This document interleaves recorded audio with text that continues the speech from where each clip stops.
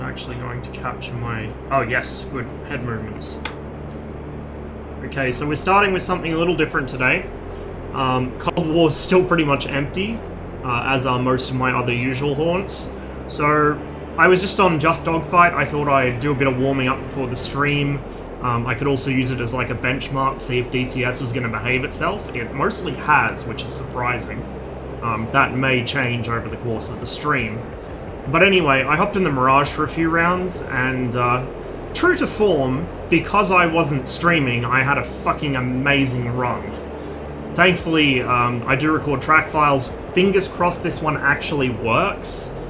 They do tend to desync and do some weird buggy shit, but I do have a track file, so we're going to watch that through while I wait for the server to fill up, and then after that, we'll probably hop over to Cold War. If that doesn't fill up, we might go somewhere else. I also have the TAT view for this, or at least I should, and that's going to be some interesting viewing, I think.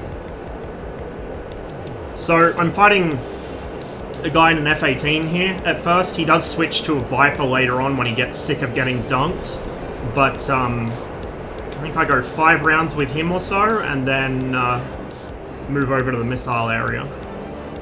Hey Max.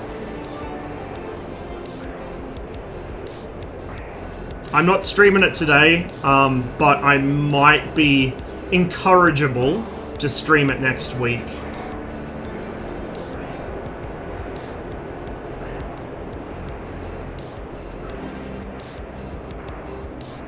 So interestingly, for a Hornet, this guy's just going straight into the vertical, which I think is kind of what brought him undone here. You really don't want to be doing that against a Mirage. And right here you can see... Uh-oh. Like, he just flew right through my gun sight. So that's kill number 1.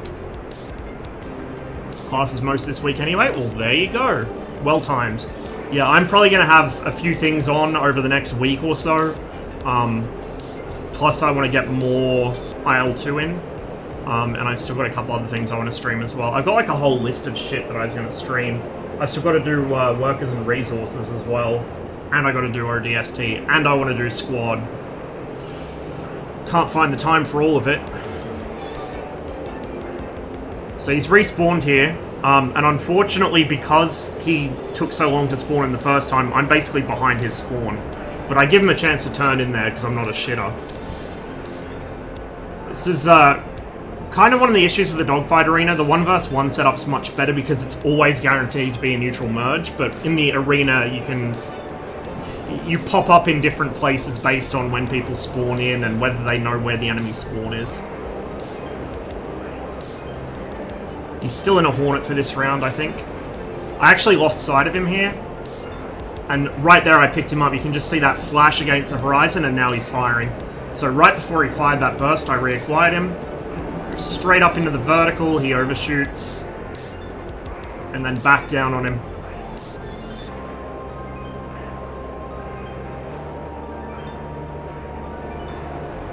I've actually got quite a bit more speed here than I wanted, and I nearly G-locked myself.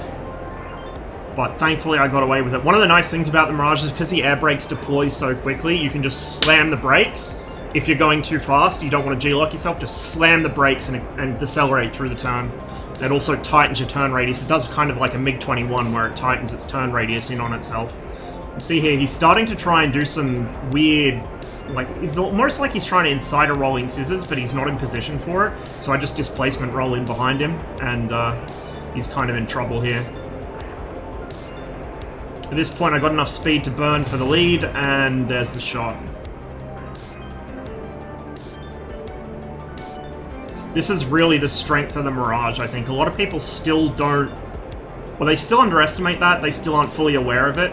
Yes, it bleeds speed in turns. No, it can't sustain with the Hornet, but you don't need to.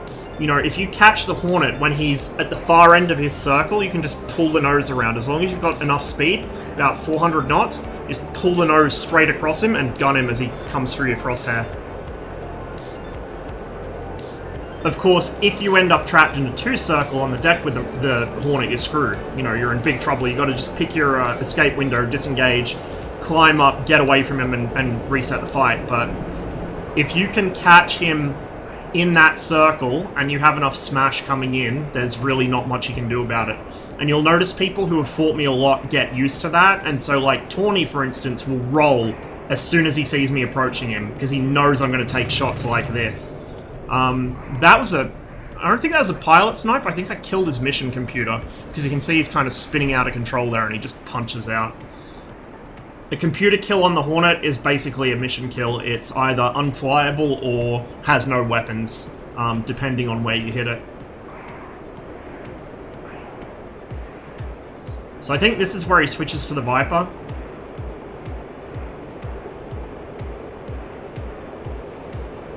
There he is. You actually see his previous ejected pilot in the distance there, just on the left side of the HUD.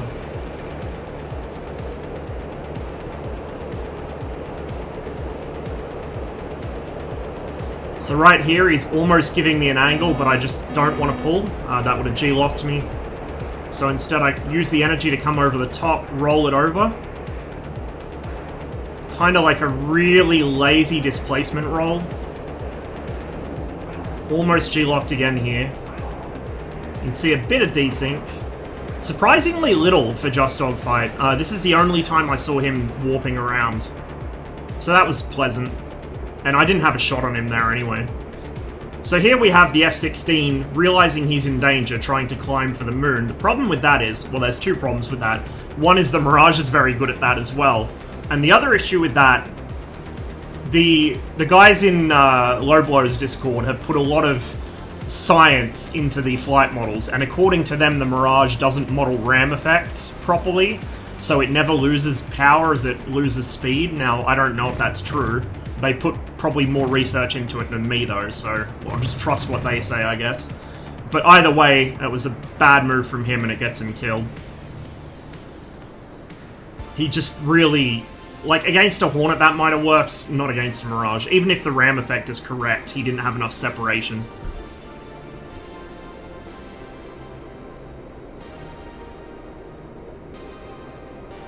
So I'm starting to think about fuel at this point. I'm getting kinda low. So you may also notice, I've turned anti-aliasing back on. What I did was I turned terrain shadows back to flat. It looks like arse when I'm flying low, but I did get a boost out of it, and that allowed me to turn anti-aliasing back on, and trees back up to 100%. We'll see if that stays true. As the stream progresses, it may just throw its shit out the window at some point, but at the moment, it seems to be working, and to be fair, although I do spend most of my time near the ground, where flat shadows really are noticeable, having the better frames and the anti-aliasing, I think, is better, because the AA means it's a lot less distracting for me. There he is, but you can see I've decided I'm going to land here, so I do a bit of a wing rock. I think he realized I was landing and decided not to gun me. I only had, like, I think 200 and something or 300 and something liters left, or kilograms, sorry, left at this point. So I decided I'd better land now, or I'm going to run out of fuel in the next fight if he drags it out.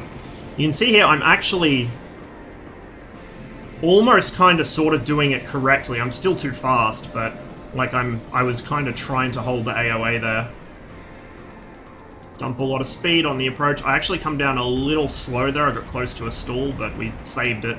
Then my throttle bugged out and nearly launched me again.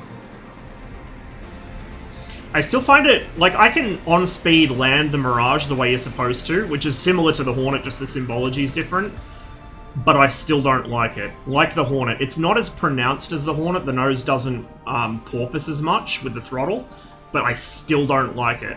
I usually just come in by eye and ignore all the symbology, ignore the AOA, and just hold my speed. And hold it a bit high. Yeah, we're watching replays at the moment. I just had a really good run on Just Dogfight without streaming, of course. If I was streaming, I would have had a shit show. So I'm just playing this through while I wait for some of the servers to fill up. It's a bit of a dead zone at the moment. There's like one guy in Cold War and he's just moving ground units around.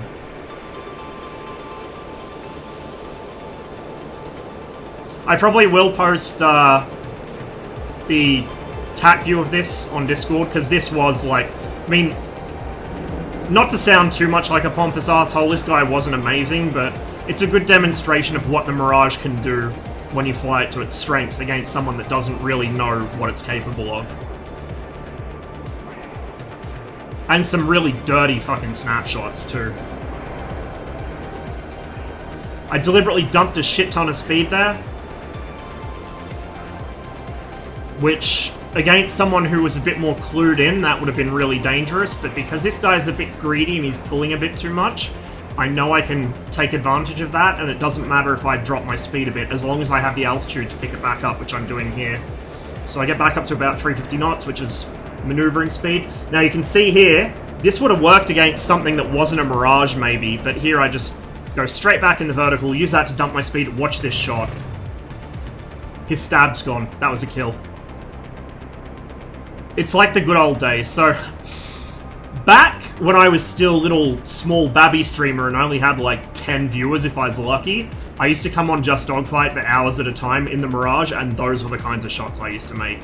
So it feels good to get back into the swing of it. I've been flying the MiG-21 so much lately that my eye for the Mirage's guns has kind of like gone. But it seems it's back in action today. F-16 is such a meme, loses one stab and it's fucking gone. Yeah, one of the things I don't like about the 16, well actually it ties into two of the things I don't like. One of them is that the flight control system has no real capacity to deal with the aircraft once it takes damage, or if the Flickus dies, the aircraft's just fucked. Punch out, there's nothing you can do, right? Whereas with the Hornet, you still have the manual reversion, so you can still retain control over the Hornet and land it, even if the FCS shits the bed, or, you know, you lose some surfaces. Whereas the F-16, the second something goes wrong, it's fucked, and you're probably either getting captured or you're dead.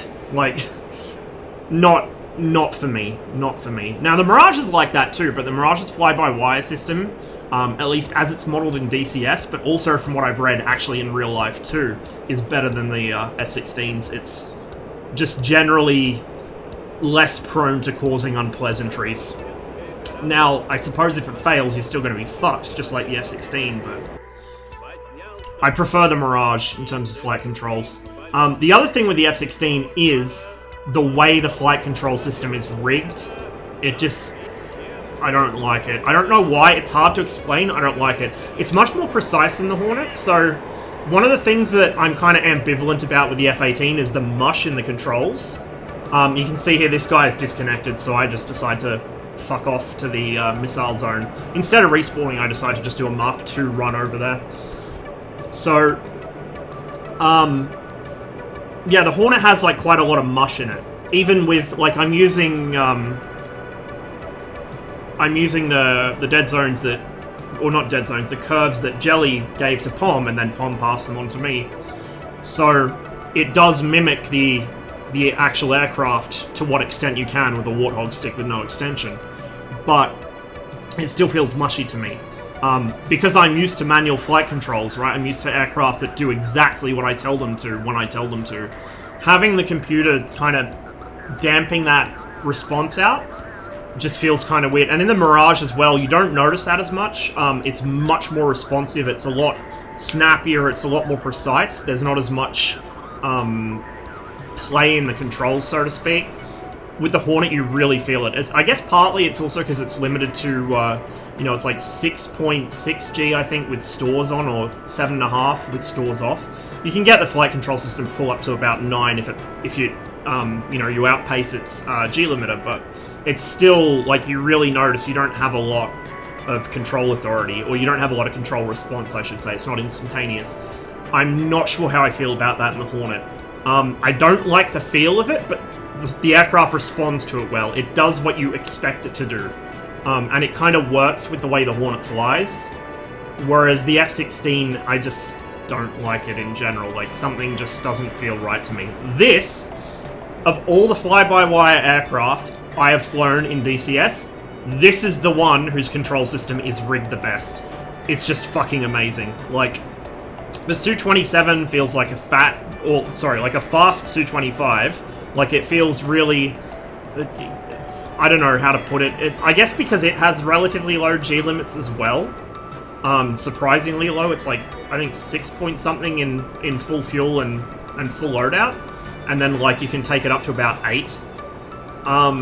It has that same kind of weird feel, whereas the Mirage is just so precise. It's wonderful. It's just wonderful. And I have read from pilots, there was I can't remember his name now, but there was an exchange pilot from the RAF who had flown both American 4th gens and the Mirage, and he said the Mirage had the best flight control system out of all of them. And I can believe it, if this is even close to accurate.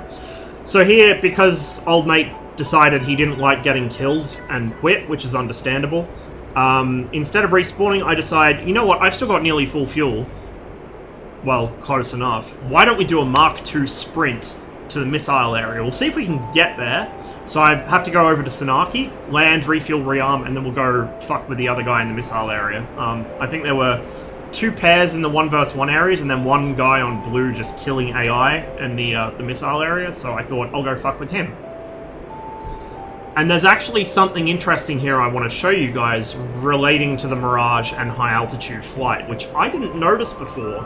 So I had a learning experience today, which is pretty cool. One of the other things I'd like to point out is, if you notice, especially with Mustang shader mod, but also just in general, once you get up to about 30,000 feet, DCS actually starts to look pretty good, like ground textures wise. At low altitude, the ground textures are fucking terrible, right? It's just, there's no detail, it's really samey. You can see where the textures tile in a lot of places.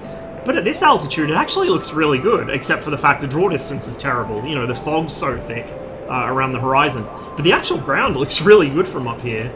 So about, like, 30,000 feet is the sweet spot in DCS. Below that, the game looks terrible. Above that, the game looks terrible. But you get into that sweet spot, and oh, perfect. That's my bingo warning there. I set it down to 800. For some reason, the Mirage defaults to 2,800 kilograms, which apparently is standard procedure in the French Air Force. Like, apparently they do set it to 2,800. I guess because they usually fly with 2 bags on the 2000C. But it is kind of odd that you'd set it that high. So we're doing a bit of sightseeing up here. It's looking towards Turkey. We can't actually see Turkey, I don't think, from here, because the fog's so thick.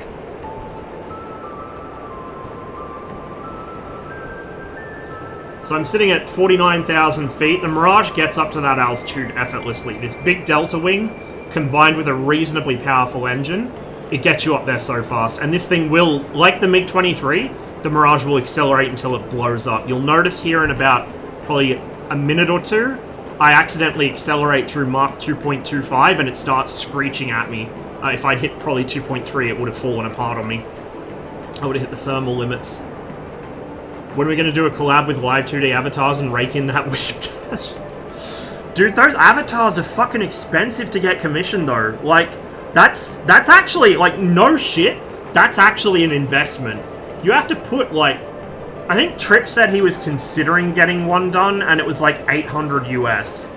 For comparison, like 5-10 years ago, I was going to ask Harry if he could do something for me, like a full-on game-ready 3D character model that would only just need animating if you put it straight into a game. And albeit I got mates rates, but it was 80 bucks. He just didn't have time to finish it. It was like, well, you know, whatever, I haven't paid you yet, so who cares? But it was 80 bucks for somebody that worked on several games which I play on stream. So I don't know if it's just artificially inflated because they know weebs will fucking spend out the asshole on that or what. But yeah, like it's really expensive. This is a replay, so my track IR is not actually live, it's my recorded track IR movements when I was flying. If it's anything like US Ops, you set the first bingo for Joker and then reset. Yeah, it could be actually. That would explain a few things. So I think the doorbell starts triggering at about, well, it's not a doorbell anymore. So I have a sound mod, which you can hear that phone ringing kind of sound. That replaces the doorbell, basically. Because apparently the doorbell isn't a thing the 2000C does. As much as I love it, And as much as I could believe the French having that in their aircraft, I think that's not actually what they use. So I think this one is actually technically correct, but it makes it sound more like an Airbus. I actually really like the doorbell. Like, I honestly like the doorbell. It's so hilariously French. It's partially inflation, it's partially because they have to basically redraw several versions of the image, so the avatar rigging even, for the animation stuff works correctly. So is that actually, like, fully 2D animated? Because I assume they just did it in 3D, but made it look like 2D through, you know, the same way that they do 3D stuff for actual anime, or like Western animation, instead of rotoscoping things, because rotoscoping's fucking expensive.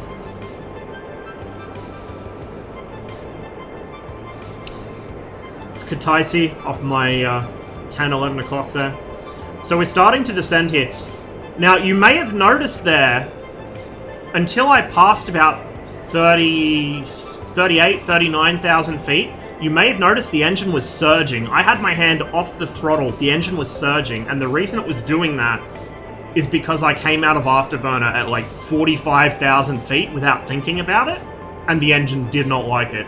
Now, it didn't flame out, but it didn't like it, and so until I actually descended below about 38,000 feet, no matter what I did with the throttle, it was just surging and then cutting out and surging and cutting out non-stop.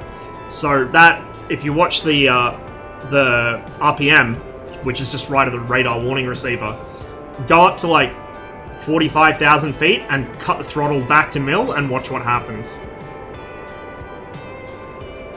It's weird because I'm not 100% sure on the method, not true 3D in the conventional sense though. Yeah, that makes sense. I mean, if it's actually like legit animated, then I could see why it would be expensive. I mean, 800's still fucking steep, but I could see why it would be expensive.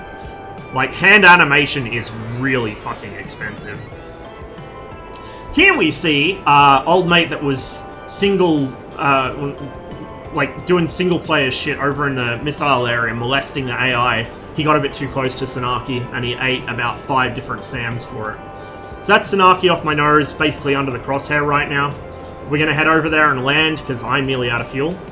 In fact, the reason I throttled out of Afterburner up there and nearly fucked my engine is because I looked at my fuel gauge and went, oh, I'm only at Kataisi and I'm nearly out of fuel. So I just basically started descent, glided back down. I still had a bit of power on, I'm sitting about 75%, but I took the power off enough to save enough fuel for landing.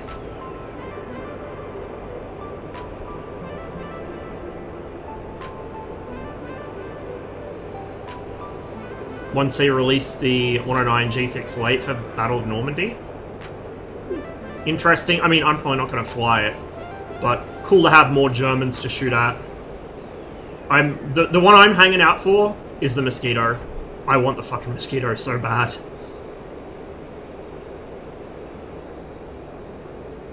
You can see the two little non-airfields at Kataisi there. I've landed on both of those. One of them with no fuel in the MiG-21. That was fun. I think that's the shortest short-field landing I've ever done, except maybe in the Viggen. I think the landing roll on it must have been less than... It was less than 500 meters, because it's an 800-meter runway, I think, and I didn't use the full length of it. I think my landing roll would have been about 300 or 400 tops.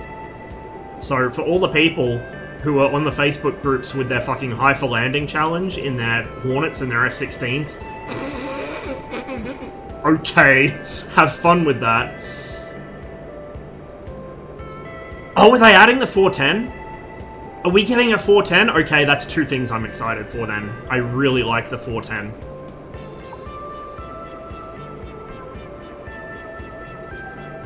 It's actually a really, if you think about it, the 410's a really obscure plane outside of like legit aviation nerd circles. I didn't even know it was a thing until I would have been about probably, I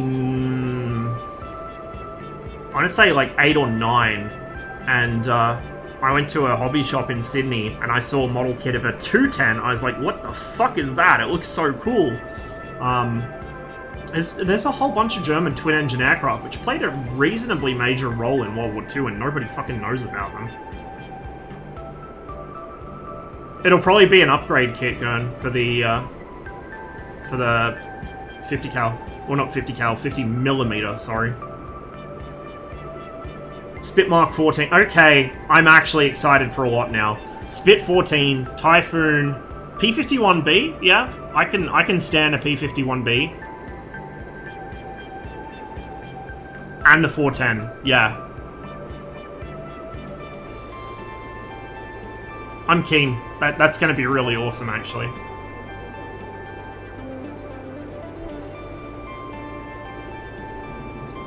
I don't know if I'd say twin props are, to an extent, but like, for instance, a lot of people know the P38, a reasonably large amount of people know the BF110, but things like the ME210, the ME410, the Errato 240, which I also had a model kit of. I think I actually bought it from the same store and I could only afford one or the other, so I got the Errato 240 and the Heinkel 219. The late war German night fighters are really interesting aircraft. Beautiful, like in a really... They're not beautiful in the same nice, sleek lines way as the British fighters, but they have like a rugged sort of... almost sci-fi look to them. I like them. Night fighters in general are really interesting.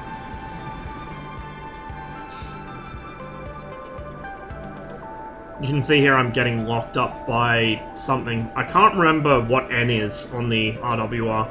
I haven't actually looked up what the different things are. I know 5 is SA-15, which is really counterintuitive. I guess the French only like using single characters instead of, you know, like combinations of 2 or 3. I haven't actually looked up the list of what's what on the Mirage's RWR, so at the moment I'm totally tumbleweed with that thing. It is very French, though. Like, very, very French. A lot of people have got mods so that they have more useful RWR symbology, but if this is what the ADA actually uses, this is what I'm going to use. I'm not the kind of person to mod my game to make it easier, I'm the kind of person to mod my game to make it fucking harder, if that's realistic. Triangle plane. Oh, Fecal! You missed some crazy snapshots. So this is a replay I'm going through. I did a bit of Just Dogfight to warm up before the stream and make sure DCS would actually work. And wouldn't you know it, because I wasn't streaming, I had a fucking awesome run. The only time it ever happens. Went 5-0 in the guns area, and then came over the missile area because that guy disconnected.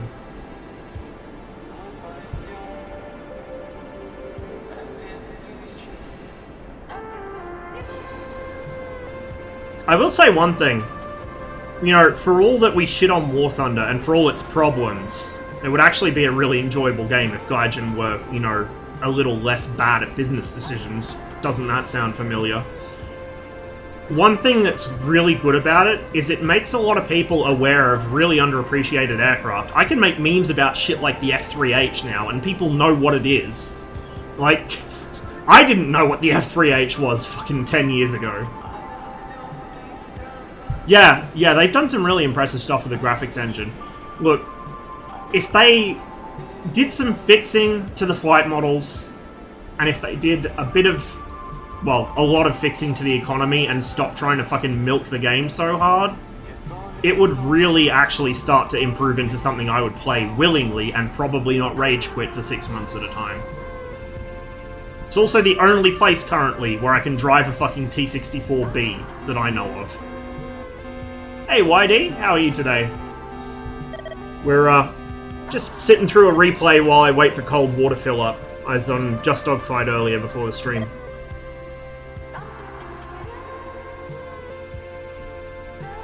Yeah, I'm not too bad.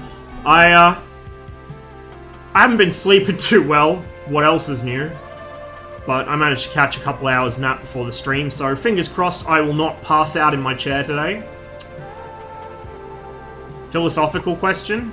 Shoot.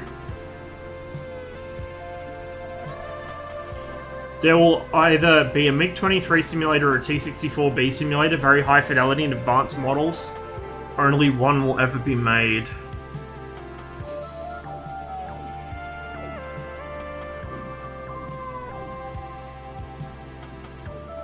MiG-23. MiG-23. I can get my T64 fix in War Thunder, or when RHS put it in Armor 3. I don't need like a... As nice as it would be to have like a full fidelity actual T64, you know, flying is a bit more of a thing for me, so I'd rather have the 23 sim. But that is a pretty hard question.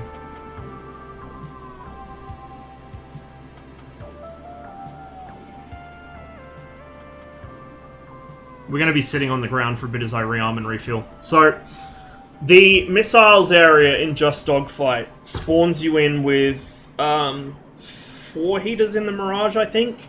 But, little known thing, if you go to Sanaki, if you're on red, or if you go to Batumi, if you're on blue, you can actually arm up with whatever the fuck you like. At least as far as air-to-air missiles go, I think. So, while the other guy was off shooting down AIs, I decided, you know what I'm going to do? I'm going to load a pair of 530s. So, that's what I did. Really tired today, work was so hectic, and now Ross is making me want to fly a Mirage. I've been, for the past couple of days, I've been struggling to stay awake for more than 7 or 8 hours at a time. I don't know why. It's just one of those weeks, I guess.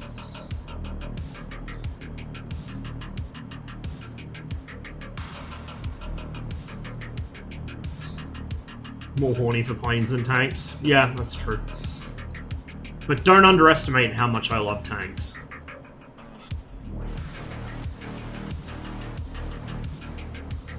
We just take a moment, by the way, to appreciate the Mirage's pilot body. Like, it's fucking amazing.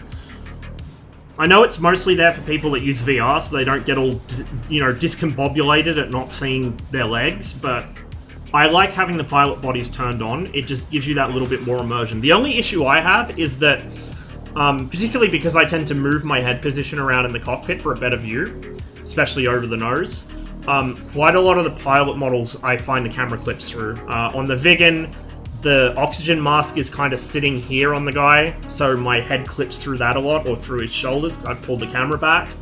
On the Spitfire, because I'd pull the camera back and only a little bit up, it clips into his turtleneck, because he's wearing like a woolen turtleneck under his flying jacket. So, it can be an issue in some modules. The Mirage's is actually really good. I don't clip through it that often. What I'm really hoping will happen is, and I think from memory Heat Blur were going to try and do this with their pilots, but maybe I'm misremembering, is I'd love to see the actual pilot bodies like done through IK or something, so that as you move your head position, the entire body follows. You know, instead of just the arms and the legs and stuff being animated, the entire body follows your head position, so at no point can you clip through yourself, you know? That would be really cool, and I'd love to see that happen, but who knows? It's a lot of work to do, so I don't expect we'll see it anytime in the next 5 or 10 years. But I do honestly think, for all its problems, DCS will survive long enough that we'll see it one day. Because it just doesn't have a competitor, and I don't think it ever will.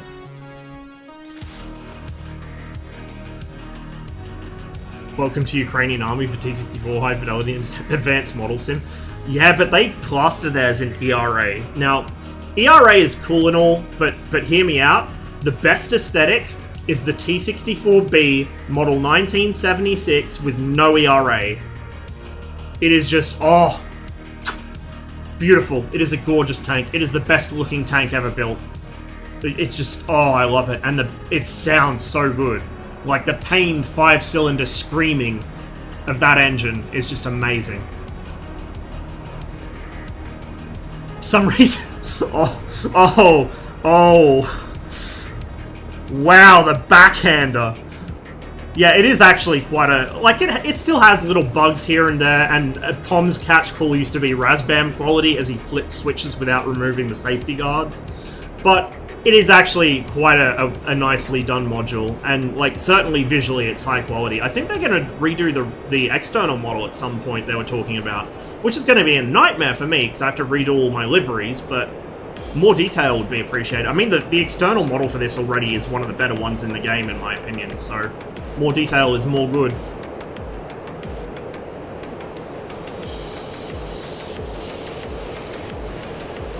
Then go to sleep, Jazz. Don't fuck up your sleep cycle as badly as mine.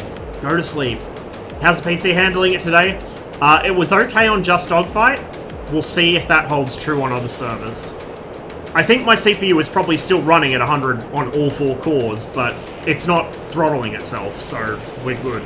As long as no orange stuff comes out from under my desk, and the game doesn't start chugging, we're good.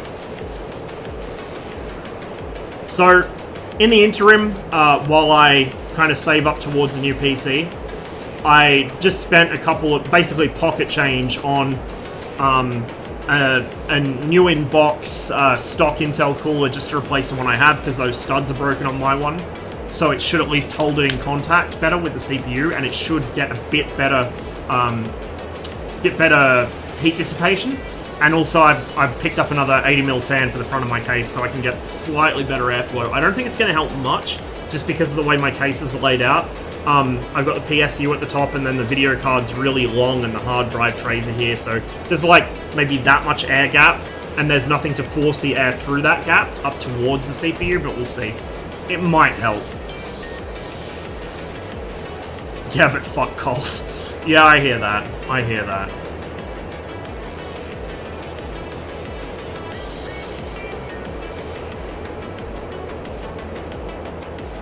Yeah. Well, I mean, I built this...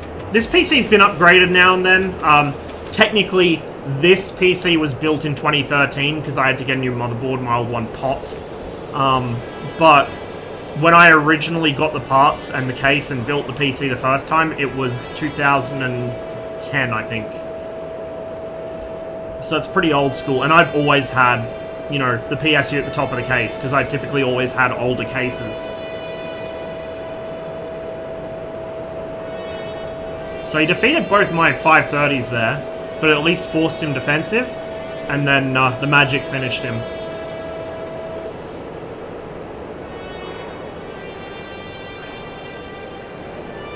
And at this point, I still have one magic left, but rather than hang around to fight an F-16 with one missile on board, I decided to head back and land. I was thinking of rearming, but I may have had a whoopsie on landing, because I was trying to do the on-speed AOA shit, and it didn't work out for me. I landed about 10 meters short of the runway and bounced awkwardly.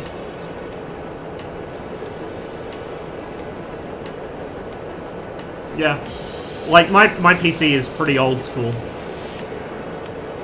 So, as well as that, my hard drive tray is quite... Like, there's a lot of hard drive racks, basically. And because of where my video card sits, it basically hits one of them. I have just enough room for the power lead to go into the GPU, and then that's it. There's no other space in there. It's been alright. Like, honestly, it's done well. DCS is not a well-optimized game, and DCS is really one of the few things it struggles with. So, I am pretty impressed with how well it's held up over the years. I think before the 4670, I can't remember exactly what I had. I think it was an AMD. But like I said, my old... At least, I think... Yeah, I think that was the AMD beforehand. My old motherboard popped on me. And so rather than just getting a new motherboard and using the same CPU, I took the opportunity to upgrade my PC in general. But that was... Even that was 7 years ago now.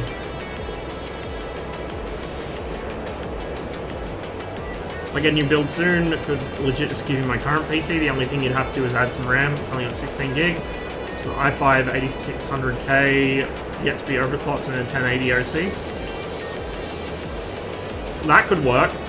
Postage could be a bitch though. I'll just let this play through to the end, then we'll check out Cold War. What's this?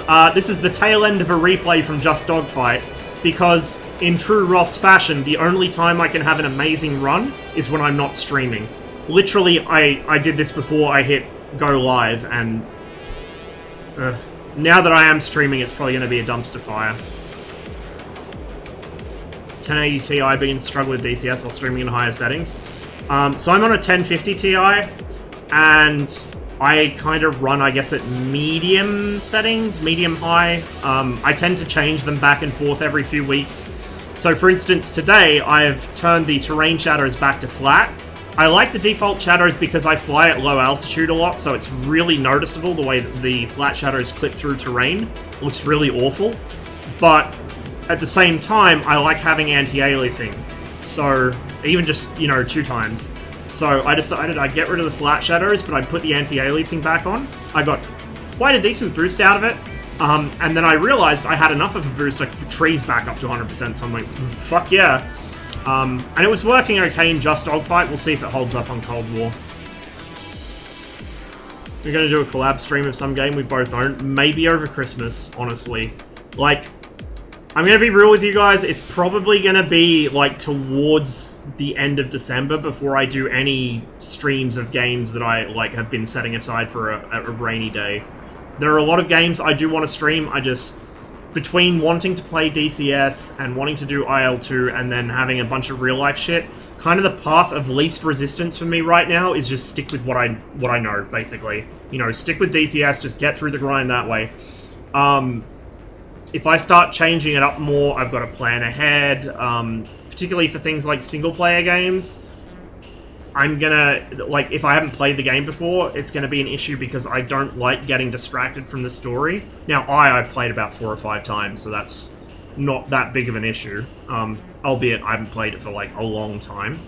But things like Dishonored 2 and Mankind Divided, I haven't played them yet.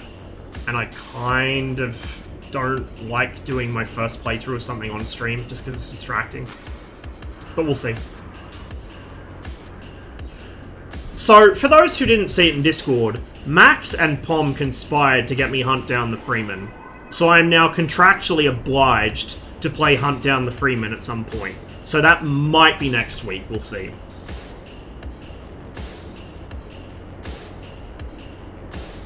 Technically that might violate TOS on self-harm.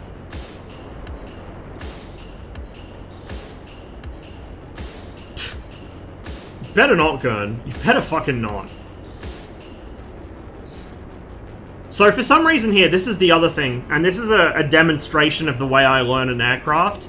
I don't actually know the Mirage's systems very well. I only know the ones I need in combat. The ones I need in combat I know reasonably well. Not great, but reasonably well.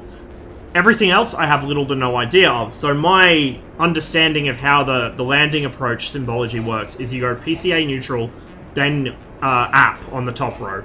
Now, when I went PCA neutral, it was flashing 530 at me, even though both 530s were gone, and it wouldn't come up with the app. I don't know if that's a bug, or I don't know if it's because this aircraft is French, and it just decided I could go fuck myself, in true French fashion.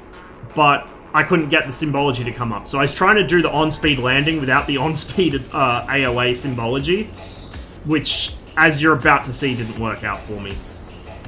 Mirage cockpit looks cool. I really like it. I really like the Mirage cockpit. And you've also got, like, the full-on spaceship ADI. Instead of a normal ADI, it's like the full-on one, the compass ball, and it's like you're in a rocket. It's awesome. So we're about to have a whoopsie. Here is where I should have put some power on. Like, don't trust the fucking flight path indicator in cases like this. It's actually fallen off the bottom of the HUD and caged itself. So right here, I land short, bounce, one wheel catches, and... Moral of the story, don't do on-speed AOA, just eyeball it. Wouldn't have broken the plane if I'd eyeballed it. Anyway, that was my Just Dogfight run. So we're gonna hop out of there.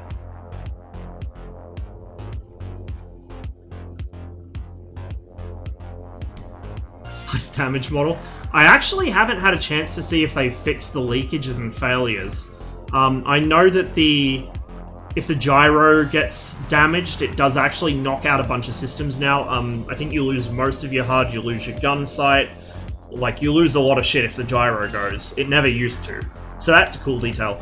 They were working on things like hide leaks and oil leaks and so on, but I don't know if that's fully fixed yet. Hey, Pom! Cheers for the raid, man. Hope you had a good stream. I just finished watching a replay of some Triangle Boys, so you missed some high aspect gunshot memes. but we're going to see if we can jump on Cold War now. It might still be empty. We'll have a look around if there's nowhere with... Oh, no, there's people on. Okay, let's jump in and populate it. Although it's on one of my least favorite missions, I think.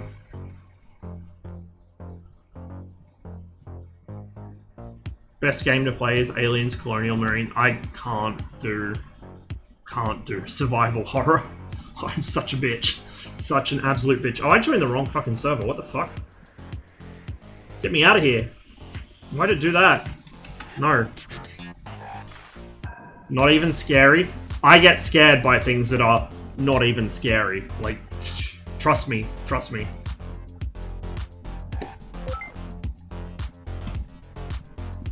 Is wipe.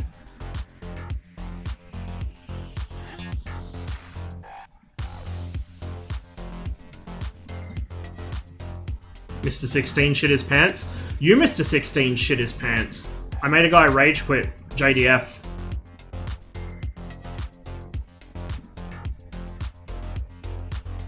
No. No, Gun. It is not happening. Like, I am not, like, no jokes. No jokes. I'm not ever doing VR horror. Like, forget it. Forget it. 2D, probably not, but maybe. No 3D horror. Like, that's never happening. Oh yeah, like, spiders don't bother me, dude. I like having huntsmen in the flat, because it means anything that comes in here I don't want, they'll eat it. They're chill. 3 and 2.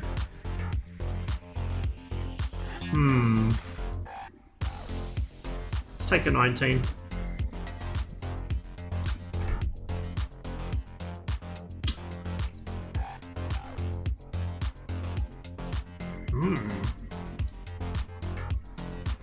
I don't have all the modules. I have a lot of them, but I don't have all of them.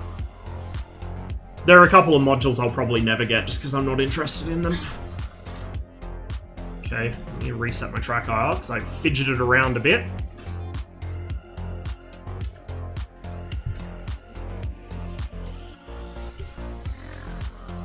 It actually does seem to be running reasonably smooth, which is good. That may change, though, we'll see. We won't take bags. We tend not to need them on this mission.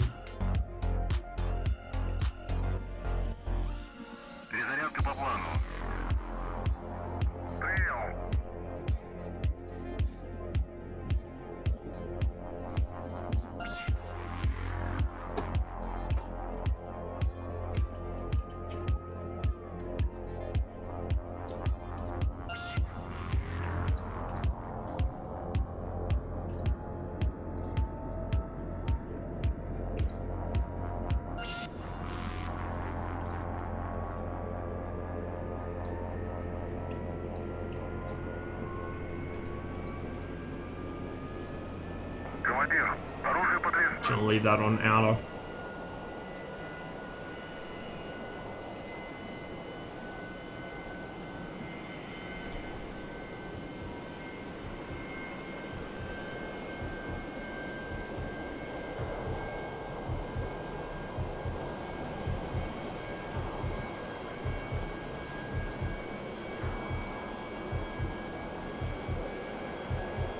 Now, the way I do my startup in this may change. There's an issue with the electrical system at the moment where you can draw too much power without consequence.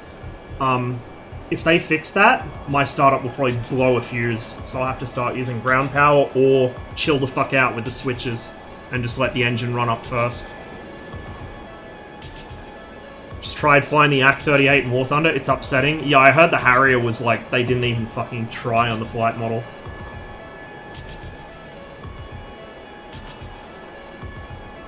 Dude, I unironically like the AK-38. The AK-38 used a bit of a, like, fucked up science experiment got wrong, but the base model, the AK-38, I actually quite like.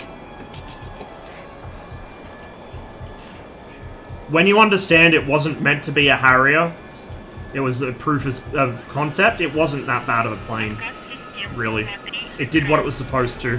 It's just that the Soviet Navy lost interest in VTOL. There's a 10:26:50, because I keep forgetting to set the clock on this. We'll start it even. Okay, it's running now.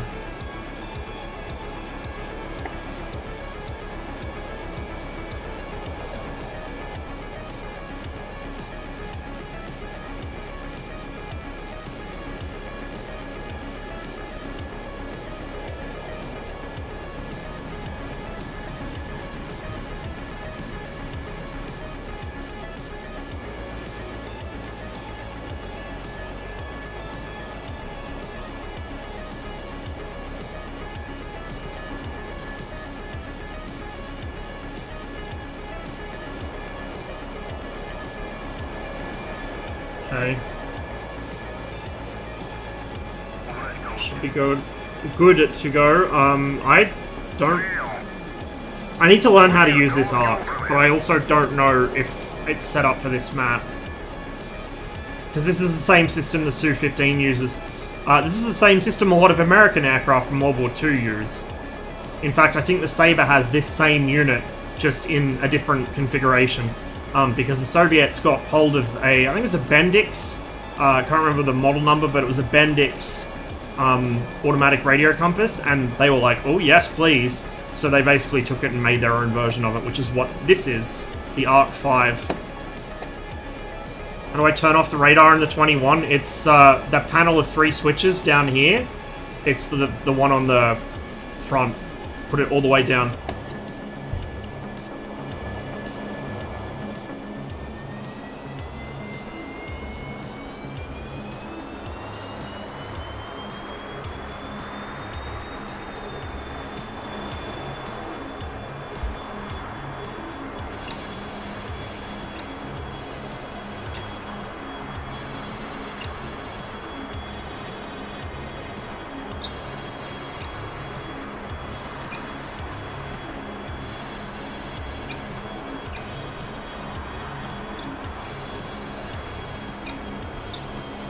Now the weather's going to make this interesting in the 19.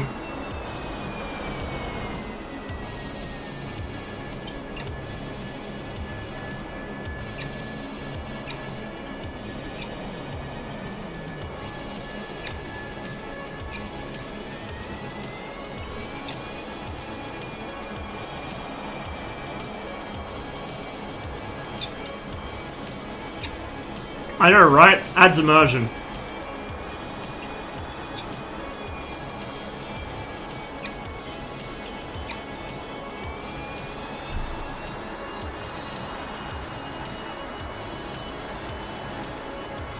We're actually being a good boy and kind of following the lines. Normally I just taxi straight across, I don't give a fuck. We'll see if we can try and keep this roughly on the lines. I find the 19's a little harder to taxi than the 21. Still not too difficult, but like it's not as responsive in turns. Oh, that was a big freeze. That kind of fucked up my plan there.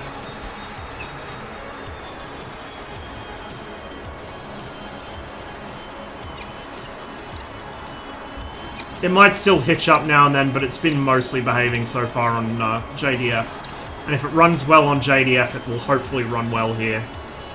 At least on this and Corpses. Syria will probably still kill it.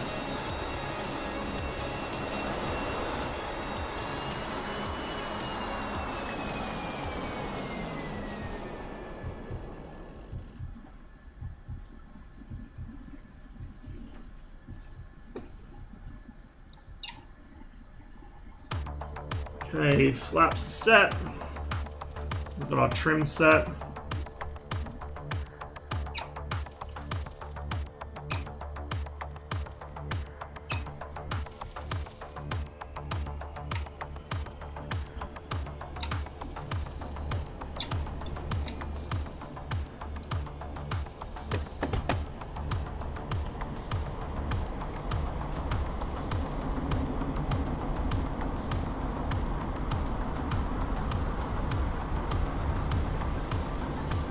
This thing just leaps off the ground.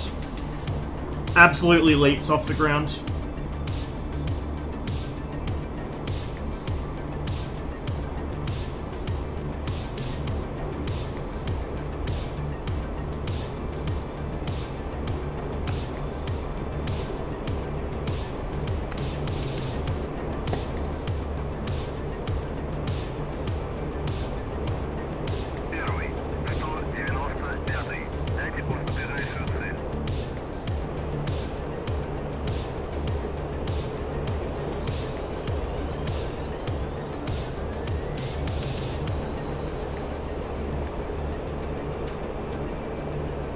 No, MiG-19.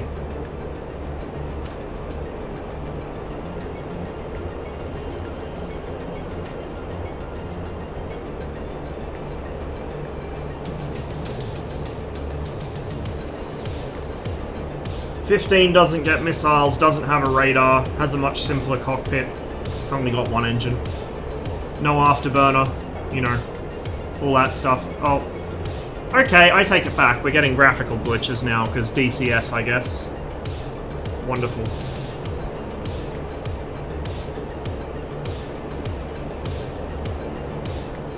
There is none, Jazzy. There is none. This is the AOA gauge.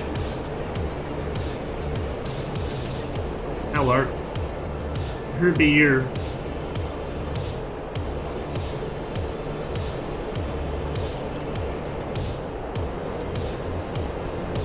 My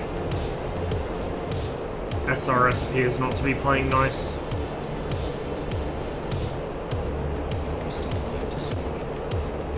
Restart it.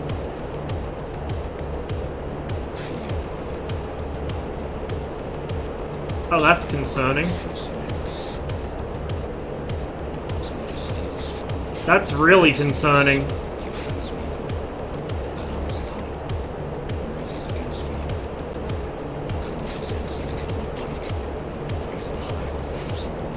There we go. Start menu wasn't cooperating.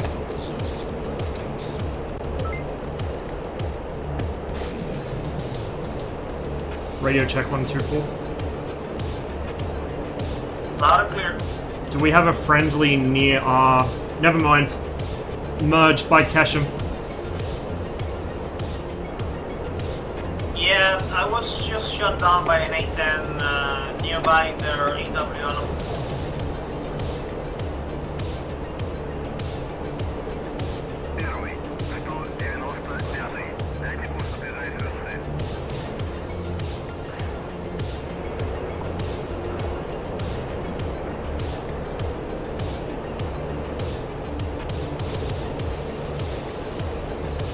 Not sure what's going on with those clouds glitching out.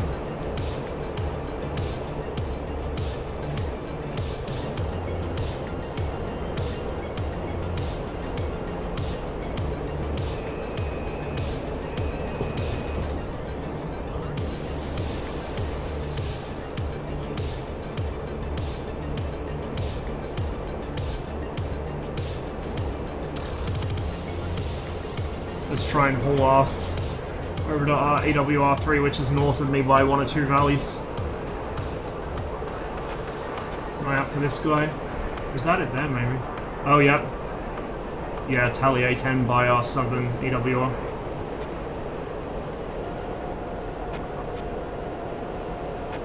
Come again?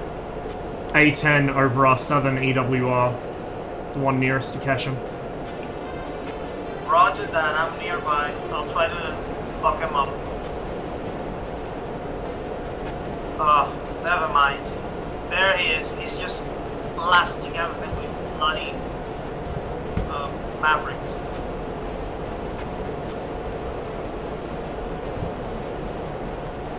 Please don't notice me.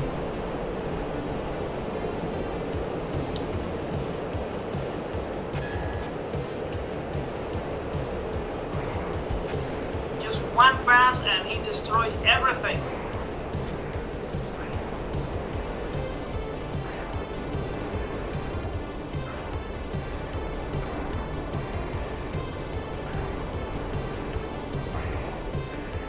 I lost sight of him and overshot. I tally him. He's gonna pay for it in just a second. Any other friendlies around EW? Yeah, me. I'm next to him. I see him. He's next to me. Roger that, roger that. Recommitting.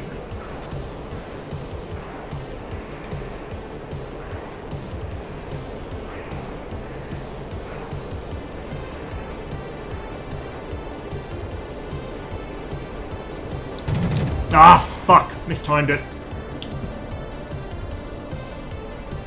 Oh, this is not good. Do not want to be low speed dogfighting an A10 in a cloud. I'm coming back down out of the cloud. Oh my god. We just collided.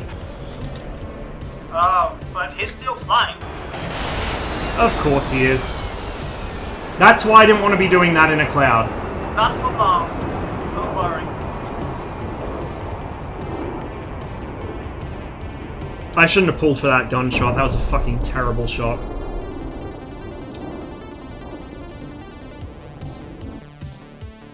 Yeah, he's still going, because the A10 just shrugs stuff like that off. The MiG-19 actually has a really good damage model, but it makes it a lot more fragile than the average plane in DCS, because most planes in DCS don't have good damage models. Or, you know, they only simulate some types of damage or whatever. Whereas this, it simulates fucking everything.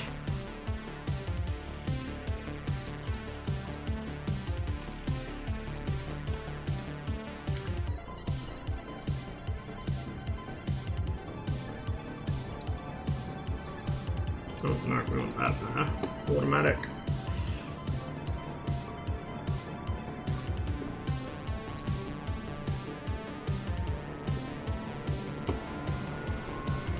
Командир, оружие подвешено.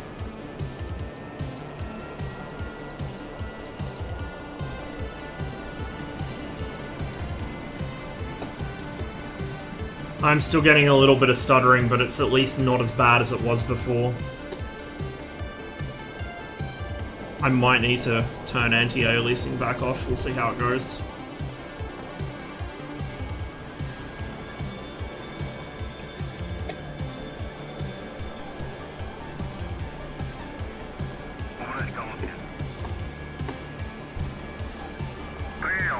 He's not down though, that's the thing.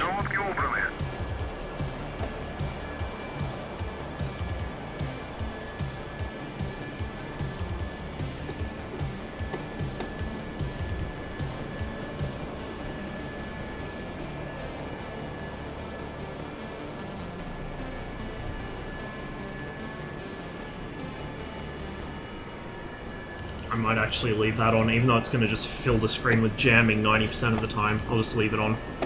Doesn't hurt much.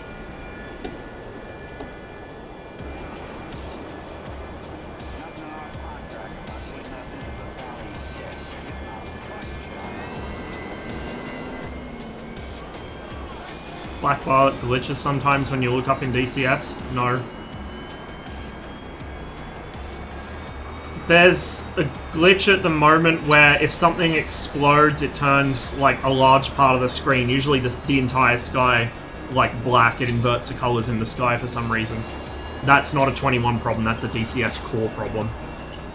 That's been going on for, I think, like 2-3 months now.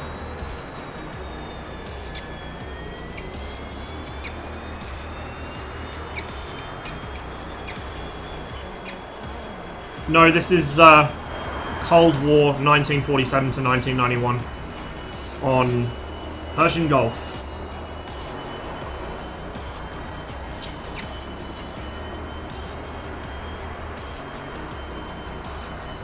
Yeah, it's because of the radar bug, Jazz. Unless you downgrade your drivers to, was it 442.16 or earlier, don't use the radar at low altitude.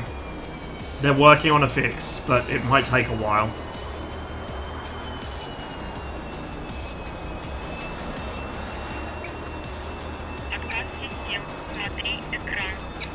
Mordens! Thanks for the resub. It is The Desert Has Eyes, which is one of my least favourite missions, but oh well. Gotta get that Cold War fix somehow.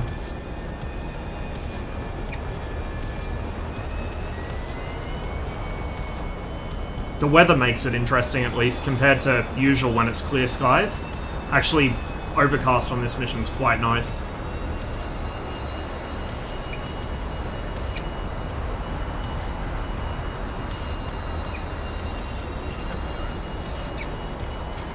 Requesting picture? Oh man.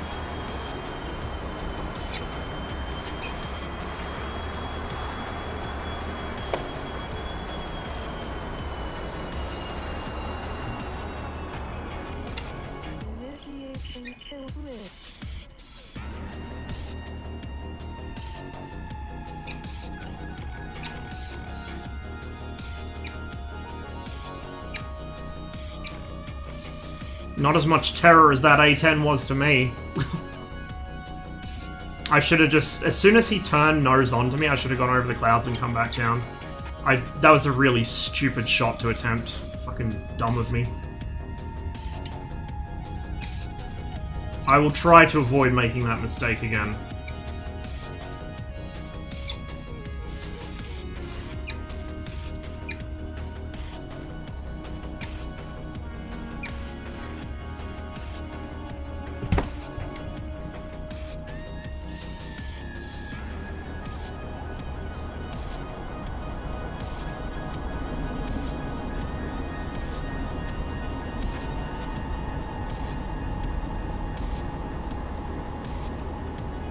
Look how short that takeoff roll is.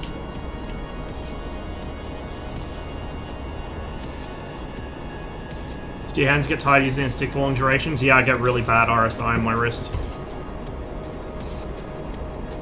My hands cramp up as well. It's worse with some aircraft, like if I fly helicopters, I tend to end up quite badly fucked up from it.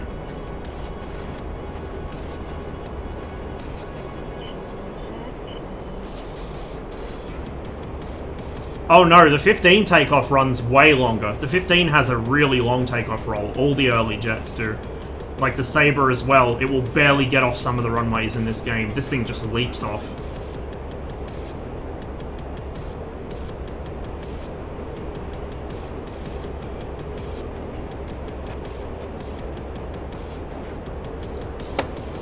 It's really quiet. Did they adjust SRS's volume again to make it super quiet or something?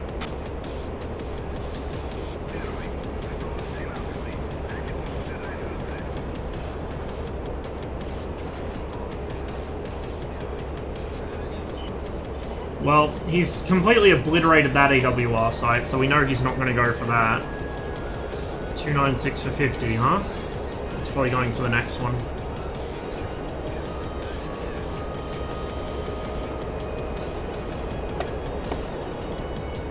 I think that might be a glitch. I'm not sure why it does that.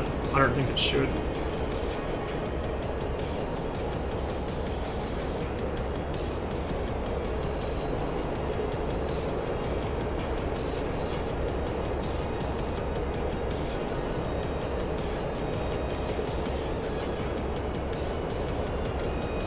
See, I'm getting, like, flashing from the clouds, but I think that's a DCS thing. I haven't noticed that before, so it might be a new bug. It's like screen tearing, almost. Looks like pieces of the canopy frame. Who knows?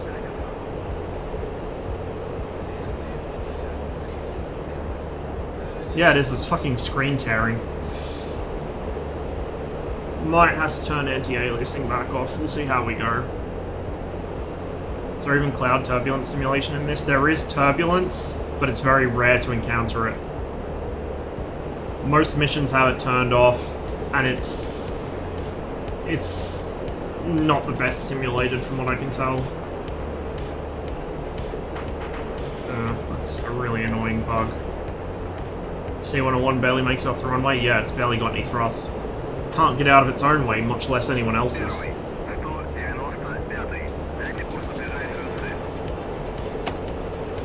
Better make sure our weapons are armed up. That could have been embarrassing.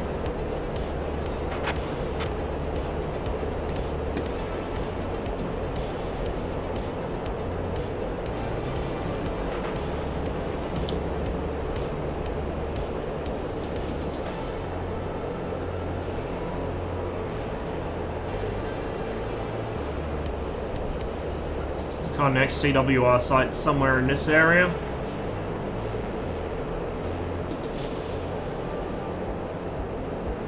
Oh, right there. So we're gonna try and protect that.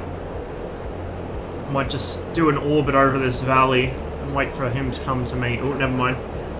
149 for 13 from the second DWR.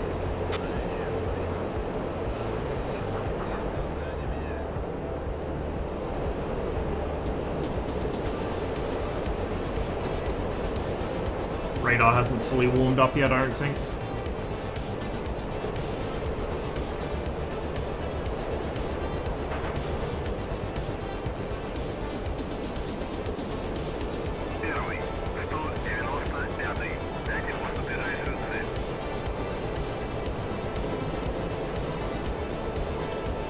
he says clean.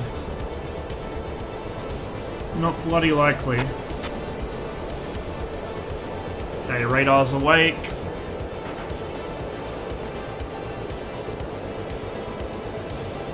It's right off my nose. The EWR site, that is.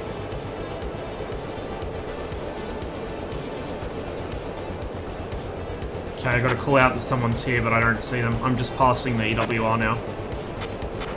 Yeah, I'm flying the mountain around near EWR number 3, and I just got a call 15 clicks, but I don't see shit. Probably skimming the cloud layer.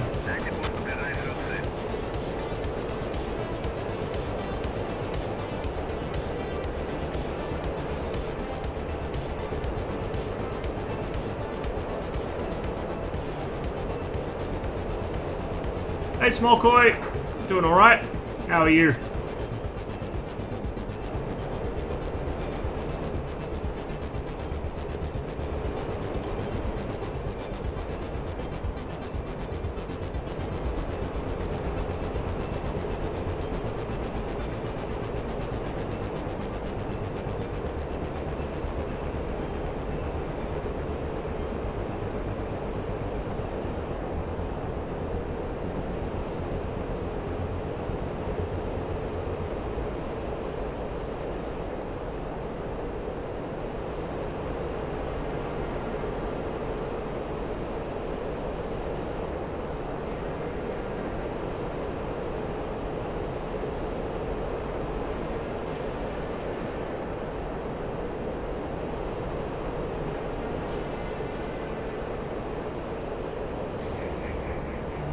If you're going to try the 21 against modern jets, I would strongly suggest having a GCI.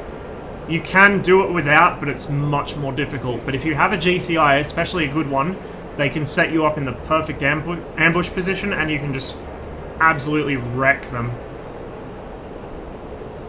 And a lot of the guys, like particularly on GS, less so on DCS where the pilots are a bit more experienced, but if you get in amongst like a group of Hornets or something in a 21 and you're within visual range, they shit themselves. They have no idea how to cope with it.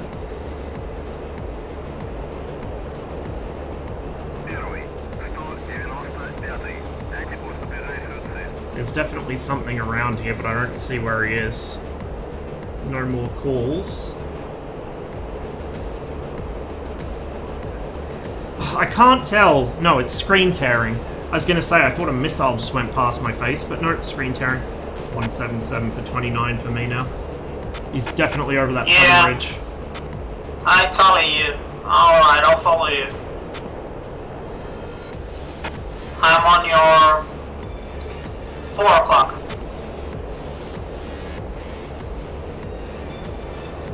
I don't see you yet. I'm on your 6 now. Don't worry, just go on.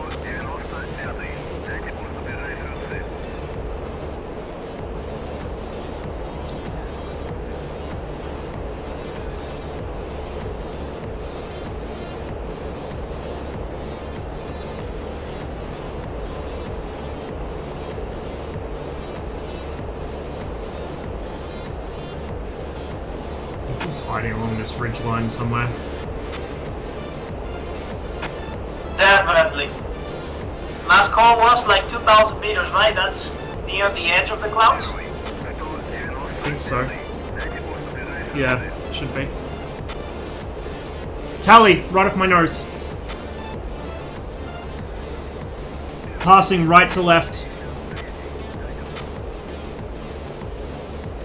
Can't ID it yet. It's about to fly over the destroyed EWR.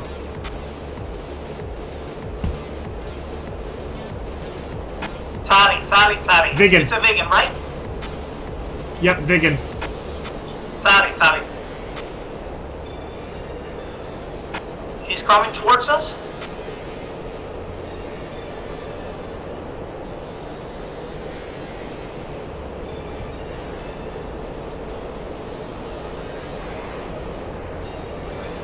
Every time that fucking plane comes near me, my game freezes.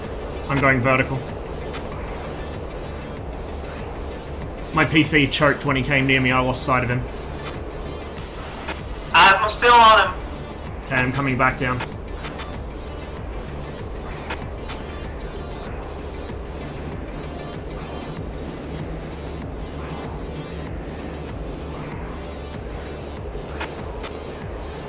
see one of you just went into the clouds. He's dead ahead in front of me. We are in a rolling scissor. Yeah, I see it.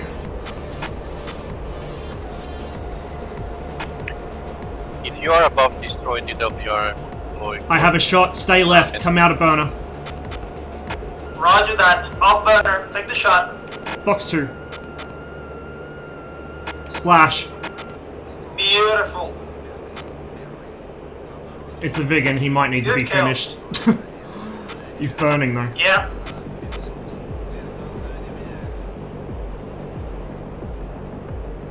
Ah, he's dead.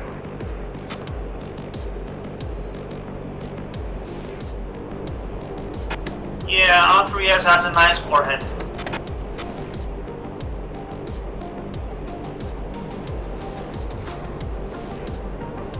$69 viewers. Holy shit. What are you here today? Welcome everybody. What were you saying, Lazy? We couldn't hear you. Blue Flag's gonna be pushing PG60 server. We'll see how that goes. Should be interesting. DCS is going to bring back Bush War as well when the F8 Crusader comes out, so still a ways off, but it should be good. 24360, 3500. 243 for 16. 60. Roger that. Probably best if we just wait for him to come to us. Yeah, we need to keep them away. If the A10 gets within 10 clicks of the WR, he's gonna blast it in one pass. I'm on your 6.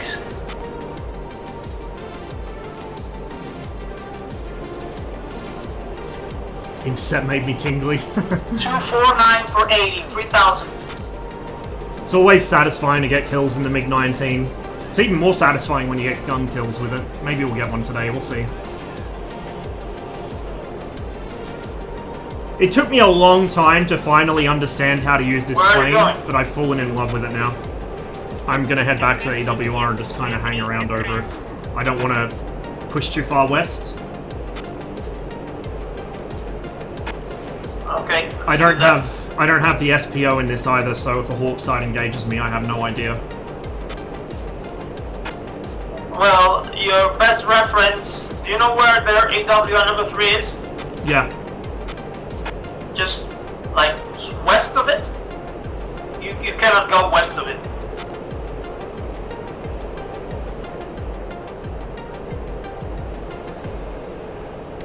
Of MiG-19, just not the radar. The radar can be finicky. I've kind of got some use out of the radar gun sight, so I made some pretty nice shots with it like a week or two ago, I think it was.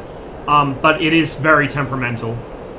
It's only really useful at high altitude. It's mostly useful against non-maneuvering targets. You can use it against fighters, but it's not very good against them. So I usually just leave the gun sight caged. Just look for smoke trail. Yeah, but the problem becomes, if I'm above the cloud layer, I'm not going to see the smoke trail until it's right on top of me, right? If it was clear skies, I'd be fine. But if I go up, like up above the clouds and skim them, which I tend to do in the MiG-19, it's bad news. Okay. I'll find that EWR again. It's somewhere around here, I think. I might be too far south now.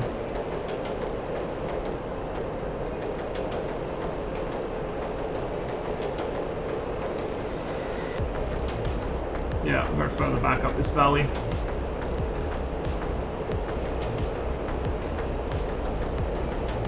The F5 is really underrated. Radar especially. The F5 radar is like god tier. Nobody fucking uses it. Like, why not? It is the best radar in this server. Other than when there's, you know, MiG-29s or Tomcats, but it's an amazing radar. You can pick people out of ground clutter with it. Like, it's so good. I'm not, like, I don't mind how the F5 flies, but I obviously prefer the MiGs. But the radar on that thing is just, oh, perfect. G-Madface, thanks for the follow, and Cookie.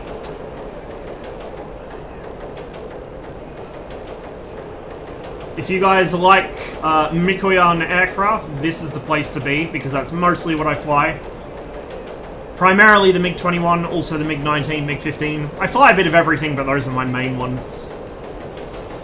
And when the MiG-23 comes out, you'll be seeing a lot of that on this channel. Yeah, good RWR, really good RWR. Like, it's just a really good, solid all-round plane. Really, its biggest vices are it's slow, it's underpowered, and it only carries 2 air-to-air missiles. If you fix that, the F5 would be a monster.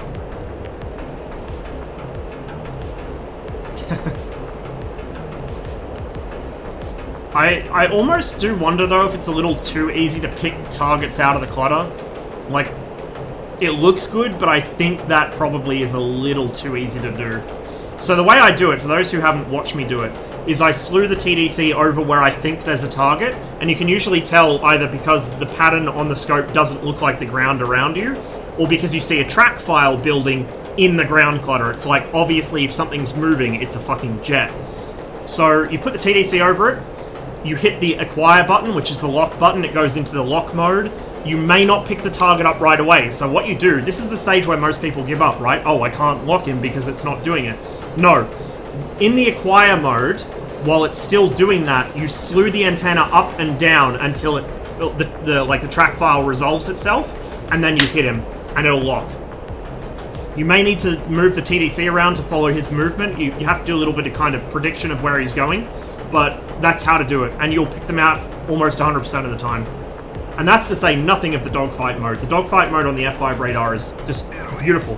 10-mile auto acquisition. Like, come on, man. Why would you not use that?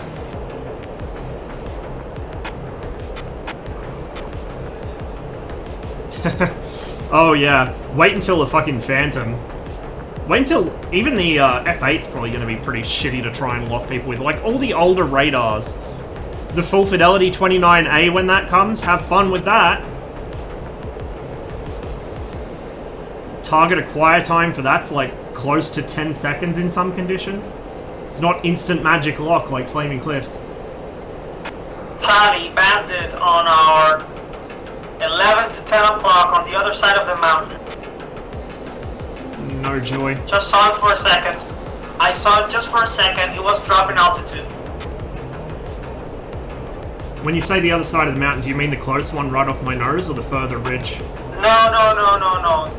Like the other ridge. Okay.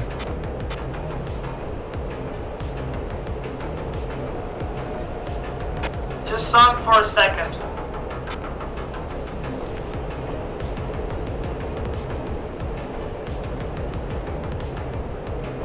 Be careful, because I think one of their FARPs is around here somewhere.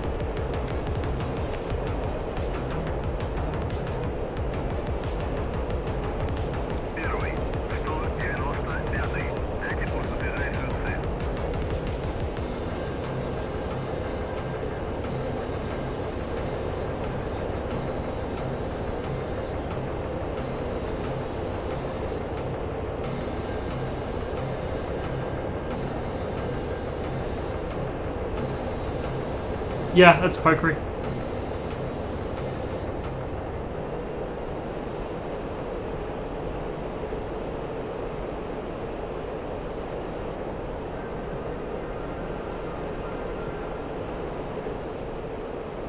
I'm still blind.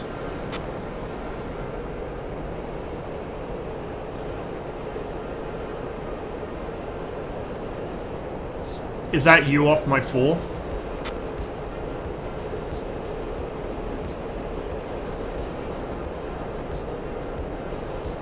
Yeah, that's a MiG-21. Long tail fins, steeply raked back. That's how you ID a MiG-21 from an F5. If you see it in profile, look at the tail fin. Or if it's in afterburner, look at the burner plume. If it's a really long white streak, nearly as long as the plane is, it's a MiG-21. Whereas if it's a dim sort of yellow glow, it's an F5. Smoke trails as well. 1 smoke trail is a MiG-21, 2 is either an F5 or a MiG-19, and then if it turns, you'll be able to tell really easily, because the MiG-19 has quite a distinctive silhouette.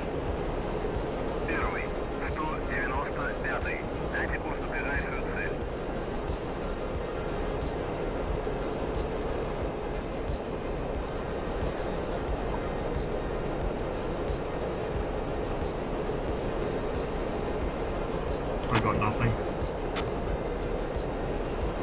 Except dust on my screen. Life of a flight simmer.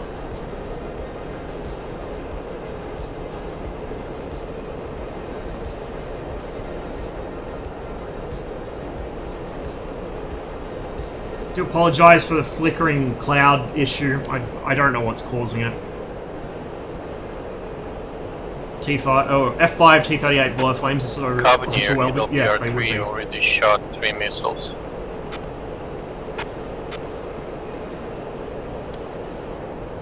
Yeah, there's something here, we just can't find it.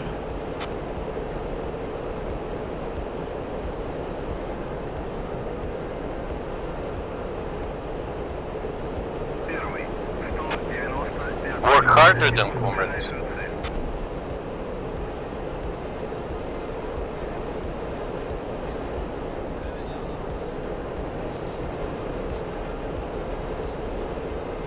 There's the EWR. Can see something overflying, probably MiG. That's me. Yep.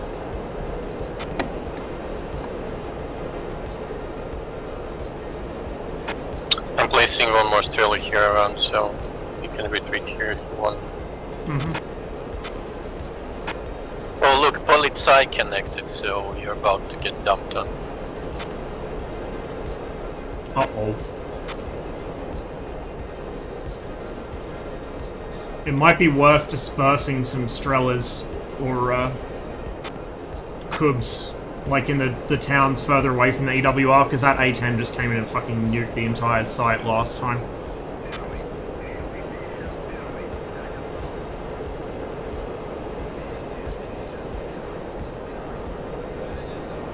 Got something off my nose.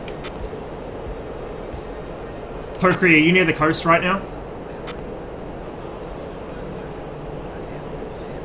Okay, I think I've got an F5.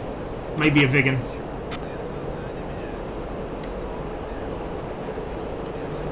Yep, it's enemy.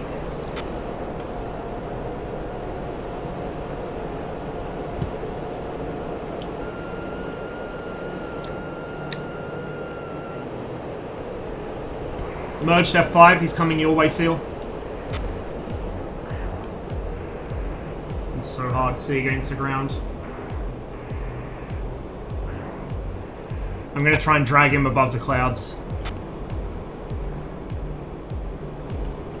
Is Pokri still on?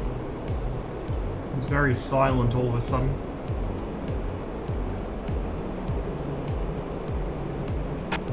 So Strela is 3104, 5 kilometers or 10 from you.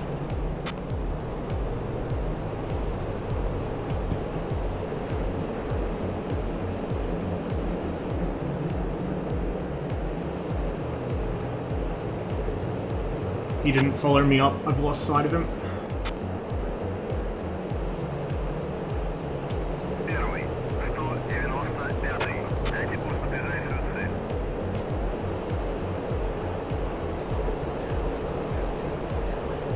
It's the MiG-19.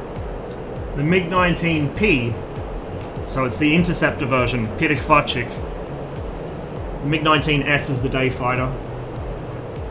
Which Razbem are planning to make at some point, but probably not for a while. Basically the same plane, just without the radar in the nose and with an extra 30mm gun.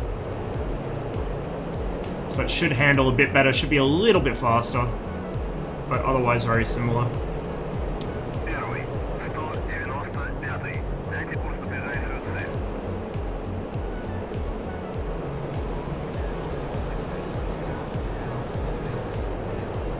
He's hanging out south, he's just hugging that mountain range.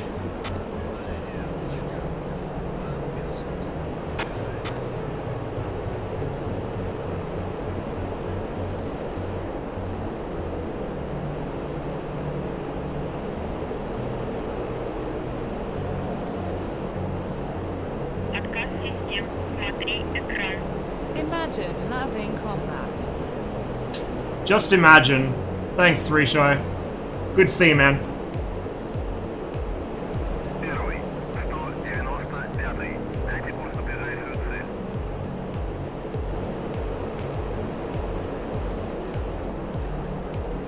This is the kind of job the MiG-21's slightly better at.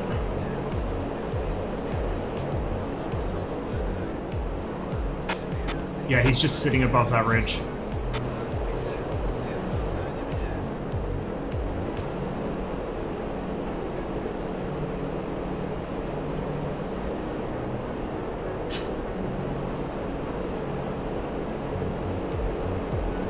We're quite low on fuel. Tally. I got about 1 pass left for fuel.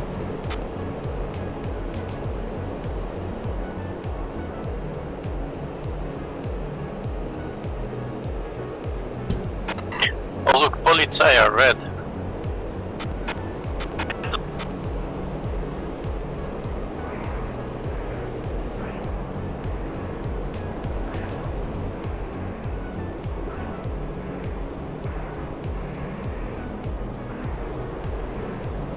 Okay, I lost sight. There's someone behind me.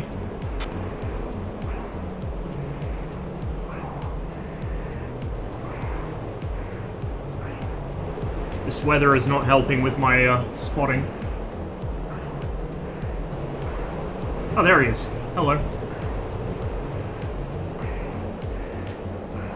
Good reversal.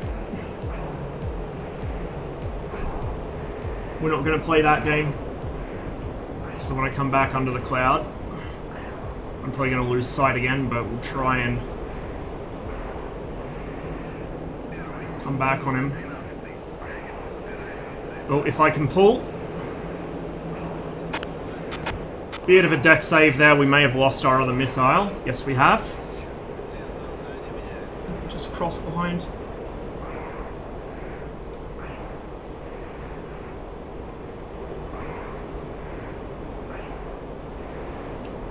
Blind on F5. I'm out of fuel. I gotta go back to catch him.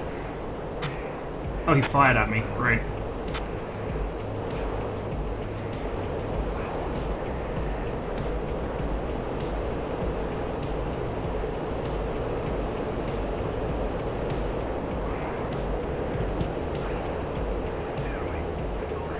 F5 wasted both missiles.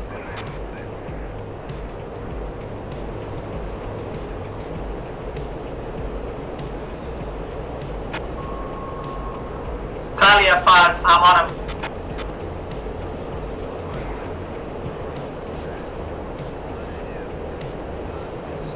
Turn left, Rosma. I'm very low on fuel. Join.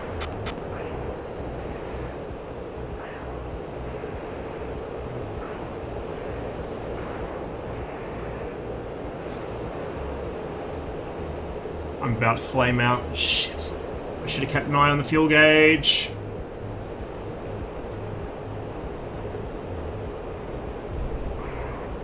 Good kill. No, it wasn't me. It was the Coop side system. Oh, it was a good kill either way. Yeah. I'm gonna have to try and glide into Havaradio. Can't speak. I think Kashmir's closer. Probably not. I can see the city from here. Alright, Kashmir's 39 clicks. Yeah, I can. Heading. I can see the runway at Havaradio. I'm gonna land there.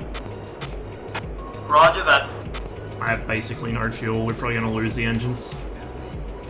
We're gonna go ahead and MUS2. Where are you, MUS2?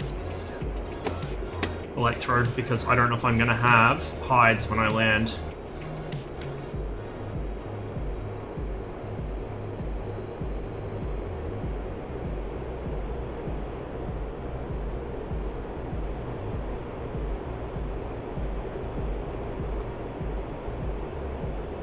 The electrical stab control is extremely sensitive.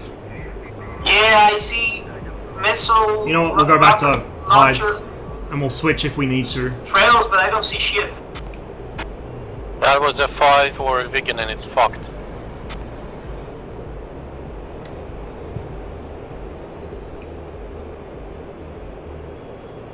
Yeah, it crashed against the side of the mountain. It does, but I don't use it.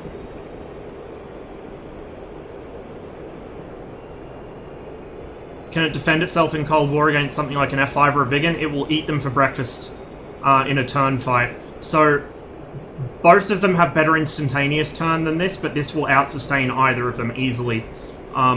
This thing's like a 1950s F-16. You just hold it at 800 kilometers an hour and it outrates them.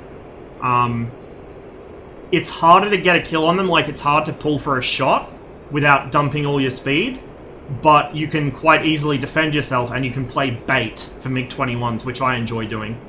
I'm more of a low-speed one-circle fighter. That's how I usually prefer to fight, but in this thing, I just play bait. I get people distracted, and then let the MiG-21s that are flying near me kill them. Okay, there goes the engines. Electrical stab. We're going to dump full flaps. Gear, because we're going to make this quite handily. I'm probably going to overspeed it slightly, but whatever. We don't actually have any air brakes because of this. This could be an issue. In fact, we don't have any gear either.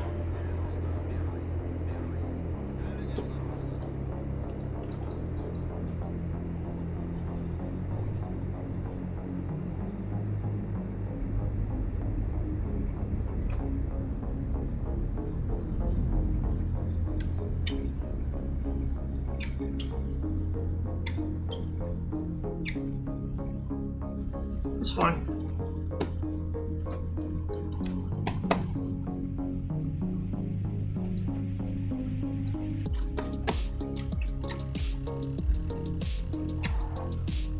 Now I have to get my ass off the runway so people don't run into me.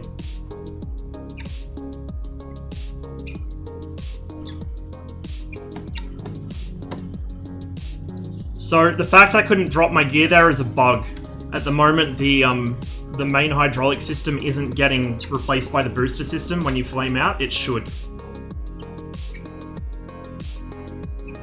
Although I probably would have run that out pretty quickly as well. Either way, emergency gear worked. I think... Yeah, I think technically I can now undownlock that. We should be good to go. Заправка по плану. Перезарядка по плану. Прием. Подключить питание. I probably should have put the power on first so I don't run out of battery before they finish rearming me.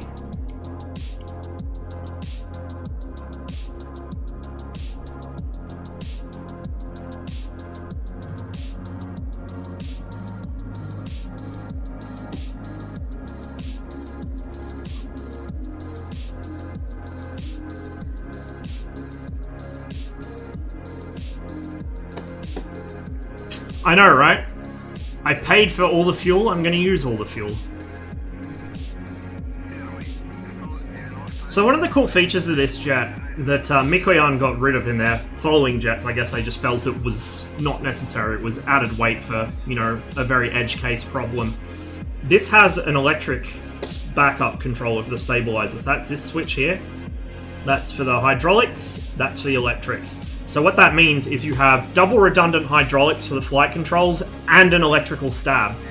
The ailerons and rudder can be deflected just by hand force, although they're very heavy. So at high speed they don't have much effect. So this is quite a well-designed and well-built little plane in a lot of ways. This was the first supersonic Soviet fighter in squadron service. I can't remember if this was the first supersonic fighter in squadron service or if that was the F-100. It was one of those two.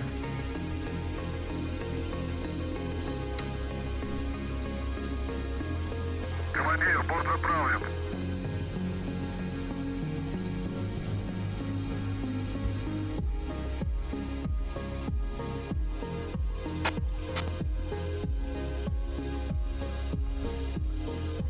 Speaking of the Car 50, like how ED went radar silent about BS3. They did, didn't they? They did.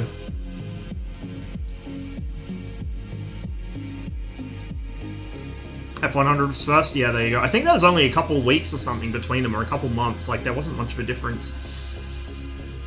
Командир, оружие подвешено. Командир, наземное питание подключено.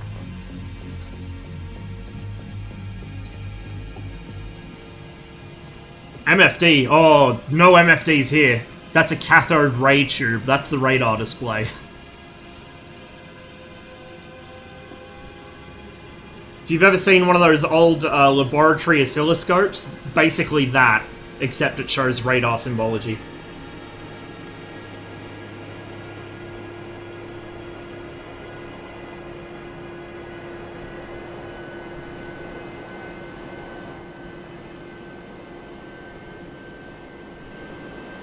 Wonder if the flaps were even down for that. Doesn't look like they were.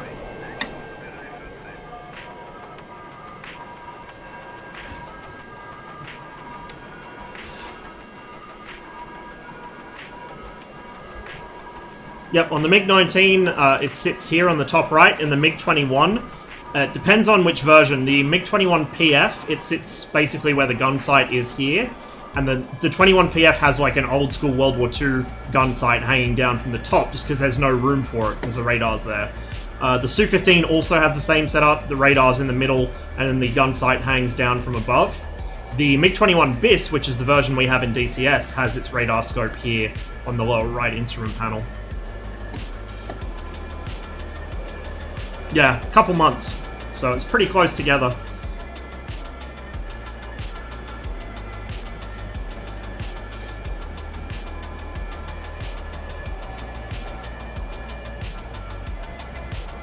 Отключить питание. Принял.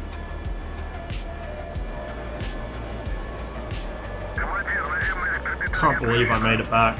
If I had gone for Keshem, I wouldn't have. But because I realized there were buildings in front of me, I was like, that looks like Havadaria. I could probably make that. Sure enough, we just did. I probably had maybe like another couple hundred meters I could have got on glide speed, and then I would have been in trouble. Which do you prefer? Okay, so I like them both, but the MiG-21 just suits me better. The way I fly the MiG-21 is much better adjusted for it.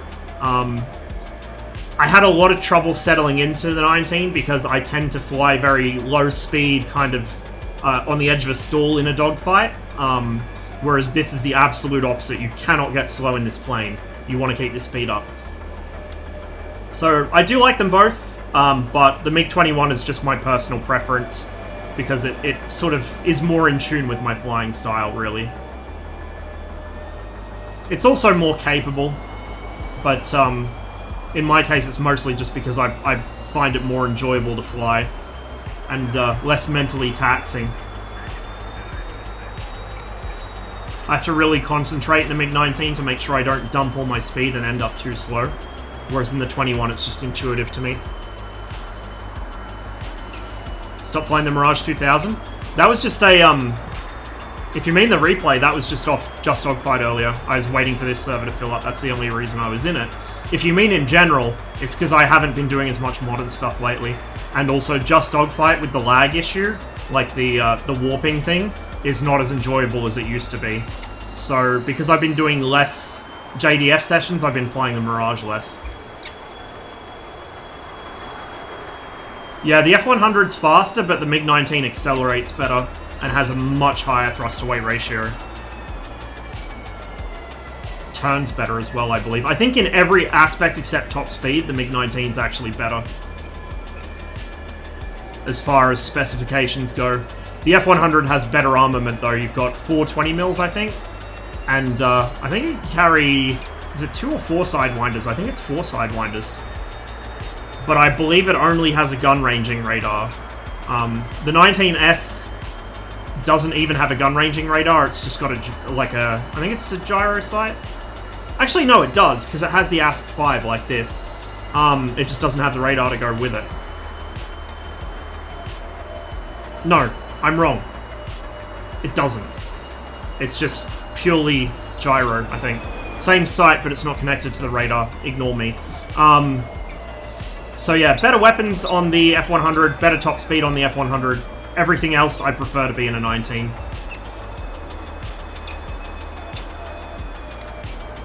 You also have air-to-air refueling in some variants of the F-100, which the 19 doesn't have in any variant. But it's kind of not relevant for the 19. Air-to-air refueling is something you have if you like to go bomb other countries. It's useless in a frontline fighter or an interceptor.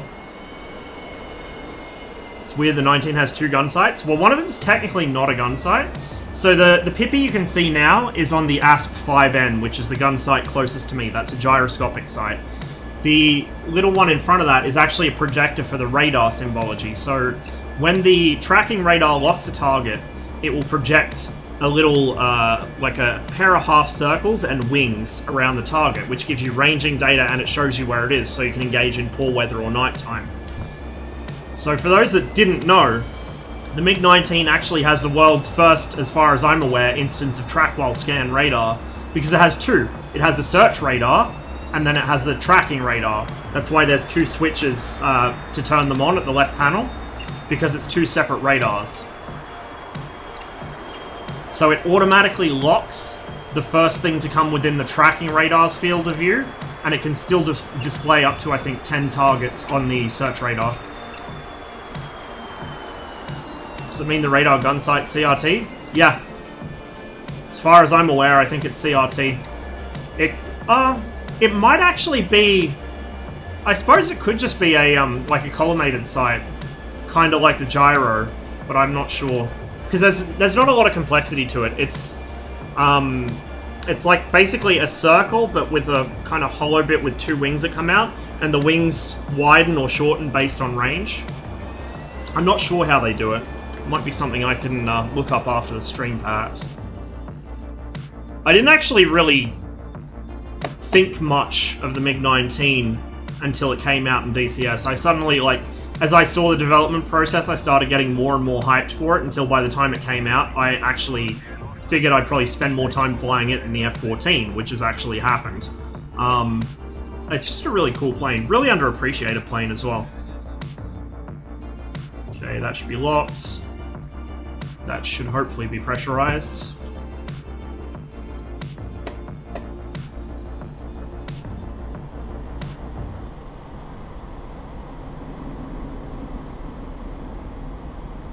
I've always had a big soft spot for the MiG-23. Always loved it. I just love it even more now. Very, very excited for the MiG-23 ML. We're getting an MLA with also the option in Mission Editor, kind of like how the Mirage can have the D2M fitted, or this can have the RWR fitted. In the MiG-23, it'll be you can possibly fit... That didn't go back to neutral. Oh, because it didn't come up. What the fuck?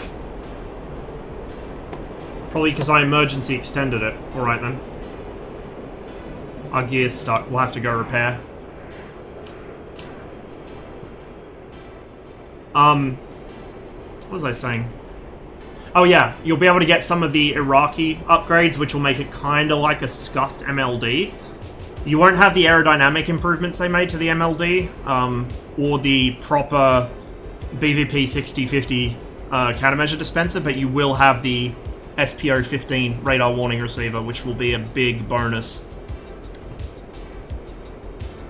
Best thing about MiG-23 is getting shot down by F-14s. I wouldn't talk too much shit. I think when that plane comes out, some people are going to have a very rude shock.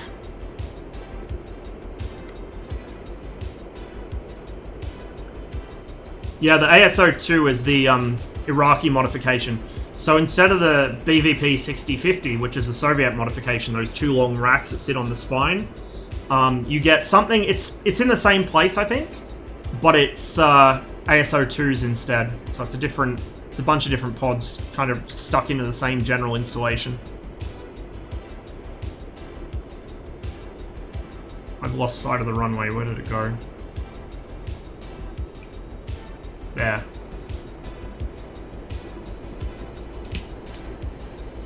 Yeah, I must have oversped the gear, so I should have really repaired on the ground, come to think of it, but we'll do it here.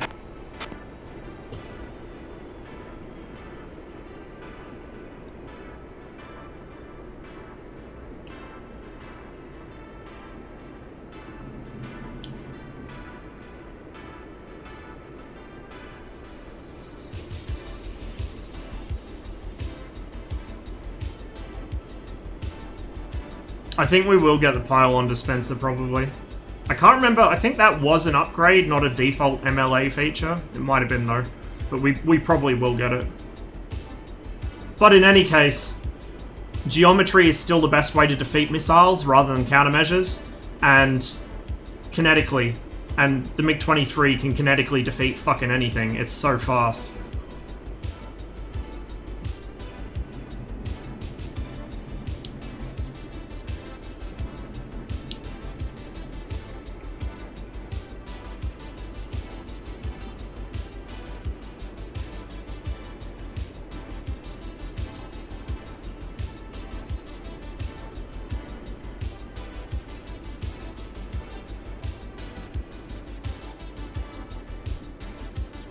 A little bouncy.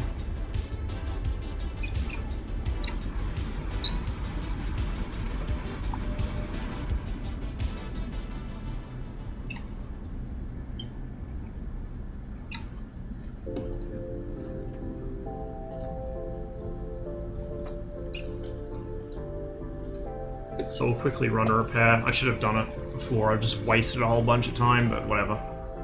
When do we get to hear about the mystery module? I don't know. That is not information I'm privy to.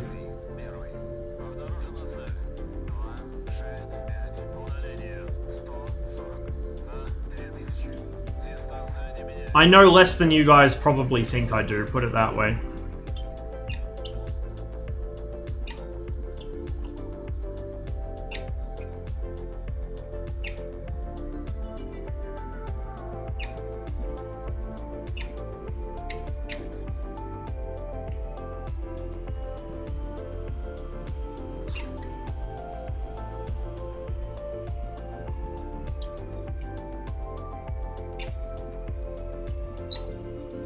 Go over on the parking stand so we don't block the taxiway for everyone.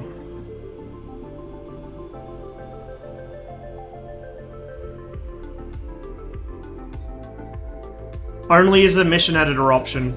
Soviet MLAs never carried the SPO-15, the MLD did. Like, you have to remember, Saber, the US only developed radar warning receivers as complex as it did because they had a significant emotional event over Vietnam. Nobody else did. Like, the only other country that put that much effort into radar warning receivers was probably France, and that was probably just because of their export customers. They had no need of it themselves, they just figured everyone else would. Подключить питание. Принял. Are you gonna... Okay, maybe not. Наземное питание подключено. That switch is really finicky about when it does and doesn't throw. I don't know why. There we go.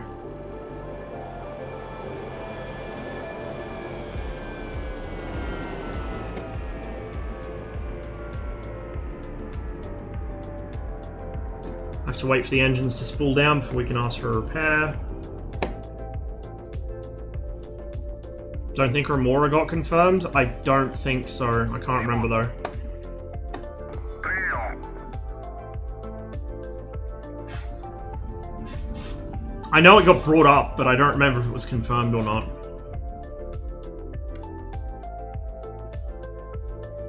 But yeah, like, basically nobody did RWRs. The Soviets had SPO-10s at best in a lot of their fighters. The Brits had either none or a very basic RWR. Like, almost nobody used them. And the Soviet fighters were generally expected to be flying either over Soviet territory or over friendly ground forces, so it wasn't considered necessary for a lot of them. Obviously, those attitudes changed going into the 80s, and the SPO-15 became a thing, but the priorities were still very much not the same as the US. The Soviets also didn't really take the American, or really NATO, air defense, at least the ground-based element, very seriously, because honestly it was kind of shit. The air-based part of it was pretty scary, but the ground-based part was a fucking joke, let's be real. France only in the very late Mirage F1 and M2000, yeah. So even then, it was like when everyone else finally woke up and started doing it. Did it not... I wasn't paying attention. Did they not acknowledge the repair request? Принял. They're saying copy, but the timer's not coming up. I might have to replane. That's very annoying. So I guess the repair bug is still in effect. It hasn't been fixed yet. This is the same issue I had, well, they did rearm me, mind you, but remember the other, was it the other day, other week, where the MiG-29, they wouldn't rearm me or refuel me? Same thing. I guess we'll have to take a new MiG-19. At least we landed it.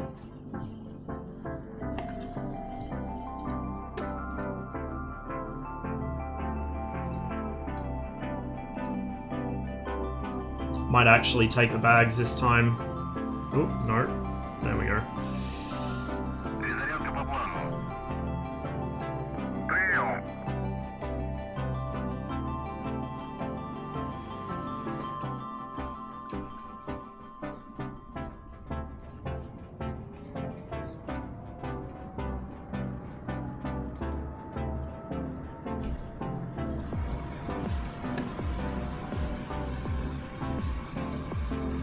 I always forget to start the clock running when I get in the MiG-19. I don't know why they made it so you have to actually start the clock when you get in the aircraft. It should automatically be running, in my opinion. Командир, оружие подвешено.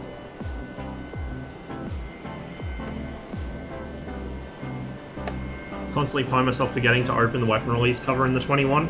The weapon release cover opens automatically when you hit the weapon release button, I think.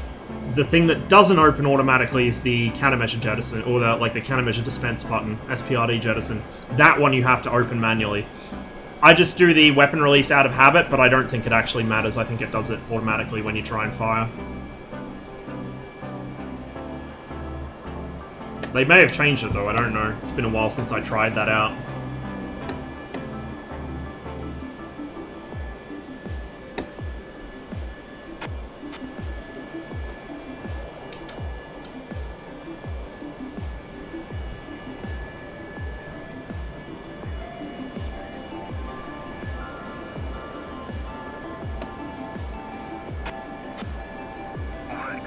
When's the MiG-23 coming? Don't know. My best guess would be probably Колодки убраны. at the earliest mid next year, but more likely late next year. But I don't know yet.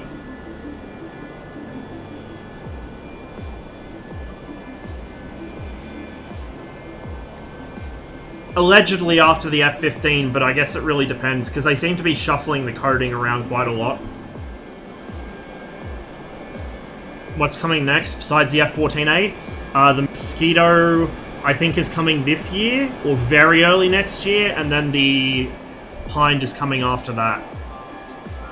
The Hind is actually not as close as I thought it would be. I thought it was going to be out by now, because it looked a lot more complete than I thought. But I guess they still had a lot of instrumentation and stuff to do. There's a few other things that aren't done yet, so... But it'll be a lot of fun when it comes.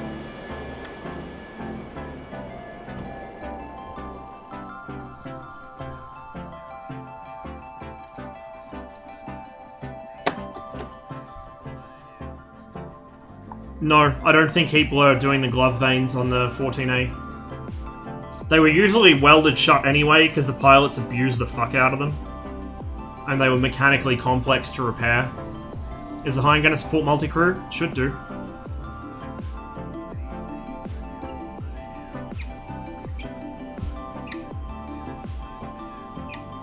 I'm pretty sure the intent is to have multi-crew in the Hind from the get-go, but don't quote me on that. It would certainly be a lackluster release, I think, if it didn't have multi-crew from the start.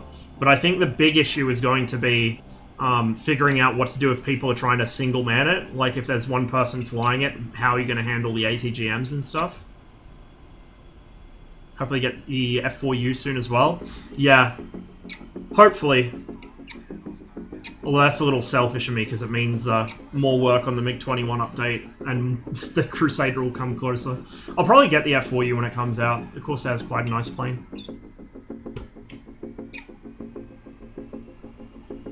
I'll definitely get the Crusader when it comes out.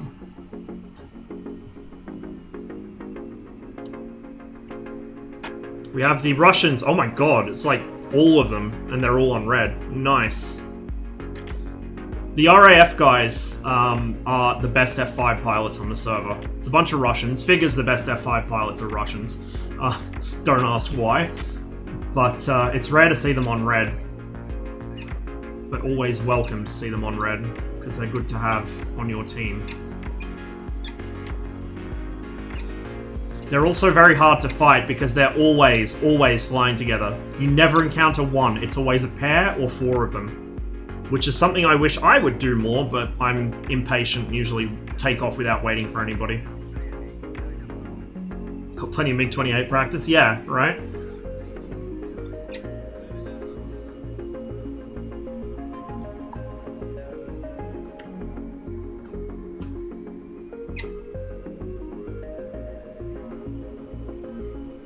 Let's make sure there's nobody on the runway. We should be good.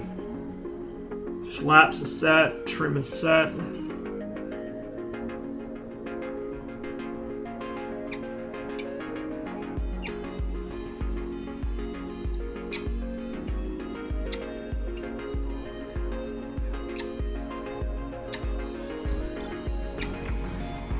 Well, we got one of their EWRs, that's a start.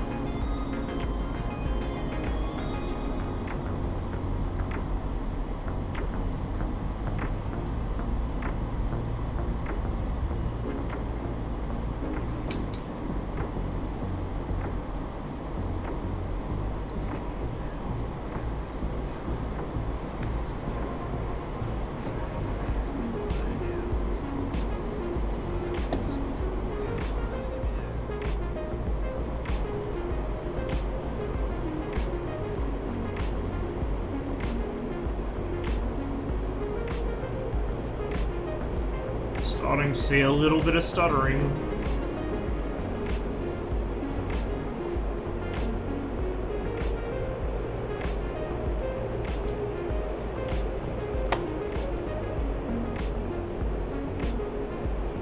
Played some of the Baltic Dragon campaigns? No, I don't really do single player.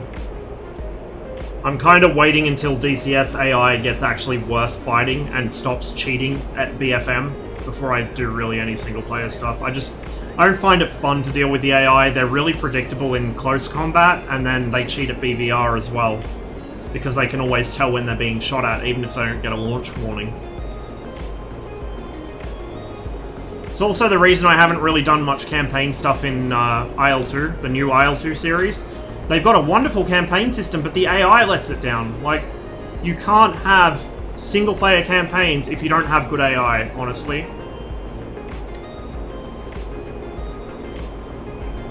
Even if you have a really good back end for the campaign, which IL-2 does, it's, you know, it's not really worth it if the AI doesn't make it fun to actually play.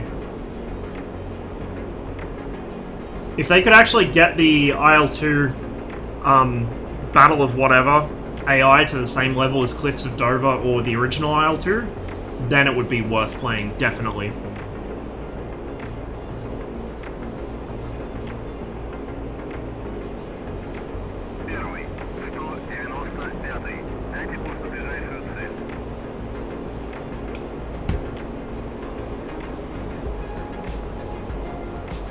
Tally 1 looks like an F5 just by the western end of Keshem.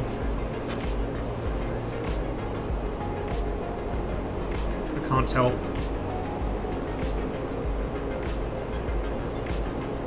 Is that an F5 or is it a Sushka?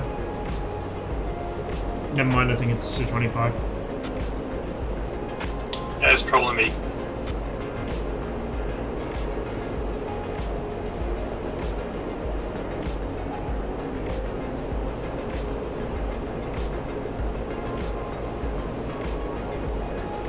Careful not to overspeed. I'm hitting the deck.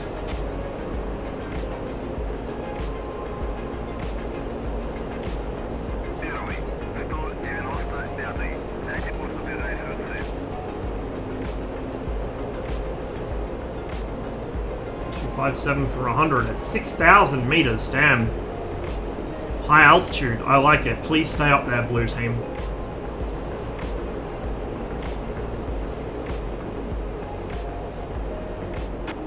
We don't have a single MiG-21, by the way. If I get shot down, I might switch over. We still have twice more players. Pair of 19s up my nose. Let's play the RAF, guys.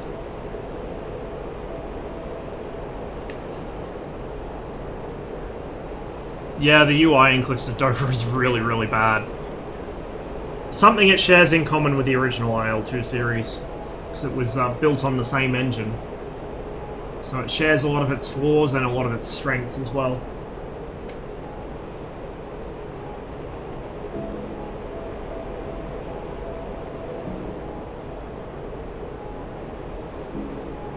Dust everywhere. Jesus. These, the white underside of the clouds makes it really, really obvious. Sorry, I know I'm shaking the camera. There we go. Oh, I just made it worse. Jesus Christ.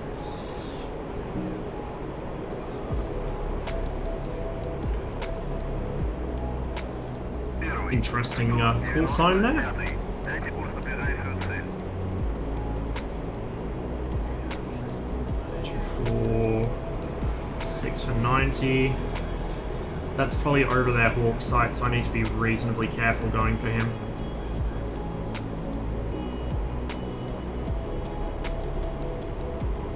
We have a cosmonaut coming in.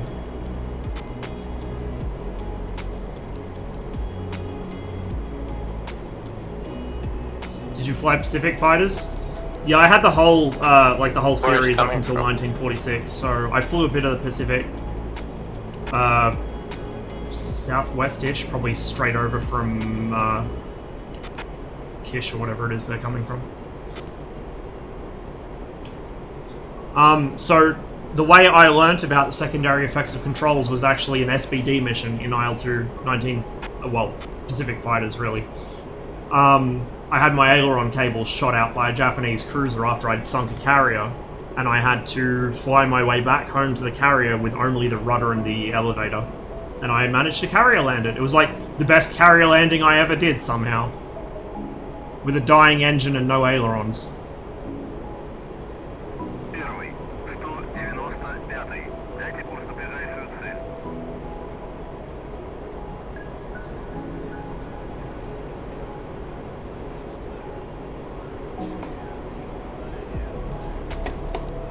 Kind of worried this guy's going to drag me over the Hawks. I have no SPO.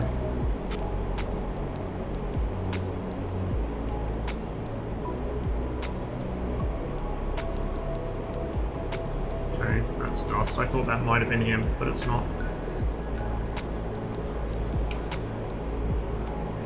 There's a contrail there that I saw for a second.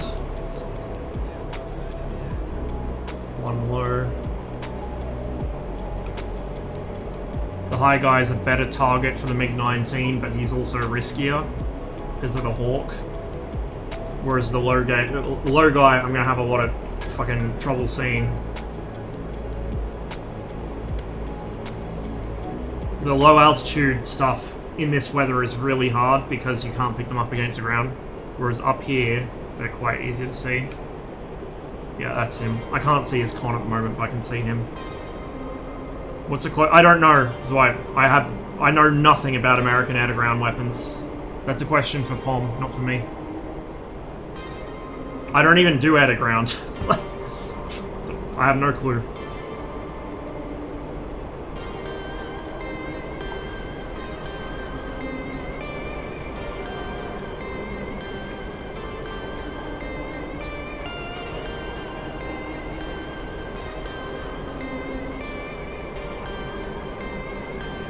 He must know I'm here, surely.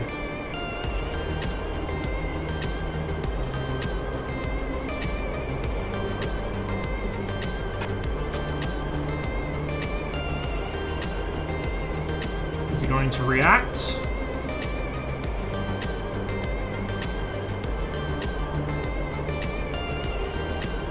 Doesn't look like it.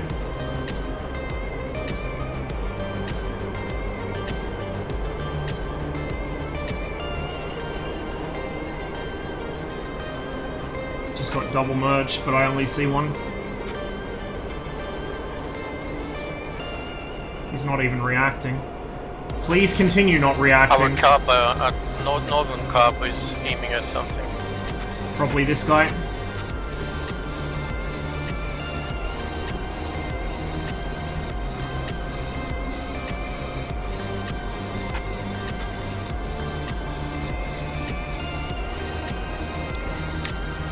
Box 2. Oblivious. Get rid of the wing tanks. I didn't realize I still had them on.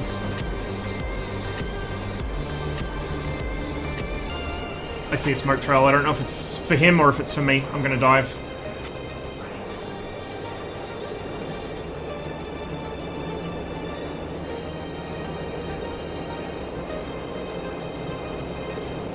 $161 for 18, 2,000 now.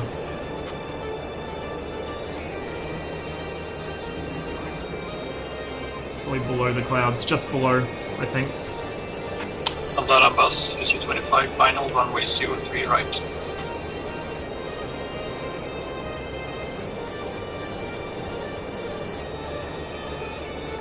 Первый. 195-й.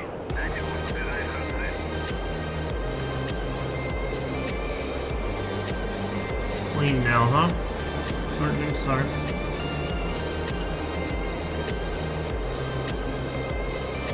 There should be one somewhere near where our EWR-4 used to be, but I don't see him.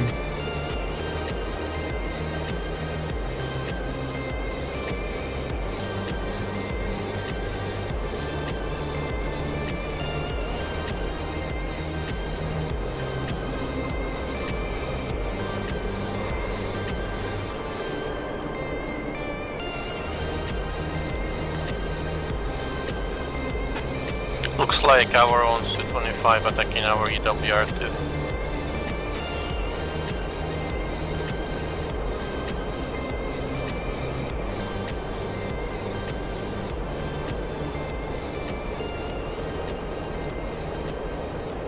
Первый. 195-й. Дайте курс на ближайшую цель. I think that F5 probably had his RWR in the wrong mode and may not even be on the right frequency to pick up GCI, because he would have definitely had callouts for me. But he didn't react at all. I was kind of hoping for a nice high altitude fight up in the cons. Oh well. I'll take kills where I can get him in the 19. Первый. 195-й. Дайте курс на ближайшую цель. Something went into the hillside up there.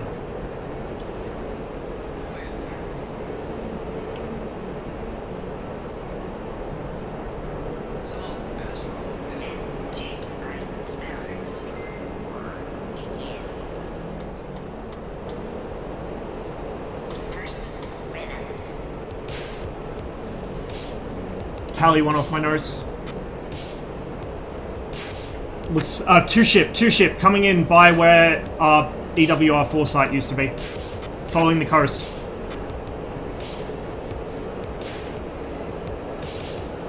Don't know if it's friendly or enemy. I guess we'll find out.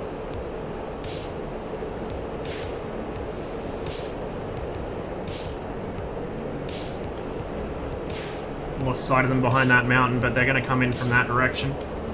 Try and slip in behind them if we can.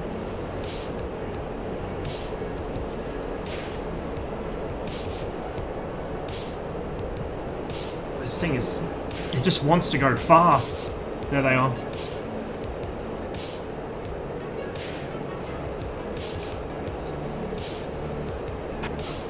Ross, you close to enemy WR site?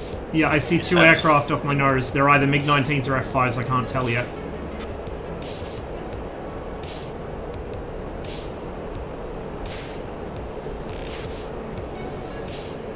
F5s.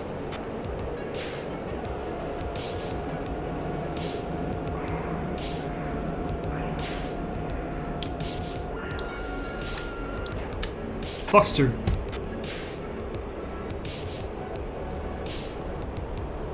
Ah, fuck. Missed. Okay, there's two F5s immediately west of Kesham over the water. Too far. I bled too much speed in that turn.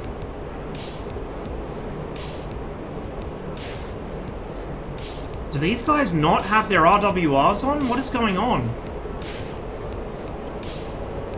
Okay, one of them's woken up.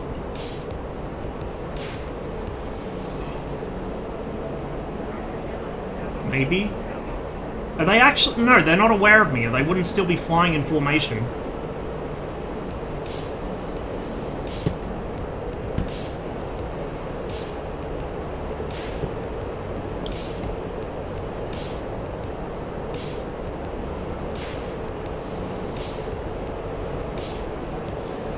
Two F5s coming in, nap of the earth, EWR 2 or 3, whatever's off my nose.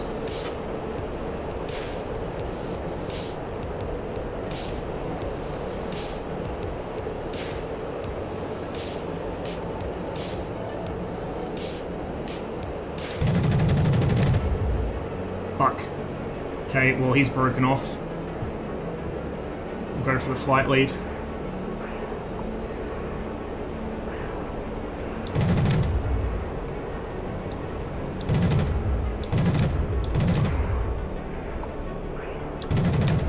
Come on.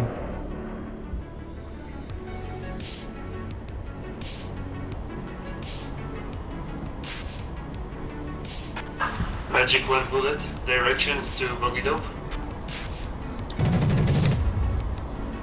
I have no idea if that hit him or not. Get out of this cloud. I don't think we have GCI at the moment.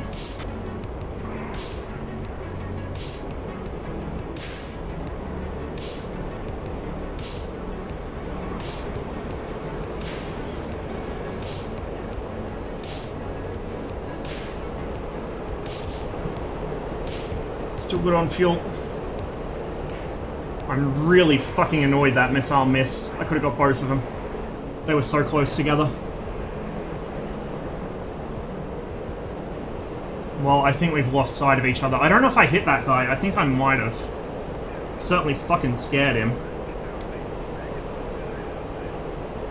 Gonna go up. Get above this cloud. Yeah, greedy.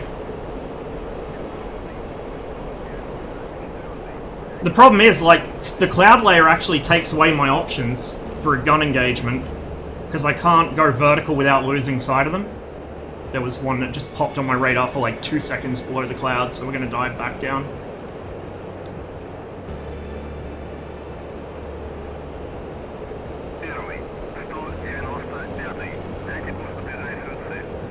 Ooh. Hello.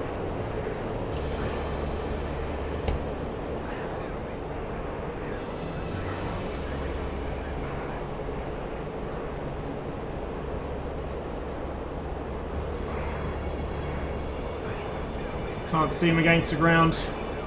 There he is.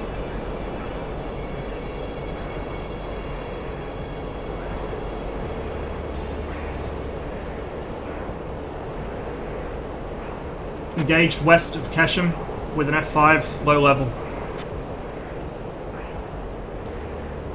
I can hardly fucking see him.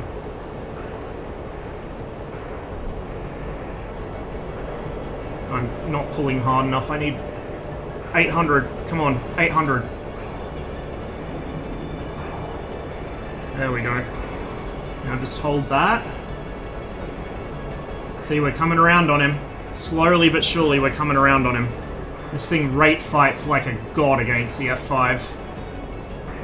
He's run out of speed because he was pulling too hard. He got greedy this time. He's going to go up. We're probably going to lose him in the cloud, but that's okay. If he stays up above the cloud, he's in our domain. We can fight him on a better footing up there than he can. Why are there no MFDs? Because this is a real man's plane.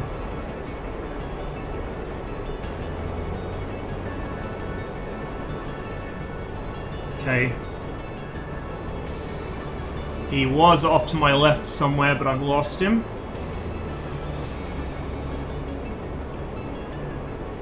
If in doubt, go vertical. He was over there. He was right on the edge of the radar field of view.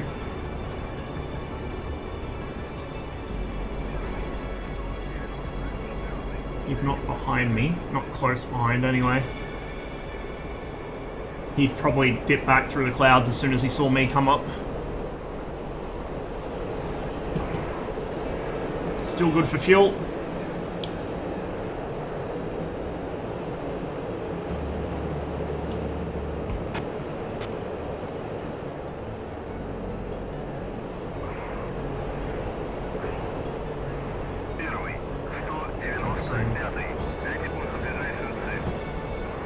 There we go.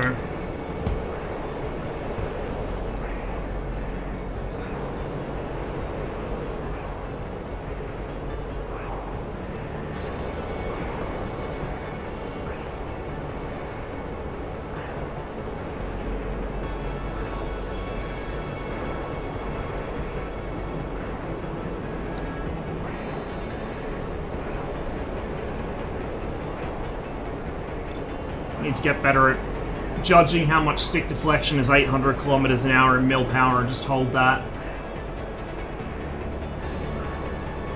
Getting slow, so we're going to back off the stick a little. Plug in some burner. Back to mil. Start cornering again.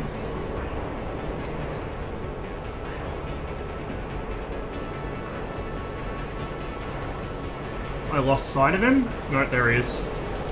The other thing to watch is that they don't reverse. F5 pilots love reversing. In fact, I just lost him. Unless he's trying to... There's somebody there, but I think that's friendly. Don't freeze, DCS. I can't see him. Either he's bugged out, or he dipped out of my field of view, and he's going to roll in behind me. So we're going to sprint away. We're going to go for whatever that is.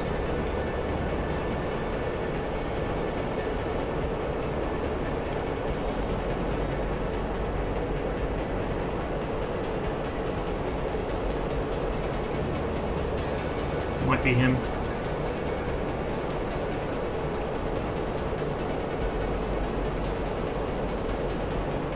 Mig, coming out of Kesham, look right. There's an F5 somewhere here. This is Viking, you're talking to me? If you just took off from Kesham, yes. Yeah, I'm at Kesham. Okay, I'm coming in probably off about your 4 o'clock. I was engaged with an F5 at low altitude about probably 5 kilometers north of here. He's still around. He's coming in over the small islands. Copy that. He's off your nose right now. Visual on you. That's him, that's him. I'm behind you. Go for him.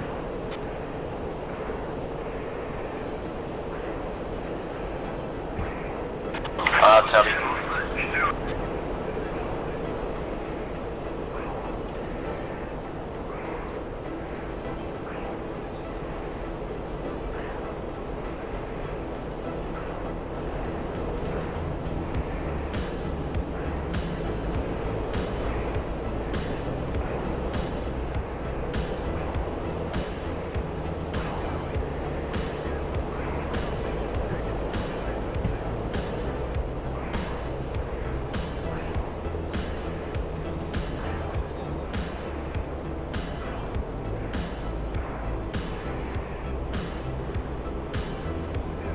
That's gonna cost me. Lost sight of him.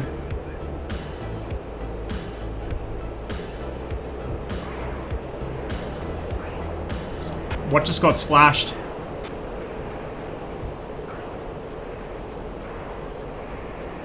Probably my teammate, knowing my luck. How's my fuel? Not great.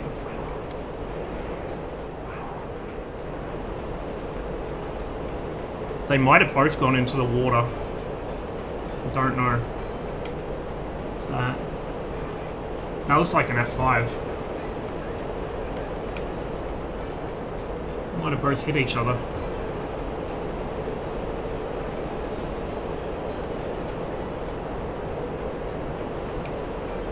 No, it's... They don't use their roll rate.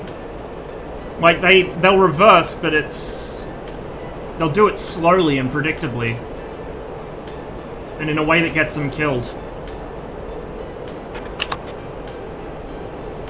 Seeing a burning aircraft tracking west off the coast of Kesham. almost certainly enemy.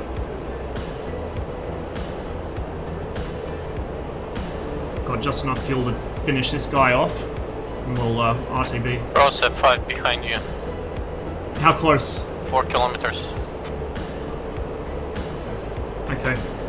Oh, my radar's fucking overheated. Good means.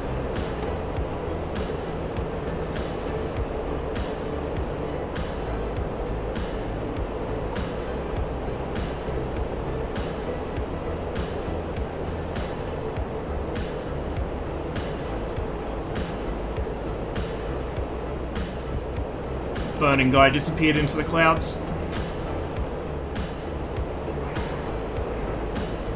I'm gonna RTB, I'm nearly out of fuel. Oh, I see the F5.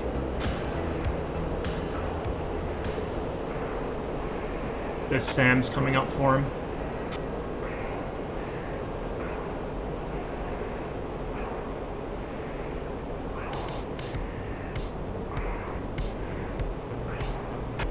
We actually have SA2 site nearby, so drag him as high as possible.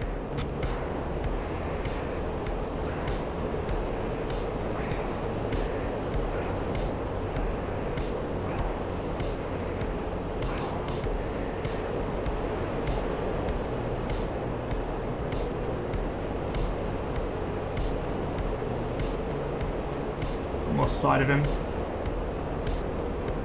I don't see him anymore, but I'm just gonna climb. He's behind you.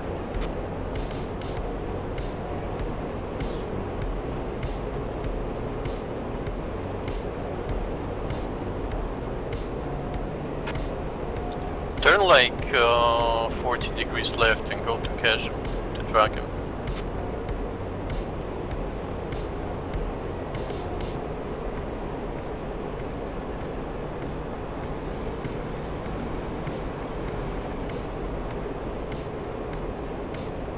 How close is he now? She actually lost you because of that turn. I'm very low on fuel, so I'm gonna have to land in a minute.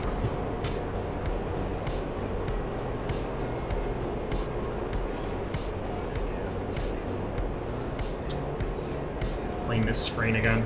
It's getting dirty. Yeah, it does still overheat. But it's not as rough with it as the MiG-21. You turn it off for a couple minutes and turn it back on. Sorry, I know I'm shaking the screen every time I do that.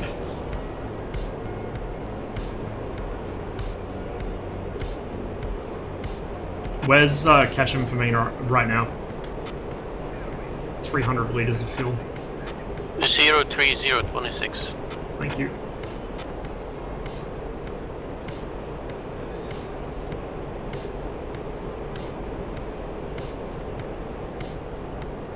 Did I hit that other guy? No, it's still only showing 1 kill, so I guess not. Сулин, ты на связи?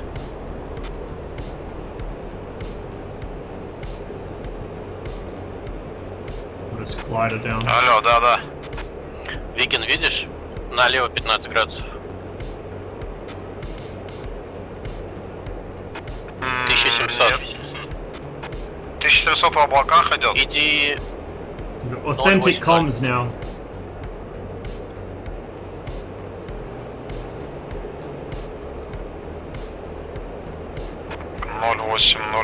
Zwipe, this is from 1956. Он в облаках идет, нижняя кромка, This fighter is from 1956, this version of it. The Americans didn't even have one of these. Сейчас от тебя Like, 048. This is high tech for 1956. No one's understanding your word.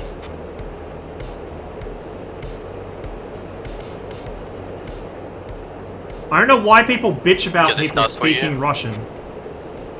You're still plugging up the frequency with that. Why not? He's telling somebody where an enemy is. Speak to people in a language they understand. Сулин 045.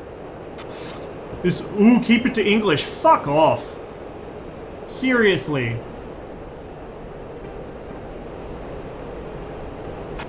If you need English, I can speak English, no problem. Can you speak Russian though?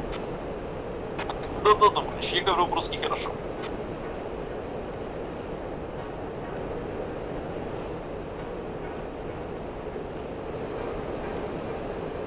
200 litres of fuel.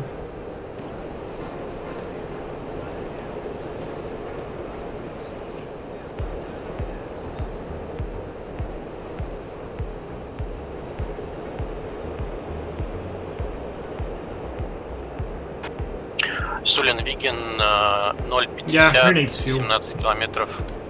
You missed it, Yink. Разворачивается направо. I glided in and landed with none. Принял, вижу. Last sortie.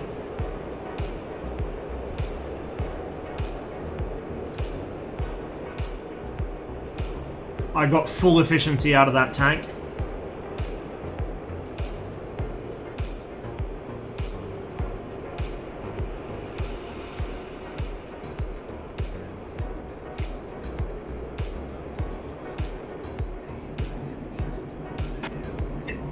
Bullet F5, 220, 25 kilometers.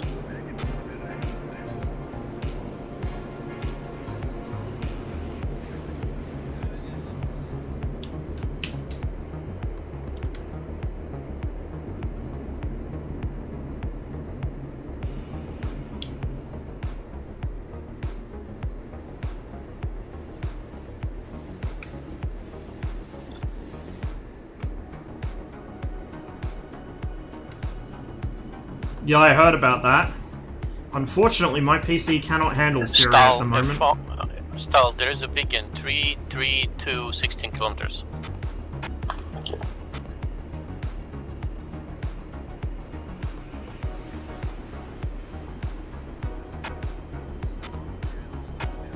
Белый, если ты на связи, на тебя сейчас 2 F5 придут с севера, уходи.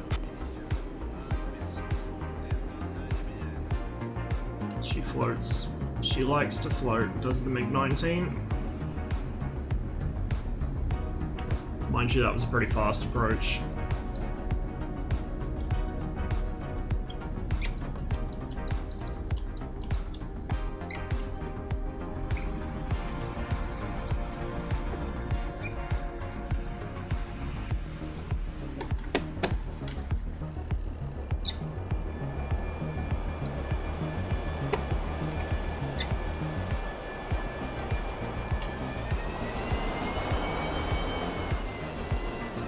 I don't know.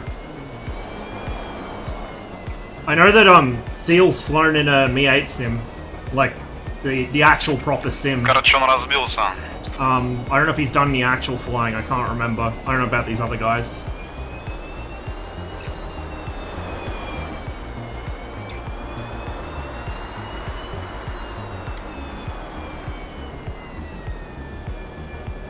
I really don't get the mindset of, oh, speak English. Like, he wasn't talking to this guy anyway. If he's talking in English, it makes no fucking difference. You know, even if he can understand it, it's not information for him, and he has no frame of reference for where this other guy is, so it doesn't tell him anything. Like, the fuck's the big difference, you know? Like, if I play fucking GCI and I know I've got Russian players on my team, especially if I know they don't speak English, I try and speak to them in Russian. You speak to people in what they fucking understand, if you can. And if you can't, then you don't bitch about it. Simple.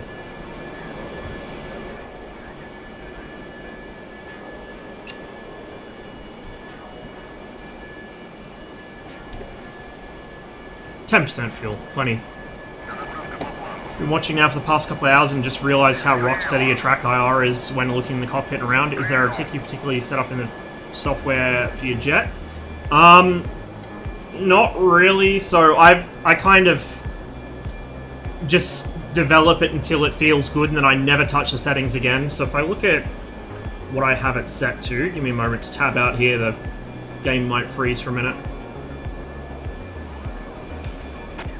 So this profile, I have like a one-to-one template, but I've moved the curves a bit. It's hard to really explain it. I'll have to maybe screenshot it and put it in Discord later. But the thing is with track IR, it's a really personal thing. It depends on where your head is in relation to the camera, how far away you are from it, things like that. So even if you copy my settings exactly, you'll probably get a different result. Really, the only thing to do with track IR is just play and play and play and move your head around a lot and get used to where the limits of it are and just fine-tune it over time. So my original profile was fine-tuned over the course of several years. I accidentally deleted it. This one has taken me about a year to tune. And it still has moments where I feel like it could improve. I also use precision mode, which I know a lot of people don't. Precision mode makes it a bit laggier and it makes the movement slower. But it also means that if my head stops moving, so does the track IR. If you turn precision mode off, it tends to overshoot then undershoot, so you get a lot of like back and forth going on. I don't like that. I find it really difficult to actually keep my eyes fixed on something when the screen's swinging around, so I use precision mode anyway.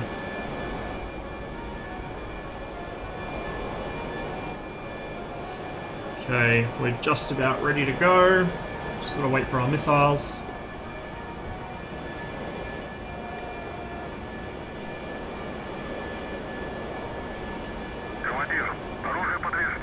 Yeah, I do need to back all my stuff up. I keep forgetting to do it for DCS settings. Whoa! I love that sound so much.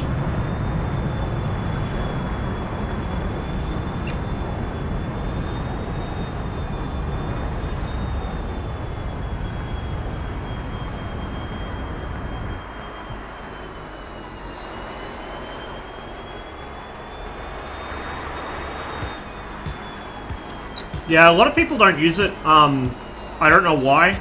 I guess it does look smoother without precision mode on, but that's just because it tends to move faster. The precision mode seems to make it, you know, kind of stutter a bit, but I can cope with the stuttering better than I can cope with the screen swinging around like a drunk.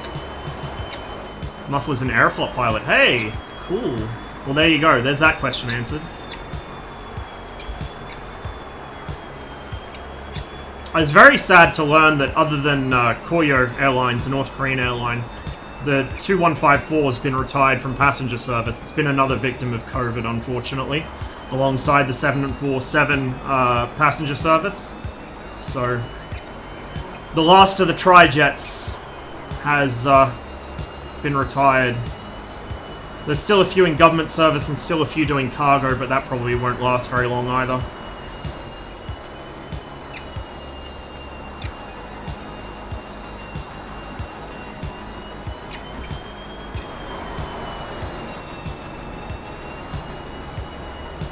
The low overcast really adds a whole other dimension to this mission.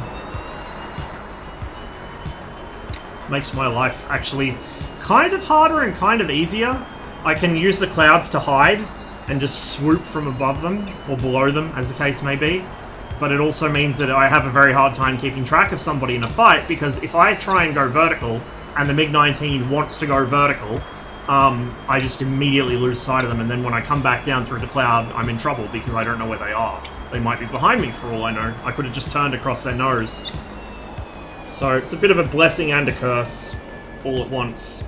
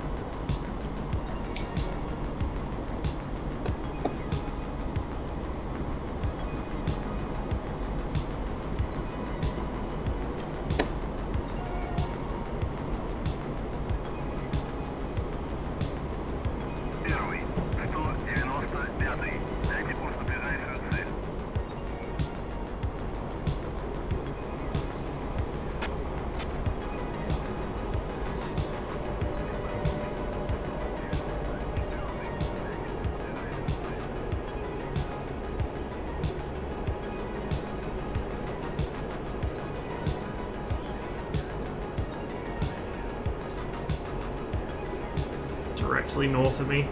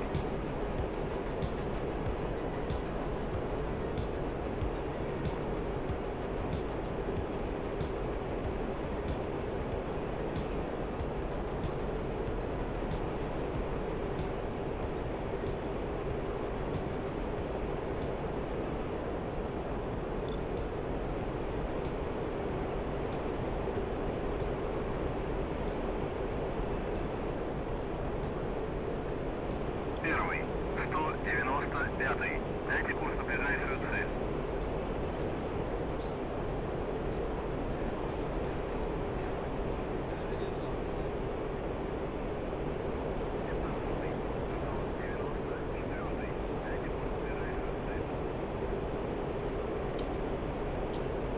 Отказ систем.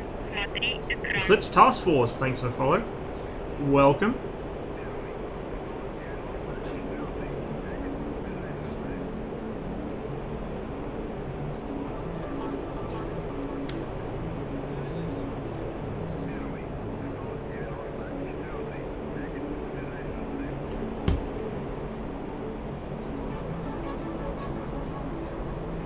That might be friendly, but we'll go check it out.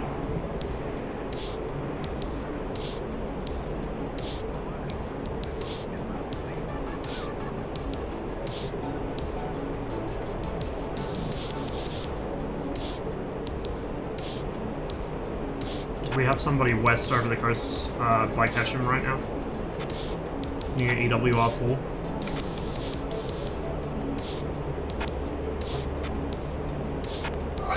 Near enemy WR to make the Yeah, okay. fives.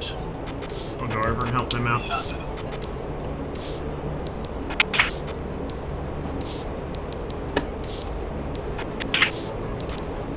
Zero, Billy, I'm can I speak? by the enemy. Да.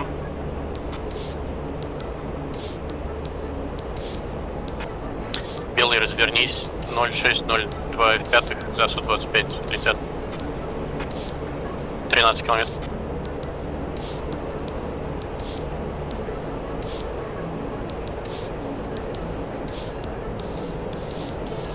I'm heading east on the coast towards Chris Island. I got 2 F5s on the tail.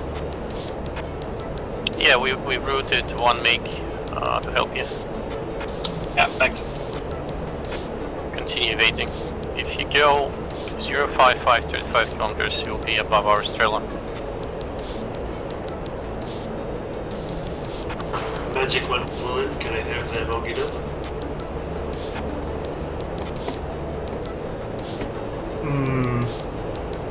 I might need to turn the What's the radar call off. It's sign not again? Ah, cooperating.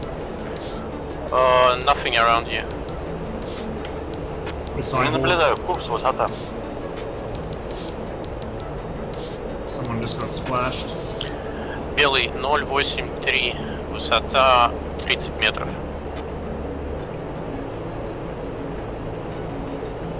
Okay, that white streak. Oh no, that might have been a missile. It might have been 21 afterburner. See, what am I looking at?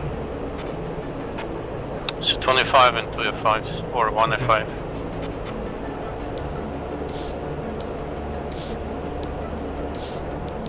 I think they wasted all their missiles on me. Белый, у тебя на носу должно быть 2 F5, где-то они исчезли с радара.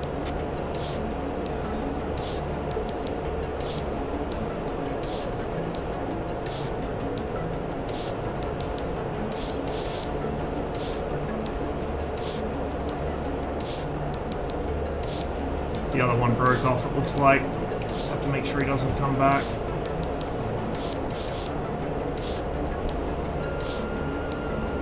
Tally 2. Ross, he's in front of you, make merged with F5. Yeah, which one's the F5?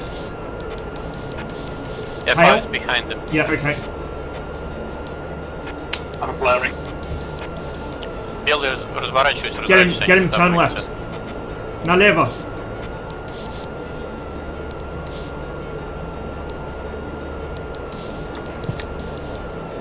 Fox 2, probably too far. Anybody know how you jettison weapons in SU-25T? 2 F5s here.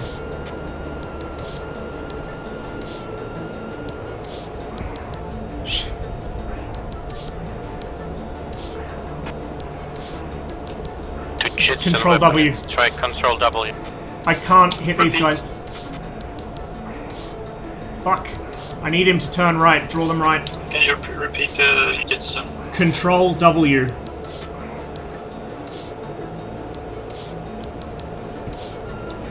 Fox 2. Splash 1. Okay, Skyrider left. The F5 just ran into him. What a genius.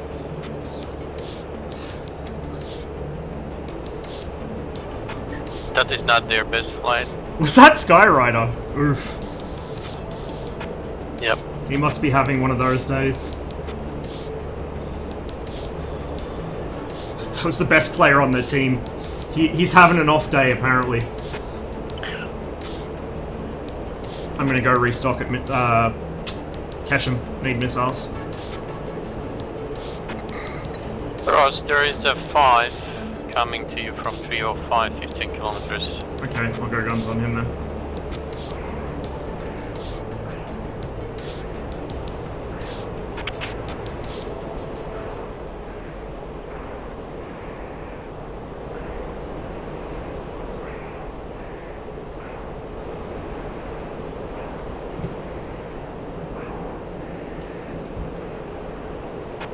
On your nose, Ross, to the 11. I think I see. Yeah, I see him.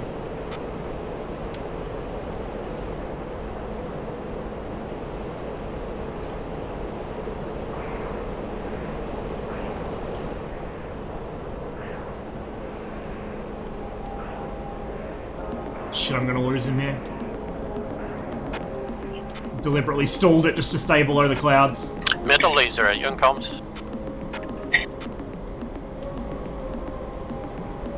Get that speed back.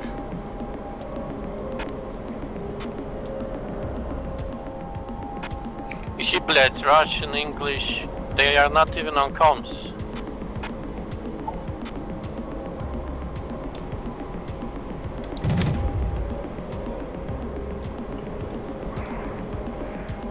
I could use a hand with this guy.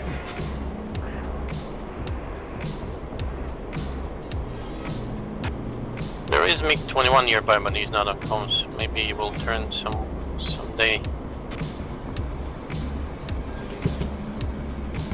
Wasted one missile. Waste the other one, bitch.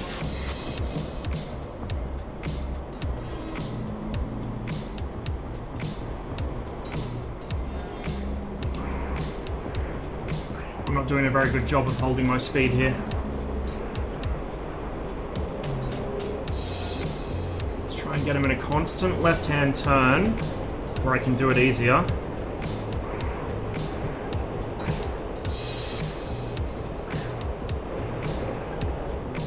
Lost sight of the F5. Oh, never mind, he just wasted his other missile.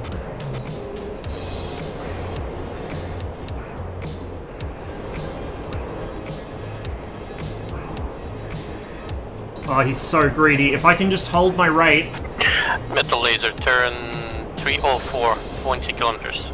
If I can just hold my rate, I'll get him. He's so greedy. Look how slow he is. He's gonna stall himself. He's really, really greedy. Another MiG coming. Fuck, I lost sight of him. 40 more seconds. Continue Never mind, I circle. see.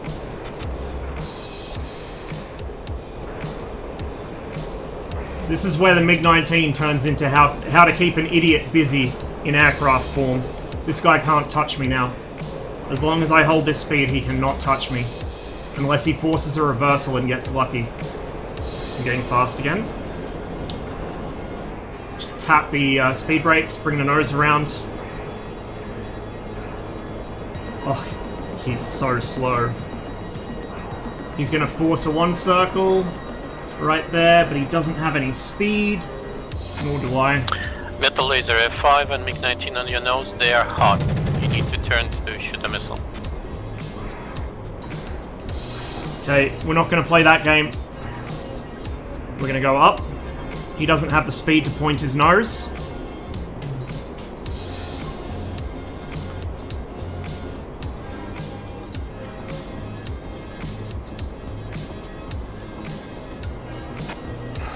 Rose, try to bug off missile coming, I think.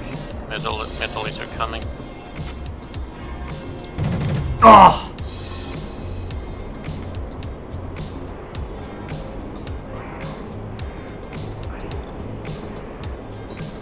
Yeah, I see him.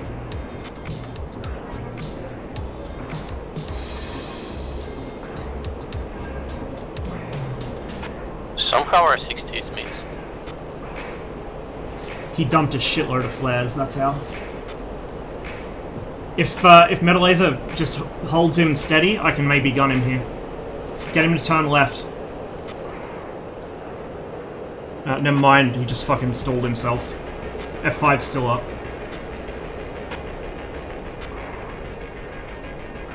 Womp, womp. Lost side of F5. Don't freeze, DCS! Continue Sorry. left circle.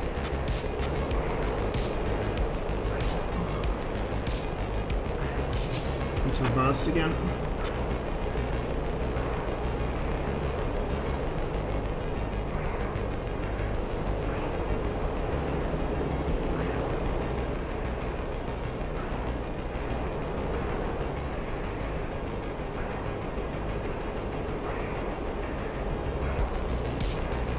So slow. All I need to do is not get greedy. Don't pull too much lead. Now. Fuck. Spent it too late. But he's super slow now. He's going to one circle. He might cross the guns here. Fuck! Come on! I don't have the ammo for this. I'm so sloppy with this thing today.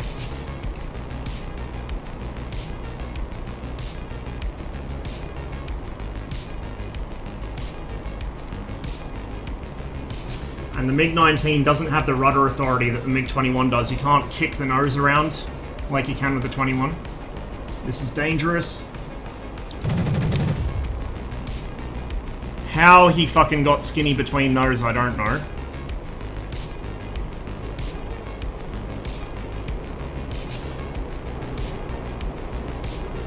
Alright, 10 rounds left. I'm disengaging. Going high. F5 is really slow.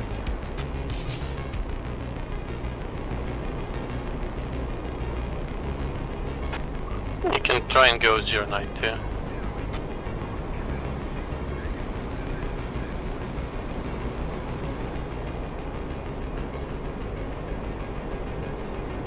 Well, that was a clusterfuck all round.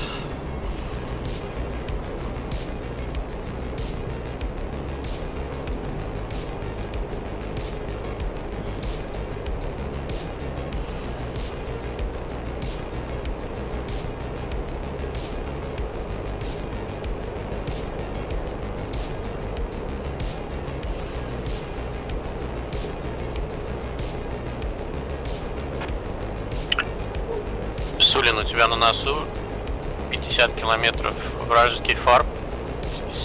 This population, pretty good. We're outnumbered. Туда не летай, там не очень хорошо будет. Не летай над ним, и вокруг него вот CR-21, 22, там они могли что-то поставить. We got rid of him, I think. Should be good to go home now. Понял, спасибо.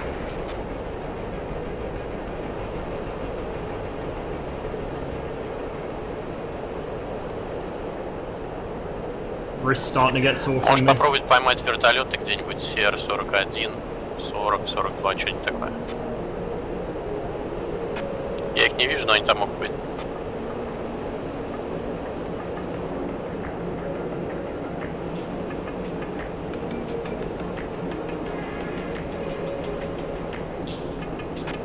Ross, he fucked off. Yeah, I'm gonna land and rearm.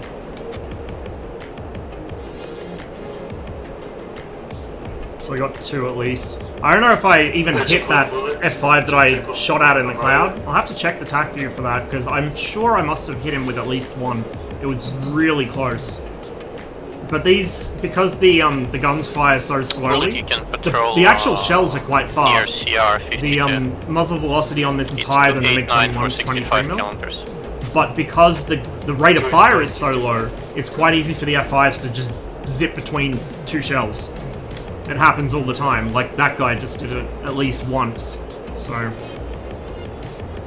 With the MiG-19, high aspect snapshots aren't really as reliable as they are with the 21, but if you do hit them, they will just dissolve into pieces. You really want to get behind people. Сулин, есть двигатель на перехват 282, 50 километров. And that was my mistake there. I got too greedy trying to follow the one circle game lane because I'm used to that from the MiG-21, and I just Он wasted all идет на my ammo. 5000. Понял.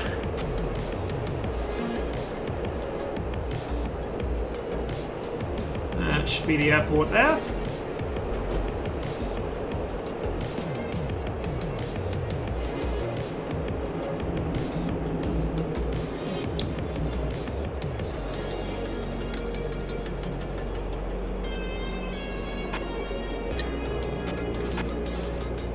Так, Виген что-то почуял, иди 273, он немного развернулся вправо.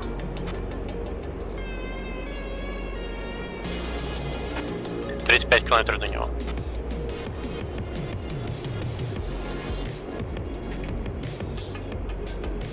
A couple of 21s. 21s are more capable aircraft, definitely. But the 19's fun to fly. And I do need to get better at this thing, and the only way to do that is by flying it more. But we probably will switch to the Сулин, 21 можешь in a попробовать bit. на радаре, эту елку, наверное, видно будет. Either if I get shot down or maybe next to Down Lee, the I'll swap over. Ныряет. It is a beautiful aircraft, absolutely gorgeous. The silhouette of it, like the full planform silhouette, is just incredible. Сулин 267, 17 километров. У меня тут впереди гора, и я как бы упираюсь вообще прямо в нее. Ага, он за горой. Я тогда гору справа попробую войти.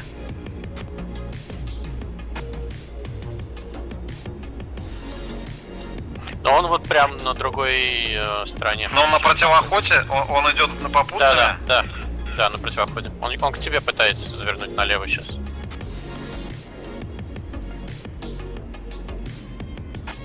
Нормально, 6 ему заходишь, хорошо. Он на 1750 опять в облаках. Ты сейчас должен его видеть, он тебя на носу чуть-чуть слева. Еще левее. Еще левее. Oh, that could have been ugly. На носу 2 У меня километра. облака, не вижу облака. Еще левее, еще левее. Он в тумане идет, проходит. походу. Да. Ты попробуй радар. Да, радар я не включал, он, блядь, FPS сажает. Вправо. 5 I градусов don't have my вправо. radar on because of the FPS bug. That's what he just said. He's trying to find somebody in the clouds.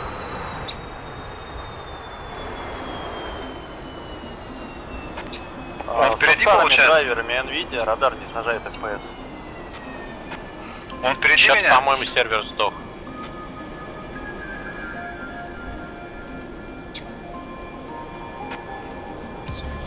У меня у всех скорость упала до 0.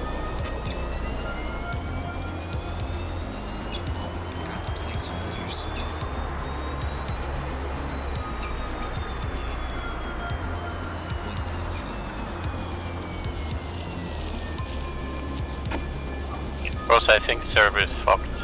Try to do a chat message.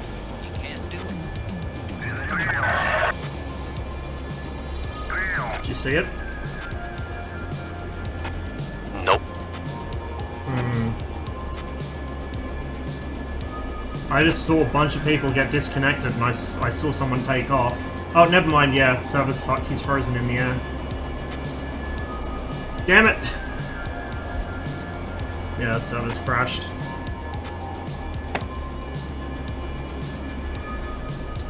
Ah, we were on such a good run too.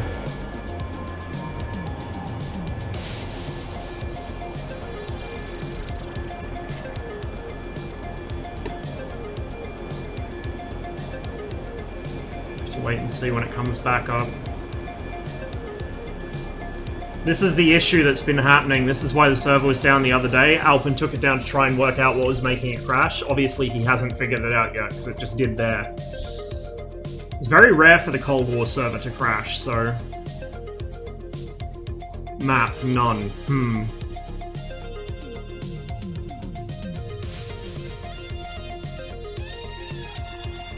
Yeah, that server's fucked. We'll see if it comes back up. If it doesn't, I might have to do something else. Actually, if it doesn't come back up, I might do some IL-2 for a bit.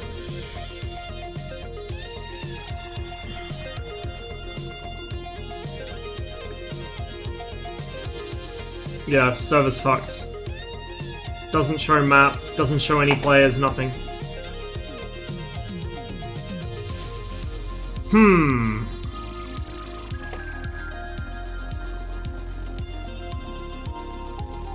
I'll give it another couple minutes.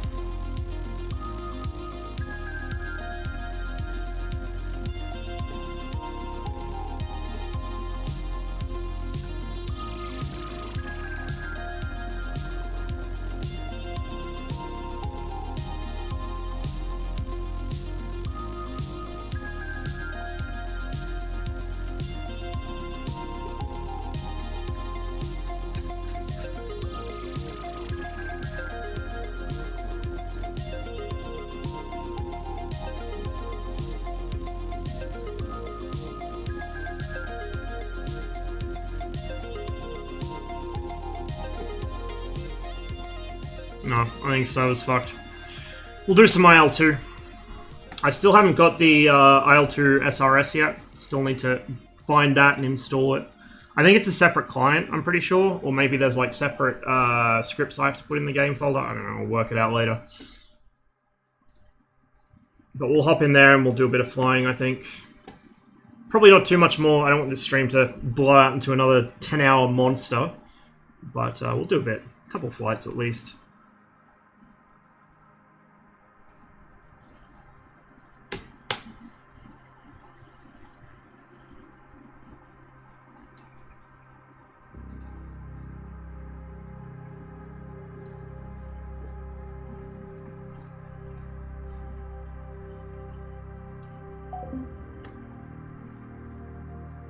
The Hurricane? Yes, I did buy it. I just gotta find a server that has it available.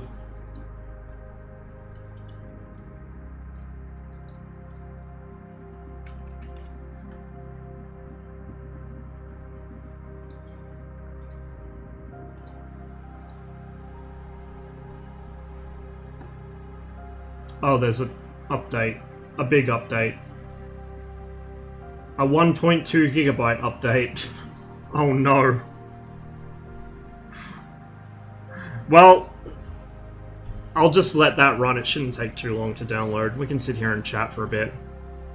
You'll have to forgive me if I don't have my normal chatting screen up. I don't want to rearrange the green screen, so we'll just leave the BRB screen up. Be interesting if ED does an F4 Phantom or F8. The F8's happening. That's Magnitude 3, the guys that did the MiG-21. They're doing the F8. The F4, I suspect, won't be ED. I know someone's probably going to pick it up, but I suspect it won't be ED. Because they kind of... Belsimtech were working on it before they got merged back into ED, but the project got sidelined when that happened, so... They had some of the art done. I don't know if any of the code was done. Probably not. So I'm not sure what they're going to do with it. I'm kind of surprised they didn't at least use the art assets from that. Like, they had the external art done, or at least mostly done. Kind of surprised they didn't use the art assets that they developed for that for the F4 AI. Seems like it would have been a sensible thing to do. How about the F-15E? Razbam are working on that.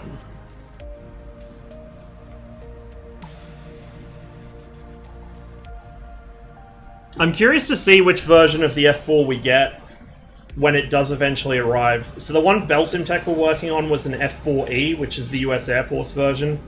I think it had some of the 70s and 80s updates, but it didn't have like MFDs or any of that fucking garbage. It was, you know, a proper Phantom.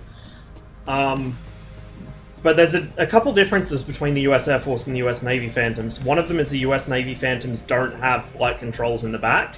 The US Air Force Phantoms do. So in the Air Force Phantoms, the backseater can technically fly the aircraft. In the Navy Phantoms, he can't. He has no flight controls at all. One of the other things is the F4E, I believe, would have had slatted wings. I think that started with the E, or maybe the model before. I want an early Navy Phantom. I want an F4B. No gun and no wing slats, because that will really fucking separate the boys from the men.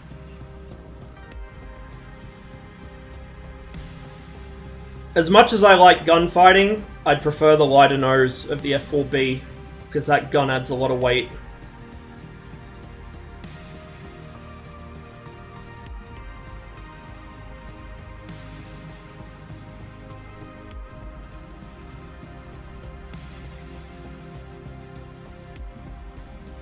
Vietnam era dogfights. Yeah, we just need a Vietnam map, because, I mean, the MiG-19, we have a P. The MiG-19S is what we need for Vietnam.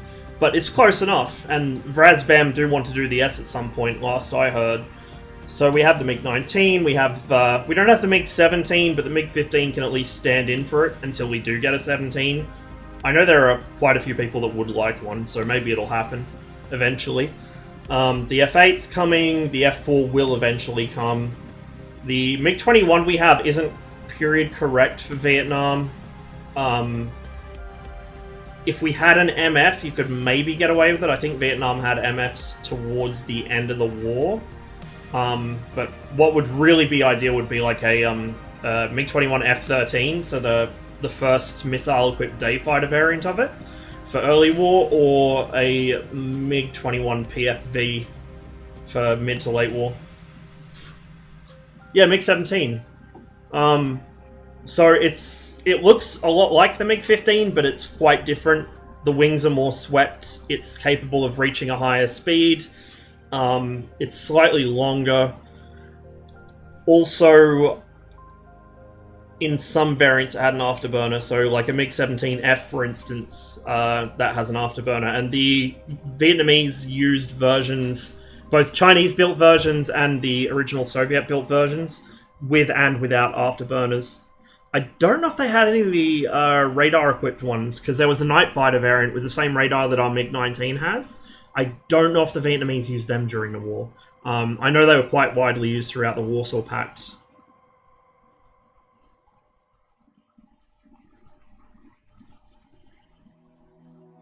Gun was also mostly useless. Improving missile combat tactics was what actually improved kill ratios. So tired of the "but my gun" meme. Yeah, I mean, you can really see that in DCS. Like, that kind of sounds dumb if you think about it, but you know what I mean. Like, you can see that people are way too eager to let their missiles go. Hell, I do it. Like, how many times in the MiG-19 do I fire from too far away?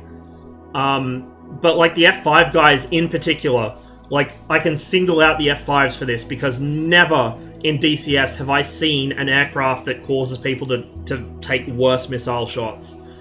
It's not like the F5's bad at shooting missiles. Fuck, the AIM-9P is a good missile, and the F5 can uncage it. Like, the F5 gives you every bit of help you need, but they fire them too close, they don't uncage them, they don't wait for a solid tone, they fire rear aspect only missiles from front aspect. Like, they just... If the guys that fly blue on the Cold War server, they're like, don't get me wrong, I don't want to shit on blue players in general, too much. But, like, Blue has some really good pilots. They have some good pilots who are bad with missiles, and then they have some bad pilots. The good pilots who are bad with missiles tend to be more of a threat once they are down to gun. Whereas, you know, the really good pilots, they're dangerous all the time.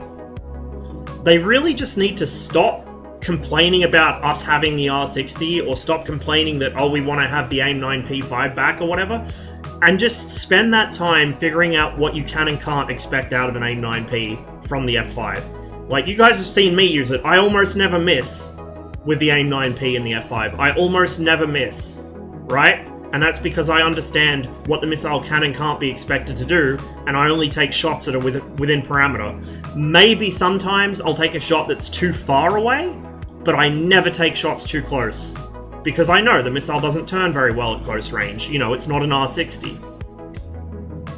Is an F-105 something you would have liked? Absolutely, I'd love a THUD. And I think somebody was planning to do the THUD, but that was like something I heard third hand a year or two ago, so it might not be valid anymore. Hey Kuno, F-111 would be fun. It would indeed. I would love an F-111.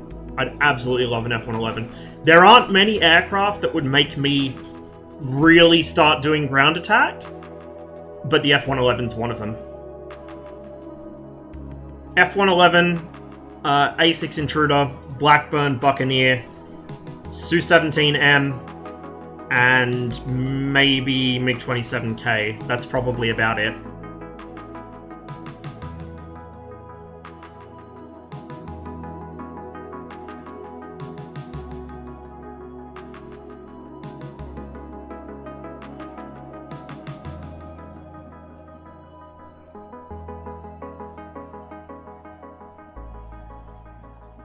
The jet was a fighter, or sorry, the 105 was a fighter bomber. So it was ostensibly able to do air-to-air stuff, but it wasn't very good at it. It was very good at going fast in a straight line, but it wasn't very good at much else. So what it did fantastically well was it was a really good bomb truck because it had enough power to reach a high enough speed with bombs that the MiG-21 struggled to really maneuver with it. Now, take this with a grain of salt, because this is from the American reports, and I've heard conflicting information from the other side of the fence, but allegedly the MiG-21F, the early variant, the stick forces became untenable once you passed about Mach 0.95 below 15,000 feet. According to the Americans, the aircraft was uncontrollable. Like, it was buffeting and just the stick forces were immense. Now, I've heard from the other side that like, the Americans need to just lift some weights, basically, was the statement made. But in any case, the 105 was quick enough with a payload that it could actually outrun some of the slower fighters, like the MiG-15, or well, the MiG-17, and maybe even the 19 if it had enough of a, enough advance warning. It also had a very high ground clearance because it had very long, spindly undercarriage, so it could carry a lot of bombs underneath itself. You could get kind of like, I think the F5 can do it too, with the triple ejector racks under the fuselage. The 105 can do that. It was really optimized for sort of low-level strike during the Vietnam War. That was what it mostly did. For an F-105, we would need proper napalm for any of the Vietnam jets, honestly. Like, even for the 104. Or, not the 104, the F4. Fuck, actually, yeah, even for the 104. Anything that era, we need fucking napalm. The MiG-23 should be able to carry napalm as well. It has incendiary bombs, the ZAB 500, and then it has the ZB 500, which is just a napalm tank. Like, see F-105 replace the Viggen on Cold War? Yeah, that actually is a pretty good shout. I think some missions should still include the Viggen. Maybe have like a... See, this is why I wish DCS could do more than 2 coalitions, so you could have a 3-way punch-up between NATO, Sweden, and the Soviets. Likewise, you could do some really sweet Balkan scenarios with NATO fighting the Yugoslavs, fighting the Soviets, that kind of thing. But you could bring in Viggens for some missions, like have one maybe that takes place ostensibly somewhere around the coast near Sweden, and so the Swedes are either, kind of flying independently against red, or they're actually flying with blue against red. Su-11. The Su-11 would be interesting, but I prefer a Su-15. The Su-11 was quite limited as an interceptor, whereas the Su-15 was really the backbone of the Soviet interceptor force for a very long time. Everyone says, oh, I want a MiG-25. No. Before you get your MiG-25, give me my Su-15. Like, the fact we don't have the primary interceptor of the PVO, even as an AI in DCS, is kind of bad. We really need one. At least an AI, but I'd rather have a flyable module. The only problem there is that the Su-15 was never exported, so the only place you can find it is in Russia or Ukraine, basically. Those are the only 2 former Soviet republics that retained it after the collapse. All the rest sent them back to Russia. So, that's the only place to find survivors. There aren't many surviving airframes, as far as I know. And a lot of the documentation's either still classified or has been lost. Mirage F1, AvioDev are working on that. Those are the guys that did the C-101 trainer. Although I think, I'm not sure how big their team is. I think they have a fairly small team. And they're really kind of focusing in on improving the C-101. I mean, the last screenshots I saw shown off of the F1 cockpit were from like before 2.5, so... Or in fact, they may have even been before 2.0. So they've had it in the works for a long time, I just don't know if it's going to come out anytime soon. Whoever makes a Su-15 would need to make an AI-747 to shoot down, and a 707. And a CL-44 so we can practice our ramming attacks.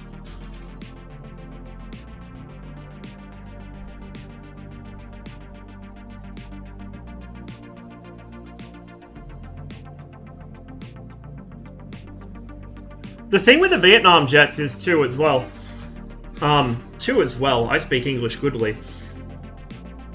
It's not just Vietnam. Like, the Vietnam era jets were going to be the front line of combat in Europe throughout the 60s, 70s, and even the early 80s. You know, it wasn't just Vietnam that those jets saw service. So if you wanted to have a Cold War gone hot scenario in Europe, you're using those same jets. Maybe not the THUD, because all of them were killed in Vietnam. They retired it very shortly afterwards. Mr. Grushin and his toy rocket saw to that thing being retired. But, you know, things like Phantoms. F-104s saw limited service in Vietnam, but they were very widespread in Europe. The F-101 saw limited service in both. It was kind of phased out quite early. It was mostly used for reconnaissance in Vietnam. I'd actually love an F-101B, but I'm biased because I want to see F-101. So if we had an F-101B, I could make some Canadian liveries for it. That is a massive jet. Like, you never really realize how big the Voodoo is until you stand next to one. It's enormous. Visited the Aviation Museum in Kiev recently. Don't remember seeing a Su-15. I know that they do have one somewhere. I don't think it's in Kiev. I think it might be at Belbek. Like, it might be it's... I don't think it's a Gate Guardian. I think it's on, like, a museum on the grounds of the old base there or something. I don't know. Because they were based out of Belbek and Kramatorsk, I think. And they retired them in 1996. I know that there's a couple of survivors in Russia. I've seen... It was Veritek posted some of his photos from when he went over to see Max. And he had photos of a couple of Su-15s just on display. Static display, obviously.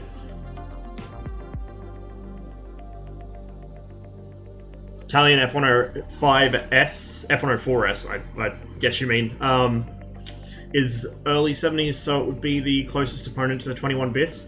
Yeah, it'd be an interesting matchup. It would be an interesting matchup.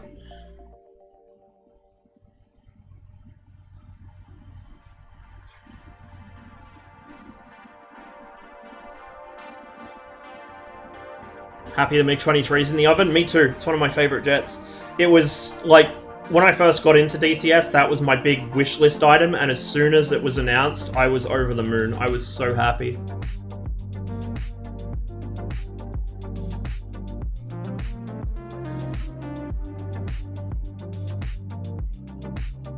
Yeah, that could present a problem, unfortunately. Goddamn politics getting in the way of aviation nerdery.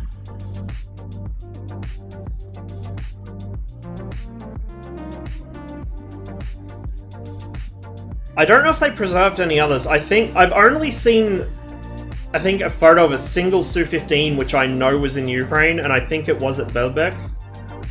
And then I've seen a couple from Russia. I think at least 2 of them might be in the Museum of the Great Patriotic War, and there would have to be one at Menino, surely. Menino probably has 2 or 3 of them. They have 2 or 3 of everything there.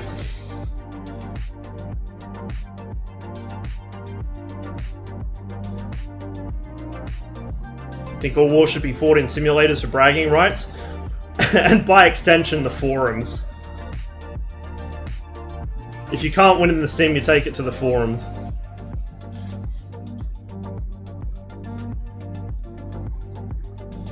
Looks like we're going to get a G91 off the MB339. The G91 will be interesting. It'll be fun to fill out the roster and add more depth to the Cold War jets, but I think a lot of people kind of don't realize that the G91 has a lot of the same problems the F5 has, but worse.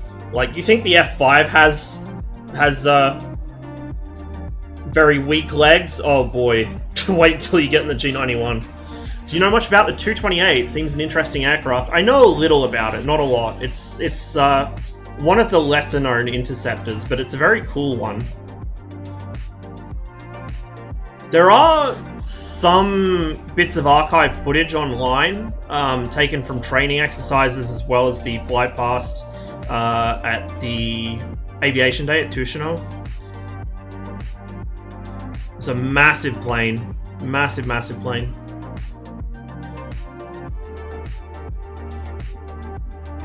When the Western observers that usually would go out to the aviation days, when they first saw it, they actually thought it was a medium bomber.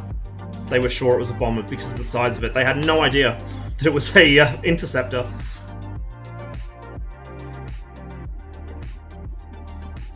I actually, I've developed quite an interest in the early interceptors. Like, the Su-15 is kind of my baby. But things like the 228... which, by the way, you might know it for those of you who are like, huh? 228? What? Isn't it 128? It's actually both. So, there was a bit of a rationalization that went on within the design bureau when they kind of realized, we've already numbered aircraft into the 90s and 100s. Maybe we should kind of continue that. So they added a 1 to the front of it to make it continue in series. But that, the ACT-28P, very cool planes.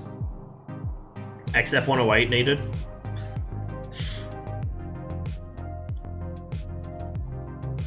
Yeah, and then they can add like actual fuel logistics to the server, and one flight in the XF-108 can burn up the entire fucking supply.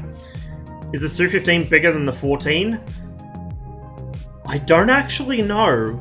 It might be slightly longer, but I'm pretty sure it has a narrower wingspan. Certainly it has a narrower wingspan than the Tomcat's wings extended, but I think even with the Tomcat's wings swept, it might be narrower.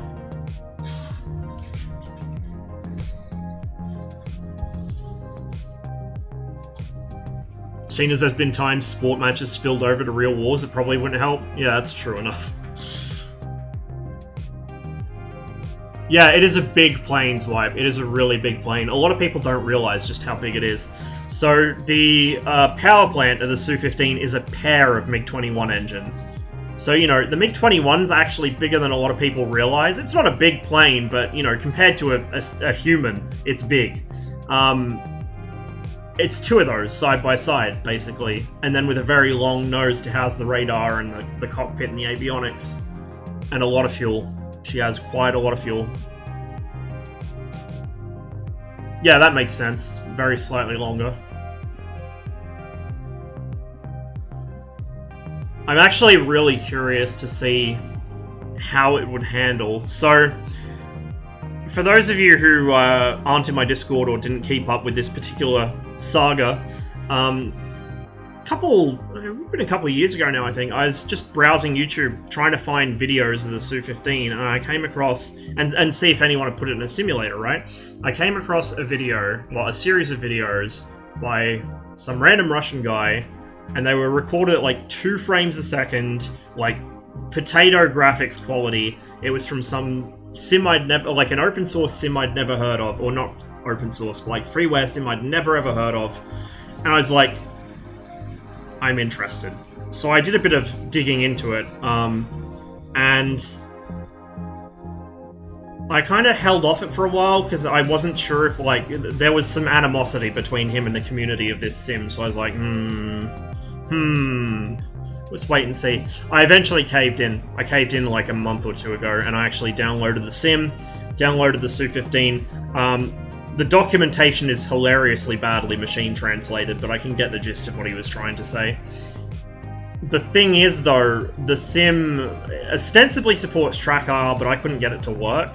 And so I'm so used to TrackIR now, I can't fly without it. And especially if I'm trying to like look around the cockpit and flip switches and stuff, which you have to do in the Su-15. Couldn't do it. And it also, the way he bound it up, like, this is one of those only in Russia things.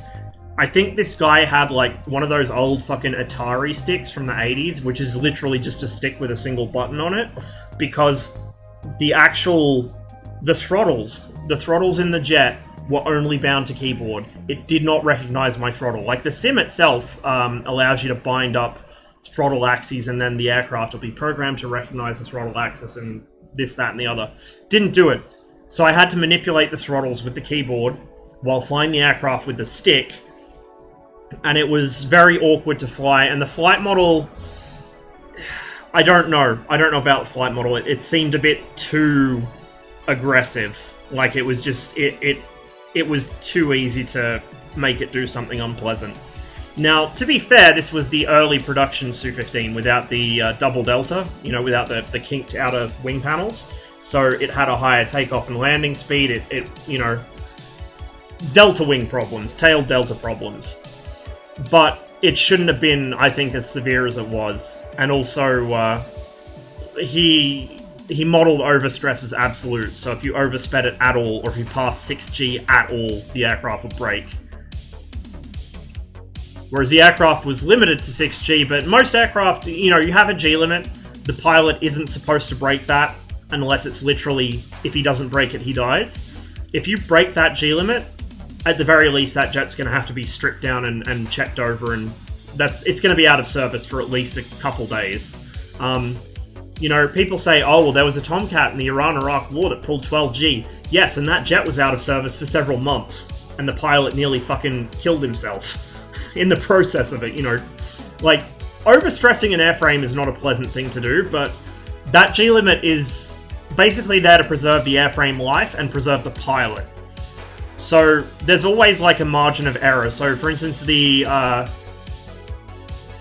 average sort of for a Cold War fighter is about 8G, you know, somewhere in the 7.5 to 8.5 G range. Most of those jets will tolerate up to about 12 or 13 before the wings snap off, but you don't want to be doing that. You know, it's a one and done kind of thing. But the problem is a lot of sims, especially civilian simulators where, you know, people are flying fucking sky buses and shit around, they model the limit as an absolute. So as soon as you break that pilot limit, the aircraft breaks, whereas you're still nowhere near the engineering limit. On the other hand, we have DCS, which actually does usually model the engineering limit, and so people can abuse that, you know, like paddle pulling in the Hornet or whatever. If you pull 12G in a Hornet, that airframe is written off. It'll never fly again. But in DCS, you can pull 9, 10, sometimes 11G in the Hornet with basically no consequence. And I've said it before, I kind of wish there was a way to address that without the game going too far into, like, Spurgdom, you know, without it getting too grognardy. I kind of wish that there was and this is total pipe dream shit, this is a total engine rewrite this would require, but being able to have a server setting where, like a difficulty setting basically, that the server can override client settings with, where it accrues stress over time, and the more you thrash the airframe or the more you thrash the engine, the more likely it becomes that it will fail on you. And so there actually is a consequence that you cannot predict if you thrash the fuck out of your jet. And it also, you know, it kind of incentivizes sticking with a particular airframe. This is where I'm going totally into the realms of fantasy, right? So in real life, no two aircraft are the same. There's always one jet that, you know, was kind of bent from the factory. Something was not right when they put that jet together, and it is always having problems. You know, its readiness rate is like 20%. There's always one jet in a squadron that's like that. And then there's also always another jet that something was just going, like, you know, that one was built on a Friday afternoon. And then there's a jet that was built, you know, in the middle of maybe the middle of the week when everyone was in really good spirits or something, and there was like some magical aerodynamics fairy that waved her wand over the jet as it was in the jig, and that thing is capable of like feats of speed that nothing else of its type is. Like, there's always a particularly hot bird, even, you know, for a particular type of jet. So if you end up with the hot bird, there'd be a really strong incentive to not fuck your plane up because you don't know if you're going to get the lemon next, you know what I mean? Be a lot of fun. I think that kind of stuff would benefit more single-player sort of dynamic campaign than multiplayer, but I think it would be fun to have in multiplayer, and I think it would add a lot more depth to the game, and it would also kind of curb a lot of the min-maxing that happens in DCS. I mean, if you're into the whole gaming thing, min-maxing's not too bad, but for me, I'm a competitive person, but I like realism. To an extent. You know, I don't want to go full hard in the paint using proper radio comms and everything and getting yelled at if I slightly overstress the jet or something, but at the same time, I would like people to not be able to just fucking yeet the thing around with no consequence. You know what I mean? I think it'd make things more interesting. Hype for tomorrow? I'm all about that yaw string life. Gradually damage my airframe in DCS. I haven't noticed it. Pom has said he's done it to the 18 recently. But I haven't noticed it. I have noticed the airframe coming apart under stress after taking damage. So particularly with the Hornet, if you take a burst across a wing and then you pull even, you know, within its G limit, sometimes the wing will just fall off. I think the F-16 does that too. I've seen both of them do it, but I don't know if I've ever seen like cumulative overstress damage in DCS. Maybe with the Tomcat's INS. I don't think I've seen it structurally for the Tomcat, but I've definitely seen it with the INS. I'm gonna play some Scriblio with Melissa in a squad. See you later next time. Say hi for me, man. Have fun. Okay, guys, I do apologize. I should have checked to make sure there wasn't an update before the stream, but, you know, that's for people that can plan ahead, and I'm not one of those. We're nearly done. Nearly done.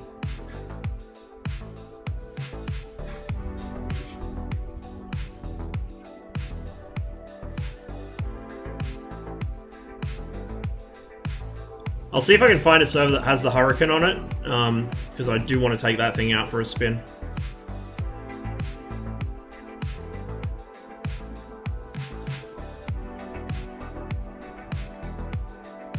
Yeah, missile failures will definitely be interesting, but I don't know if they'd model that, because I know a lot of people would complain about it. This is the thing, right? You have like two different groups of people in DCS. You have gamers, who get mad if their equipment doesn't work perfectly 100% of the time.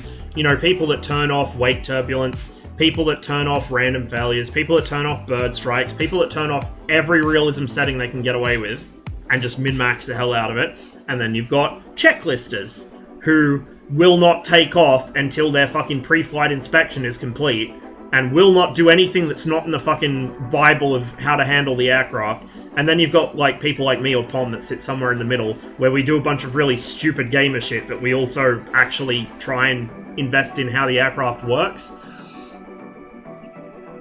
No, Pom's like a hybrid of both, which is what I think makes him so interesting to watch. Usually people are either one or the other. It's very rare to find someone who sits exactly in the middle like Pom does. But I would like to see missile failures introduced. The thing is, though, see, part of it is bad storage or bad handling. Particularly in Vietnam, the missiles were not stored properly, the humidity got to them, the electronics weren't potted correctly, so, you know, damp gets into electronics, it fucks them up. And also, they were just being dragged around on carts and left out on the fucking... on the apron in full sun in humid weather. And then put on the aircraft, or they were being bashed around the carrier. Like, once they improved missile handling techniques and the pilots learnt when and when not to shoot, that was when they started getting kills with them.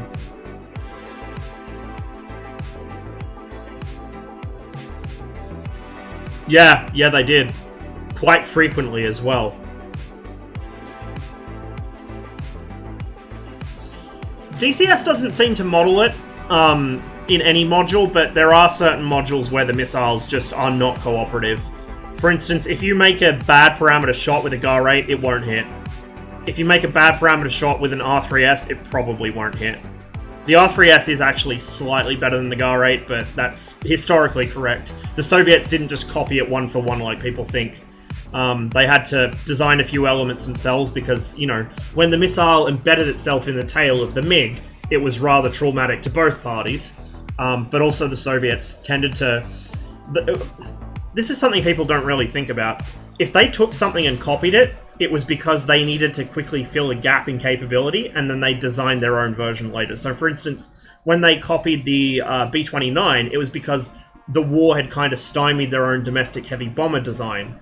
They already had the P-8, but that was kind of getting obsolescent towards the middle of the war anyway.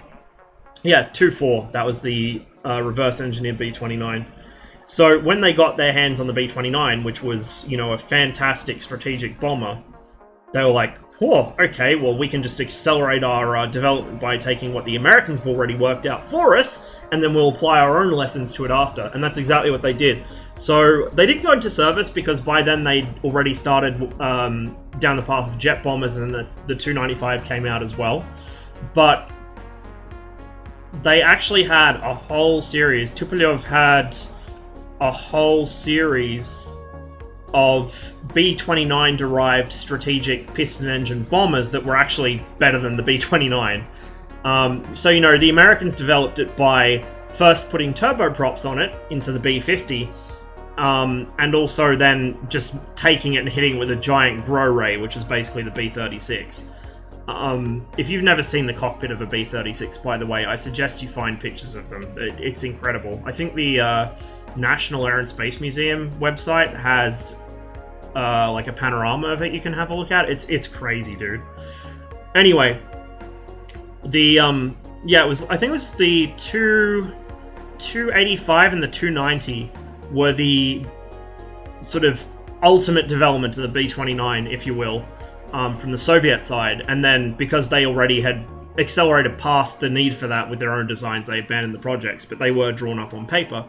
Likewise with the R3S, they did take what they could from the Americans because it saved them development time and money. You know, why spend time and money on R&D, especially if you're the Soviet Union and money's tight to begin with, so to speak, you know, to what extent money exists in that economic system.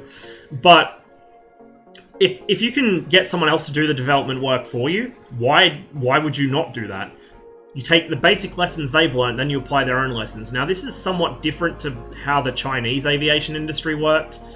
They had a lot of issues because China was quite turbulent, you know, basically right through the Cold War, and only sort of stabilized around the 80s, 90s. They tended to take stuff that had already been developed and just basically glue it together. So they'd like take the nose of one aircraft, the tail of another aircraft, the midsection of another, and just smush them all together. And it would sometimes work and sometimes it wouldn't. They did develop a few indigenous designs, but they didn't really get very far with them, often either because they couldn't quite work out how to do something, or they realized that it wasn't really needed, or something they already had was already better than it. So the Chinese method of development was much more, they would reverse engineer something and then just kind of stick stuff together, whereas the Soviets would reverse engineer something and immediately improve on it. But also the Soviets, you know, could afford to do that a lot better than the Chinese could. You have to remember, when you're talking about any sort of Eastern Bloc military-industrial development, you have to remember these are countries that were backwards agrarian shitholes less than 50 years before, so they were doing pretty well to even be able to build planes, let alone try and keep up with the West.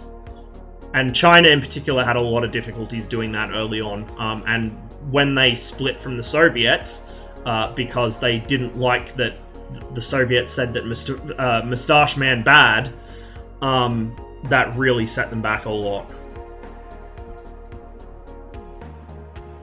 And then, after denouncing the Soviets for being revisionist and counter-revolutionary, the Chinese sided with the capitalists against the Soviets.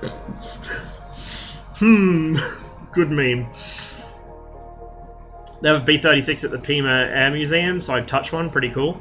Yeah, dude, like, I don't think I've ever seen a B-36 in person. If I have, it would have been when I was way too young to remember it, but even just looking at pictures of it, or videos of it, it's incredible how big that plane is. It's just wild. Absolutely wild.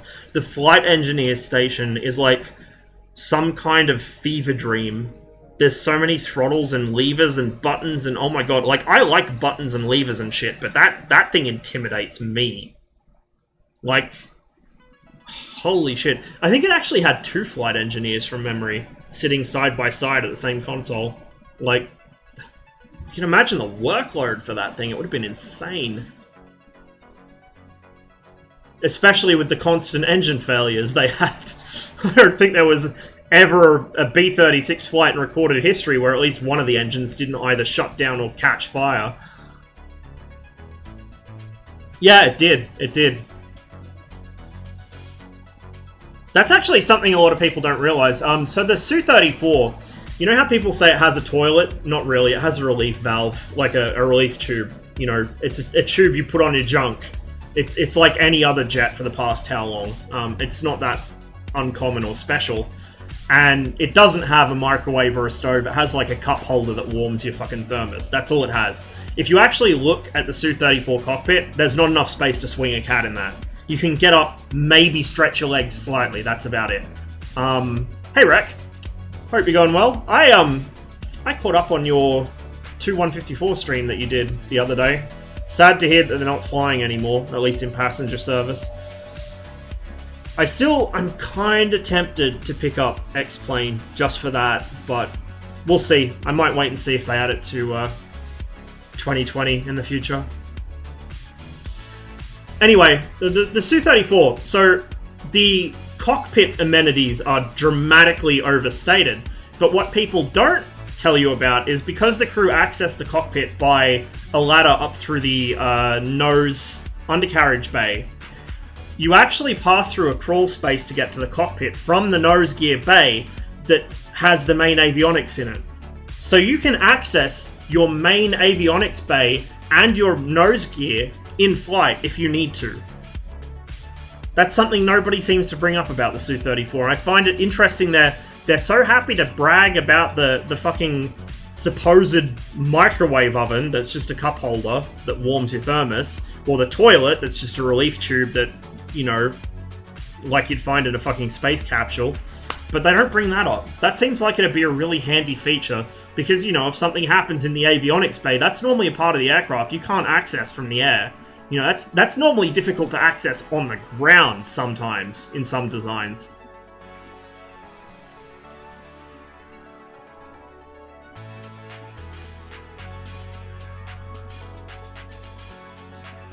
Yeah, they put all sorts of crazy shit on the B-36, why? Alright, we're nearly done. 1.17 gigabytes of 1.23. We're nearly there. Then it's probably going to take another hour to install. Imagine planning your stream before pressing go live. Who does that?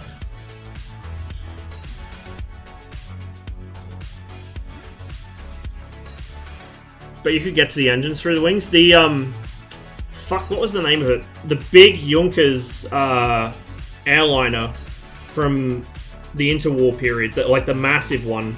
The one that the Japanese adopted as a bomber, which was a hilariously bad idea. I think it was the Junkers 38. That thing, it didn't just have crawl spaces in the wings, it had passengers in the wings. Like, it had 2 passenger cabins, small ones, but had passenger cabins on the inboard of the wings. And then the engines themselves were accessible in the wings. It was like a motor room in the wings, basically. There were also a couple of giant aircraft the Germans designed in World War I. The R series for Riese, or Giant. No, is it Riese or Reise? I can't remember. Bad at German. Anyway, one of them, I think it was the R12 from memory, had like 6 fucking massive U-boat engines connected up in series to a single prop. It was like a fucking 8-meter prop or 10-meter prop or something. Like, it was bananas. It was the biggest propeller ever installed on an aircraft to this day. It looked like, if you look at it from the outside without it, you know, something to scale it against, it looks like just a normal single-seat fighter from World War, or like a observer plane or fighter from World War I. Until you see a person standing next to it, and the person's like half the length of one prop blade, and it's like, oh, okay.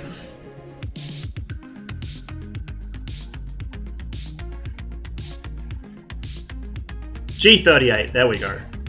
Close enough.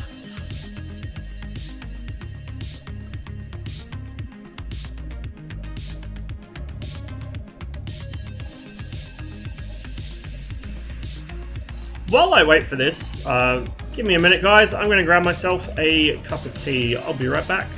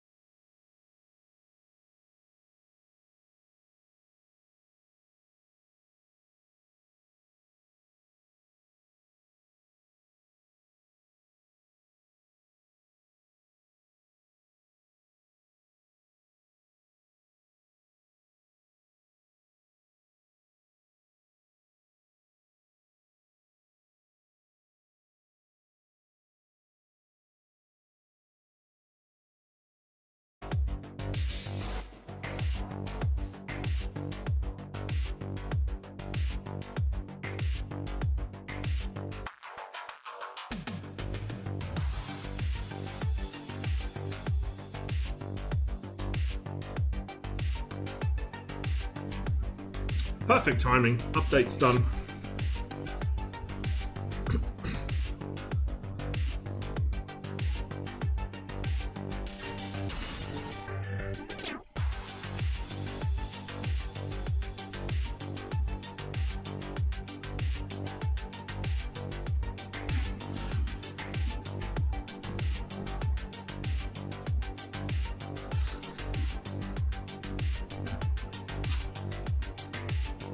Yeah, so the thing with the original wheels on the B-36 was they were fucking massive.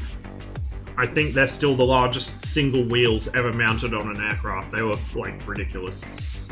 The issue with that is if you think of the shape of a wheel, you've only got a very small contact area with the ground. So you're putting all the weight of whatever that wheel is attached to through that tiny contact area. That is going to do very unpleasant things to most runways. So it's basically the same theory as a tank. Is either you take an actual tank tread, or you just have a whole bunch of wheels on multiple bogies, which is what they ended up going with, and is what is now standard on airliners, on transport aircraft, even some fighters, like for instance the MiG, well, interceptors, whatever. The Viggen has double bogies, the MiG-31 has double bogies, instead of the MiG-25 single large wheels. So, yeah, it's all about ground pressure.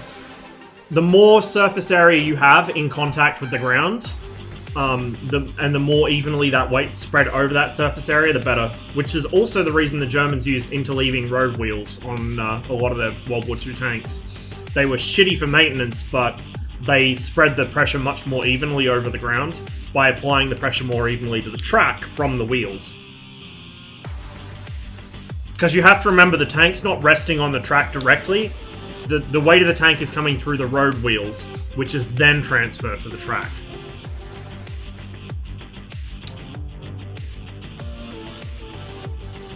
Oh god, yeah, that thing.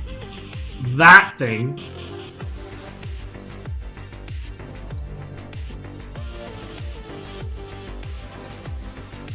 Finished pilots is literally full. Combat boxes Rhineland 1945, which I suspect may be highly unpleasant for a Hurricane. We'll see if Wings of Liberty has it. Fingers crossed. Fingers crossed.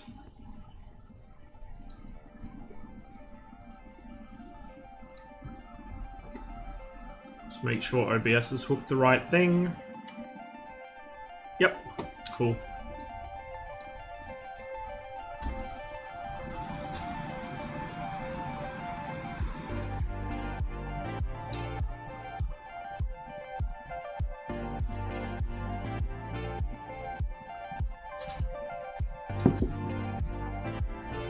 What, the tracks? It was just a ground pressure thing. That was all it was.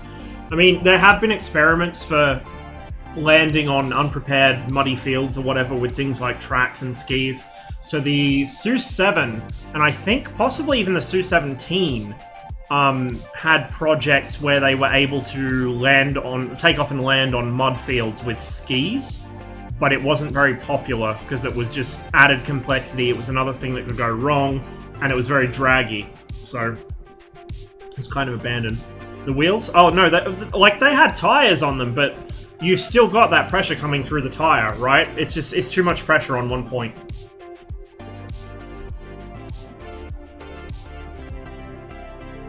All about ground pressure. No, Hurricane. Oh, come on, man. Maybe at one of the other airfields? Nope. And the server I know has the Hurricane on is full, so we'll have to go on this one for now. Let's take the P-39, since I now quite like this plane. Quite like it.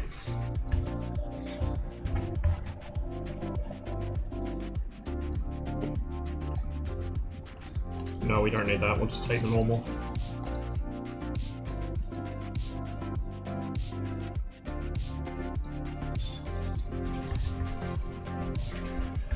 I had my first real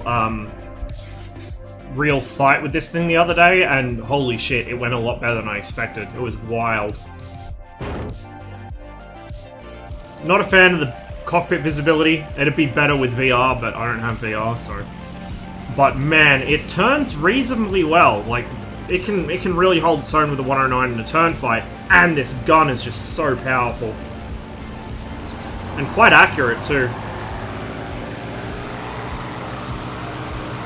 Hang on, sort myself out here.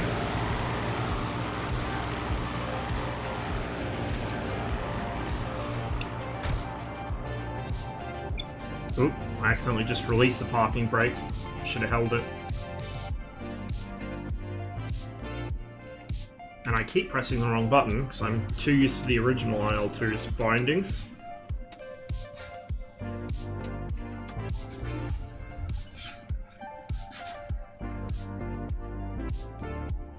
I know, right, Zweip?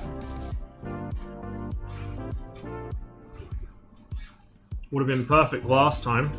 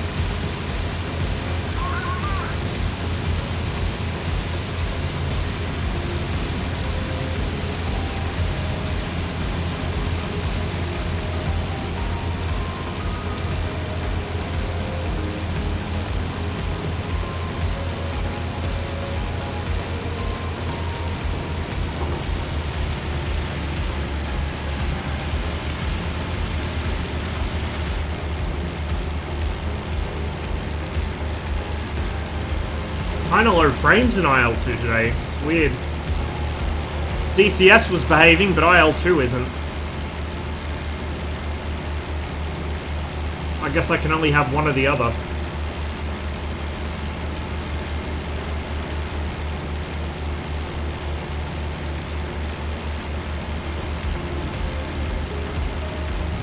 Oh, let's just turn out a little. Right, where am I actually going? Oh shit, I just fucked up my beer.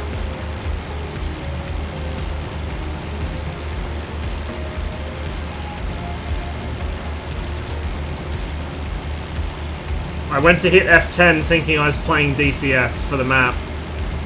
Alright, I'm gonna go basically west.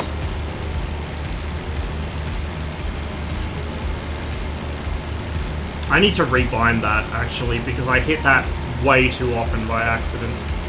And it really screws me over.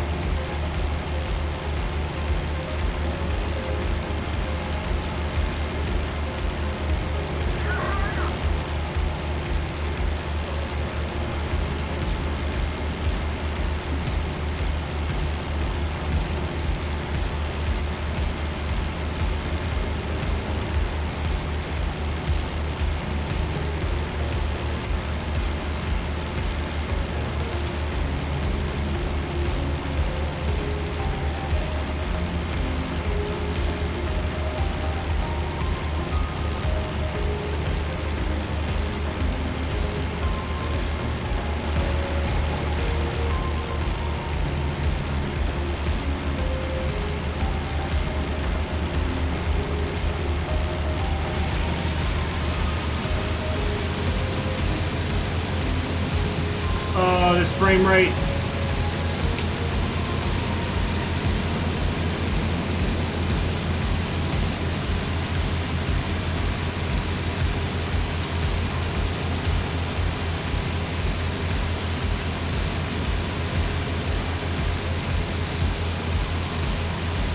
I'm quite certain that was a 109. I wonder if he's got any friends with him.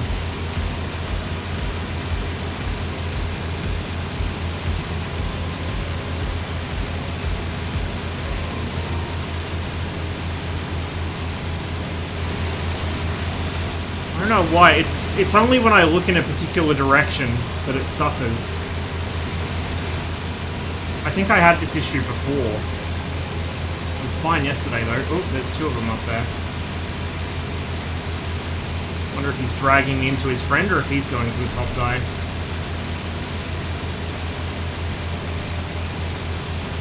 Is that a one? Yeah, that's... No? No, it's not. It's a yak. And so is that.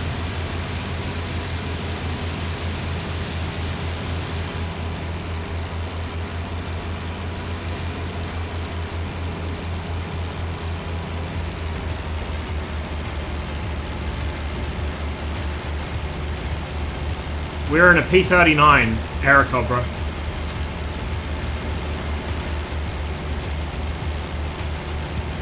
I think it was actually this same mission I had frame rate issues with last time. It might be something to do with the sun and the clouds.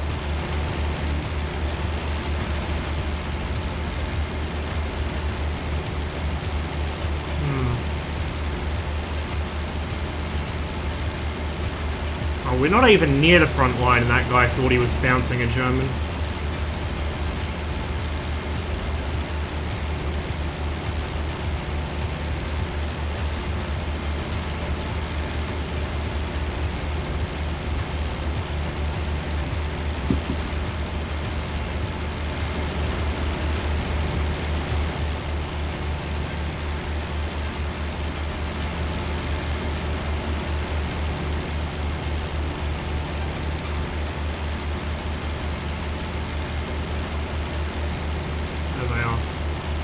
Out with them. See, it's fine here, but then, like, it seems to be maybe the sun filtering through the clouds. I think I've got my clouds turned down to medium or low or something, so it shouldn't be causing issues, but apparently it is.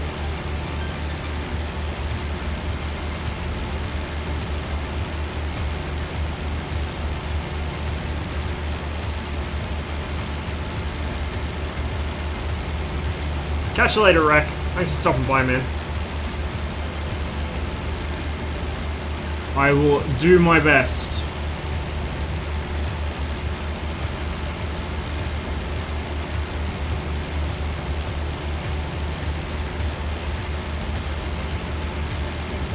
Really is, like, either this works or DCS works. It's never both. Amazing, isn't it? I'm only allowed to play one game. One game, that's it. Nothing else works. Only one. Oh, hello.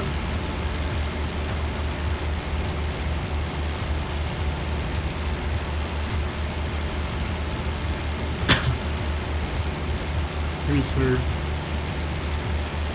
I think the bat guys are 109. Looks like.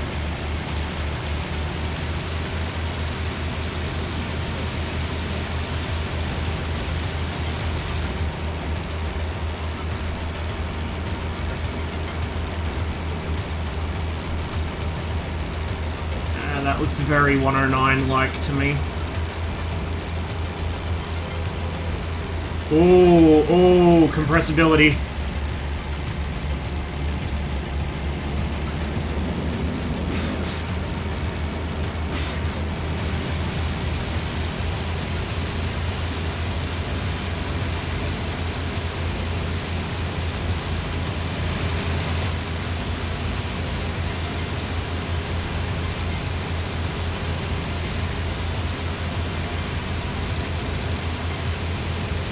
Okay, that's a Spitfire, I think.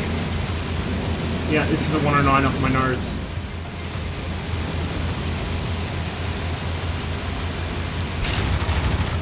That was a bad shot.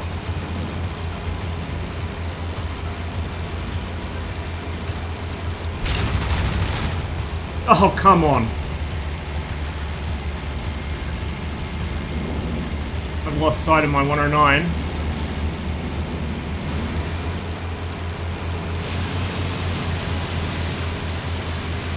Bunch of stuff here. That's the Spit.